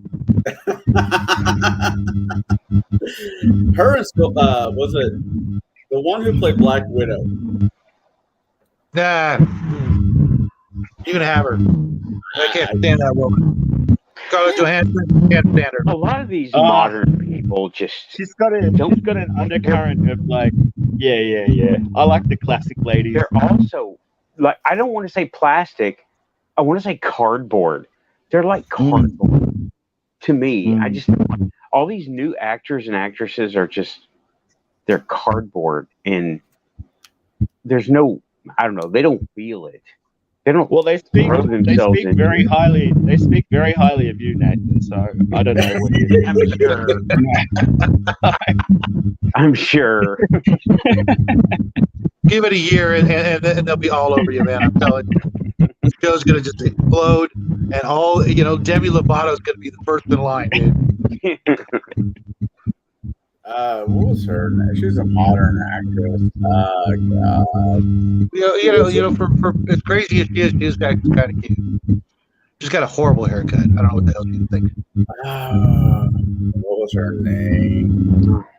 I'm tired. I can't remember anybody's names because I was wanting to think of the barbarian companion from Doctor Who from back in the day. Leela. Oh, wow. Leela. Yeah. Leela. Louise Jameson. Yeah. I love Yep. A lot of these freckles and all. Yeah, I get that. That episode where he meets her where his face is carved into the mountain, and he's like, "Whoa, what have I done?" Like, that is the best. That is the best. And it was, what was the weirdest thing about her character arc though? Her last episode, where she goes off with that dude. Yeah. I'm like, you're serious? Yeah. The most uptight white guy they could find, in all of the UK. Yeah. He's going off with that guy. I mean, she should have just waited. She should have just waited for like 2 incarnations, and she could have hung out with Peter Davison and got her fill. Because it was like the same guy. You know what I mean? Yeah. But no. That's always been something I didn't like about Doctor Who, is the way they left. So many of the companions left. What was his name? They just married him off or killed him. Adric. The Adric one is That was kind of a bit tragic. That was a bit tragic. Heart wrenching every time I think about it. And it's like just crushing. Somewhere around here, I've got the comic adaptation of that scene I think they did it as a memory or a flashback. Yeah. It's even better in the comic. I've actually got I've got a hardback book of Doctor Who stories that are it's mostly text, but it's got a lot of comic book art in it. It's like pink, but and I've got some of the Doctor Who comic books that came over to the United States, and it's have you got the one? Have you got the one where Tom Baker goes back to an alternate universe Rome, and they're like summoning? They're quite a high tech, like the Roman Empire never fell. Because I had some of those American Doctor Who comics, because you could get them really cheaply for a while. When I was a little kid, you could get them for like $1. At the back. Was it Tom Baker Doctor Who? Yeah. Then I probably do. Yeah. I've got all of them. I have a crossover with Doctor Who and Star Trek. I heard about that. They're pretty good. The Borg. Yeah, it was the Borg. I mean, Borg and Cybermen, and it was really weird. Also, to be fair, I have a paperback novel of a crossover between X-Men and the X-Men and Star Trek. So I feel like the Cybermen only really got their best episodes with Patrick Troughton, like back in the black and white days. Like when they first go to that planet and they're all in those refrigerators, like stacked up. And the thing that really struck me was the way that all their technology and all of their culture was kind of really centered around logic. So if you want to open a door, you've got to solve this puzzle. If you want to operate a computer, you've got to like follow these logical patterns in order to actually interact with the controls. And I was like, they didn't do enough with that later on, like this obsession with logic. Like I sort of felt like the Cybermen are kind of always treated as a sort of different kind of Daleks, and there's opportunity to go other places with that. You know how I looked at that? Is like the captcha things. Prove you're human. Prove you're Cyberman. And I was like, that's so cool. Yeah. I gotta admit though, the one episode with the Cybermen and David Tennant where they were the ghosts. You know, remember that one? I kind of liked that one. It was like the last thing you'd expect. For me watching it, I really liked that one. But when the Cybermen went to war, I think this was also a Tennant. When the Cybermen went to war against the Daleks, I thought it was a very interesting one. For the episode, it was interesting, but it was funny. They were talking about the doctor. Said it was 9/11 just happened, which is sad. I'm not making fun of that.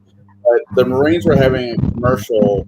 No. I was watching Doctor Who when the Master first showed up. Not the new Master for Tennant showed up, I should say. And it was awful. It was 4 heartbeats, right? Then it goes on commercial, and there was this Marine commercial came on, and it was like the few, the proud. I'm like, yeah, I'm like, this is some bad timing.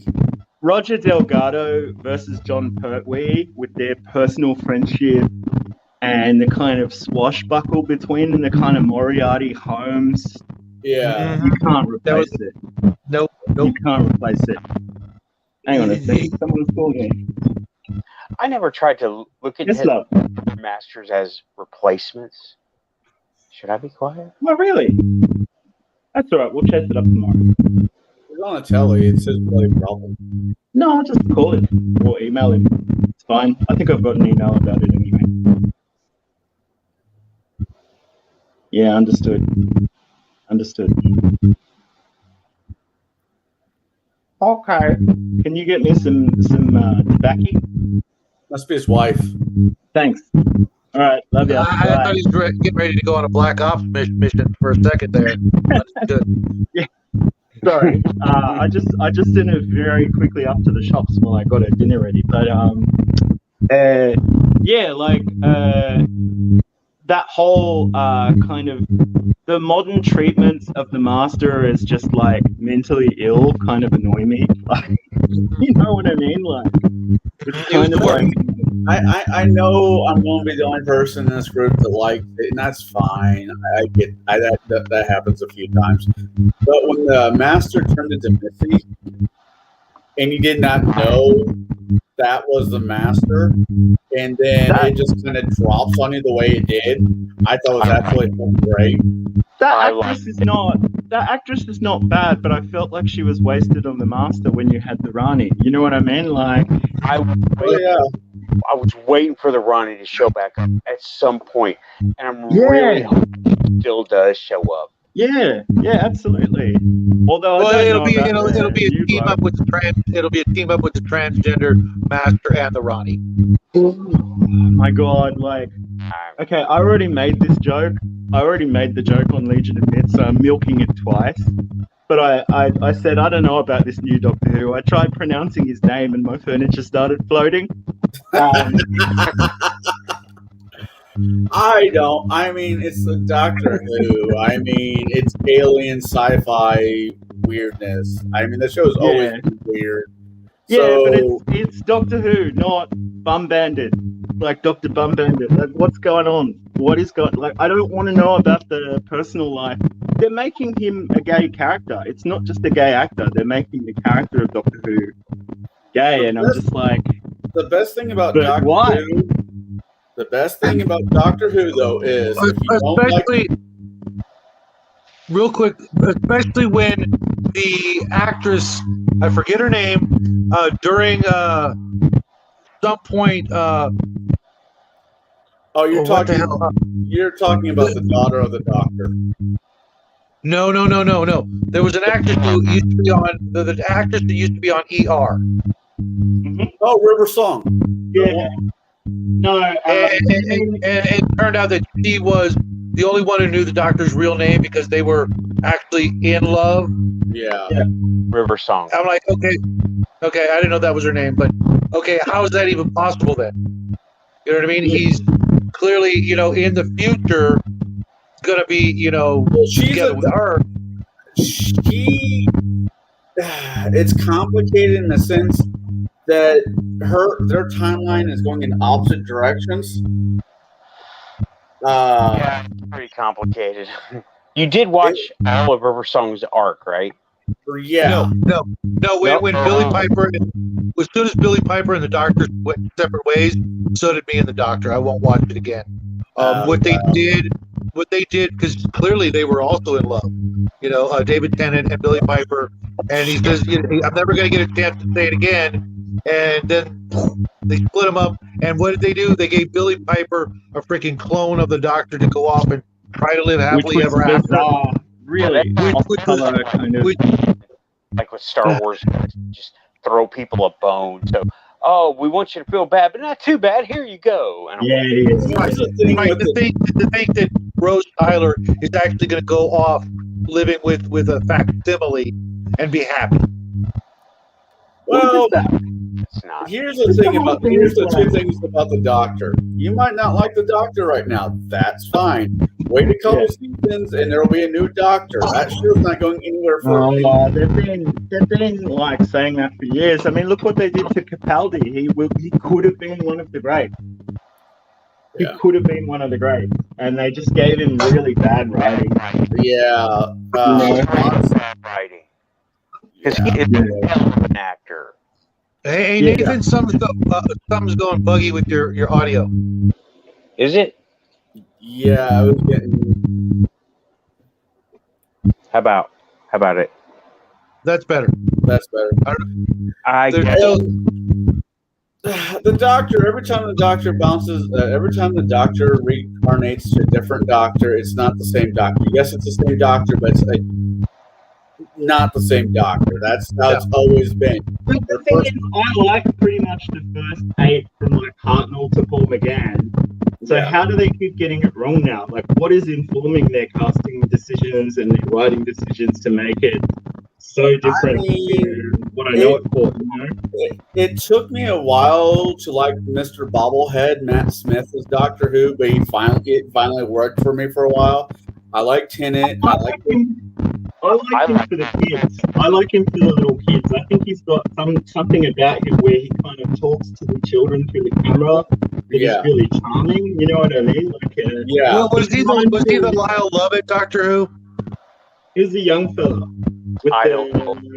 He's the one who said the big old pompadour but blonde. No, that was. Yeah, that's Tennant. Whoever came after Tennant. No, that is Matt Smith. Is that what that's called? Okay. I never heard that question. Yeah, Tennant was my favorite. I couldn't watch it afterwards. Tom Baker. And I mean, even at a stretch, like there was a path forward where you could have done a female Doctor, like theoretically, but they just kind of handled it in such a I just feel like every time I'm watching the show, I'm being told what to think. You know what I mean? Like, well, when they went from Matt Smith to the last guy, quite literally the last guy, because the one after him was female. Capaldi. He made a comment. What? Your audio is being. Yeah. The reason why the Doctor said because he took that face from the face of a Roman guy when Matt's was it Tennant? Anyways. He could choose, he could choose the form that he turns into after, when he reincarnates or regens. So it's just the whole point of the Doctor was that he was the bottom of his class. He had no idea how to control his regeneration, and with him, it was always going to be more random than other Time Lords, because in Time Lord terms, he's an idiot. Yeah. You know what I mean? Like, kind of. He kind of flunked out of their society. You know what I mean? But at the same time, they wanted him as president. Yeah. It was kind of like with the Daleks. They needed someone to break the cycle of their thinking process. Yeah. That doesn't mean that he's not a genius, but it just means that in a kind of strict Time Lord society, he just can't make it work. You know what I mean? He needs adventure. Yeah, he was, a chaotic neutral Time Lord in a society of lawful neutrals. I mean, I tried to watch it when there was a female Doctor. Did it bother me that the Doctor's now female? No, because it's a fictional character that changes forms every couple seasons. What the fuck? To be honest, you know what sucked about it was that they didn't do it sooner. They waited for pressure. If they had done it, right after Tom Baker, or at any time, Tom Baker said like maybe the next one. You know what I mean? Like, oh yeah. But then to do it in a time where that sort of race and gender swapping was like mandatory, just made it seem so, contrived and kowtowing to the masses of the minority. Yeah. I get what you're saying. And the actress who played the Doctor wasn't a horrible actress. She did the best she could with the writing that she got. I've seen her in other things. She's a good dramatic actress, but yeah. I gave it a shot. Broadchurch. Yeah. With most of these modern actresses and actors, I really don't blame them for the shows or the movies they're in. It's just shitty writing. It's not them. The writers either, I don't know. The writers. And then when the fans don't like it, they try and weaponize it. Like they say, "Oh, well, this is why it's not successful because you're all a bunch of chuds." You know what I mean? Like, it's got two choices. Realistically, it has two choices if it wants to have any kind of not beneficial, any kind of. How is that? You eat bugs? It's a pea. Oh, okay. They either need after Sylvester McCoy stepped away, the show went off the air for about 20 years. They need to do that. We call this the Dark Ages. It was a bad time to be a Doctor Who fan, let me tell you. Oh yeah, no, I get it. I used to watch Doctor Who on PBS, and all of a sudden it's on Sci-Fi Channel. I'm like, I remember watching this when I was a kid. Oh my god, why is the Doctor so angry? And I was obsessed with it as a kid in the 90s when you could only catch a rerun at like 4:30 in the morning. You know what I mean? Right. Like, did you see the American Doctor Who movie? That was in the 90s. Oh my god, it's terrible. It's terrible. But Paul McGann is a good Doctor, and he's good in other representations. That he's got elements of the first and elements of the fifth. Right. You know what I mean? Yeah. It's just like they find these great I never people. He's like he's a kind of Byronic, kind of very romantic, heroic kind of version of the Doctor. Like he's very kind of like he sees the kind of poetry in everything that's happening around him. You know what I mean? And he didn't do kung fu, so he's the best Doctor. And he smokes. Yeah. Okay, I gotta see it now. Yeah, it's kind of. I haven't found a worth a watch. Totally.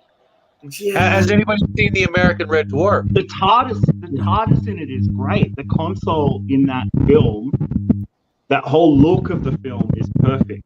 I mean, Eric Robertson, Julia Roberts' brother, played the Master. I mean, once again, really good cast. And as I was saying about the Doctors, they find these amazing, some of them, not all of them, but most of the time they find some really good actors and actresses, and as with the last one, to play the character and just gives them some shitty fucking writing. I wasn't even aware that there was an American Red Dwarf. It's only the very first episode. It's only the very first episode. It's on YouTube, and it's worth watching. No, it's just the one episode. It's just one episode. They never actually made the movie.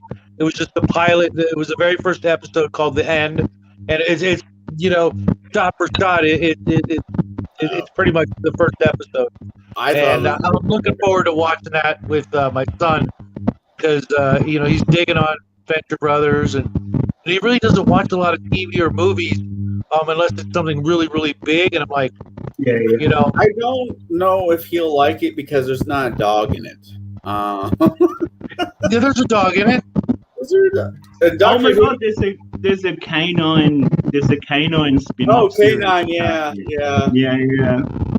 But yeah, the American version they did, it came out in 95, 96, somewhere around there. And I mean, it wasn't great, but it wasn't bad. Do you guys remember the episode of it was a Sylvester McCoy? I don't know if it was a movie. I think it might have been like a made-for-TV movie or a 2-part episode of Doctor Who where Sylvester McCoy was up against Patrick Roberts as the Master. Ooh, no. Really? Yeah. I know he went up against Anthony Ainley, who was kind of the Delgado replacement. No, this was Sylvester McCoy. I think it was maybe even the last episode of McCoy. Oh no, that was Anthony Ainley. That was definitely Anthony Ainley. No, he's an American. The episode was Survival. It was 1989, I think. Well, I'm pretty sure it was Patrick Roberts, though, who's the Master. I'll look into it. Well, Connell's looking it up, aren't you? No, I'm trying to get some points on this video game that I'm playing so I can put into my space. I'm just giving you shit because I can't do that because I haven't found a good video game to play in going on 3 years now. Oh, it's a pretty slimy video game. It's called Assassin's Creed. Not Assassin's Creed.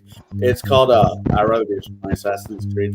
It's called Grand Theft Auto 5. Yeah, I've got like the first 3 or 4, along with the first 2 or 3 Hitman that I bought and never played. And I like, when I retire, I'll have time to play video games. And I looked at them the other day. And I'm like, It's not the same. Like, I really liked Might and Magic because it was kind of part RPG, part war game. Which version? Like right up to like 5 or 6, like from 2. You know what I mean? Like. Oh, okay. Yeah, because I tried to do the same thing with that. I bought the 7-pack on Steam or something, and I tried playing it. I got I played it for a couple of maybe a couple of days or something. I got them all now. I feel like I'm grinding when I play a computer game. Like I feel like I'm just I've got to jump through this hoop, and now like it's not quite the same as. I just love war games, and I'm kind of getting into role playing games slowly. Yeah, because I played Might and Magic when it first came out. What? I'm falling out. I've been up all night. Went to work last night, so I'm gonna. No worries. See you later. Take it easy. Thank you for coming. To be here, I might have been prepared or something. No, don't even worry about it, man.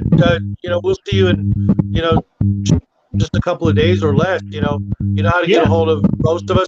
I got to send you those email addresses. So, when you want to. This is a social chat, man. Yeah, Okay. yeah. Yeah, we all got to get going soon because I got to be up in.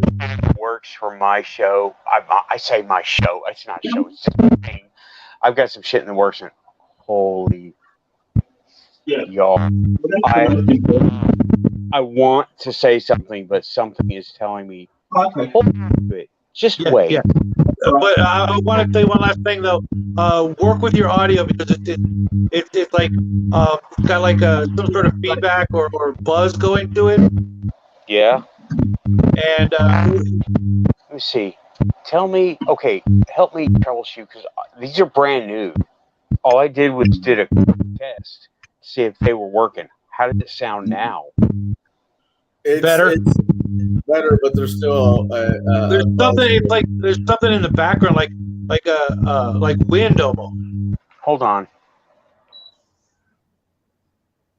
Still? Nope.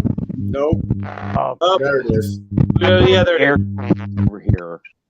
And it's supposed to be really quiet. It was freaking expensive. So, oh well. Yeah, maybe it's the headphone jack. It just needs a bit of a dust. Maybe. Wait a minute. I got a little bit of crackling too. Hold on. Let me see. Wiggle testing.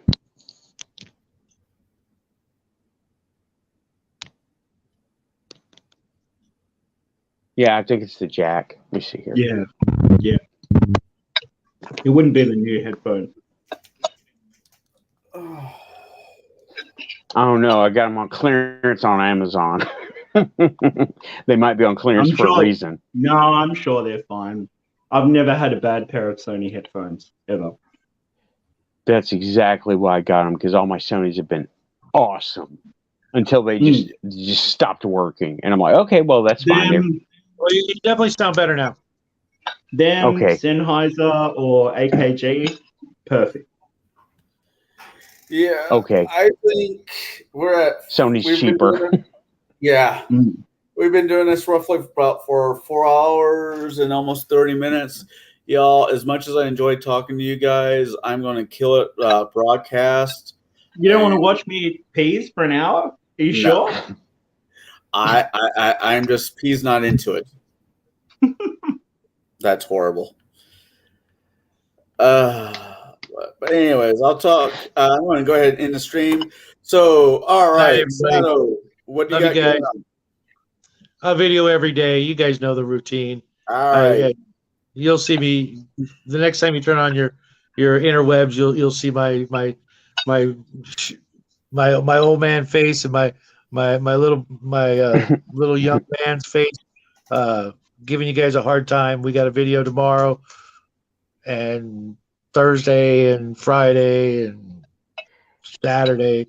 Something every day. Make him eat his spinach. Make him eat his spinach. I don't even. Oh my God! Sneak it in. Spinach. For the pasta sauce. Yeah. I'll get him his salad first. Yeah, he'll eat his salad first. Yeah, I don't think anybody in my entire family eats spinach, but stranger things have happened.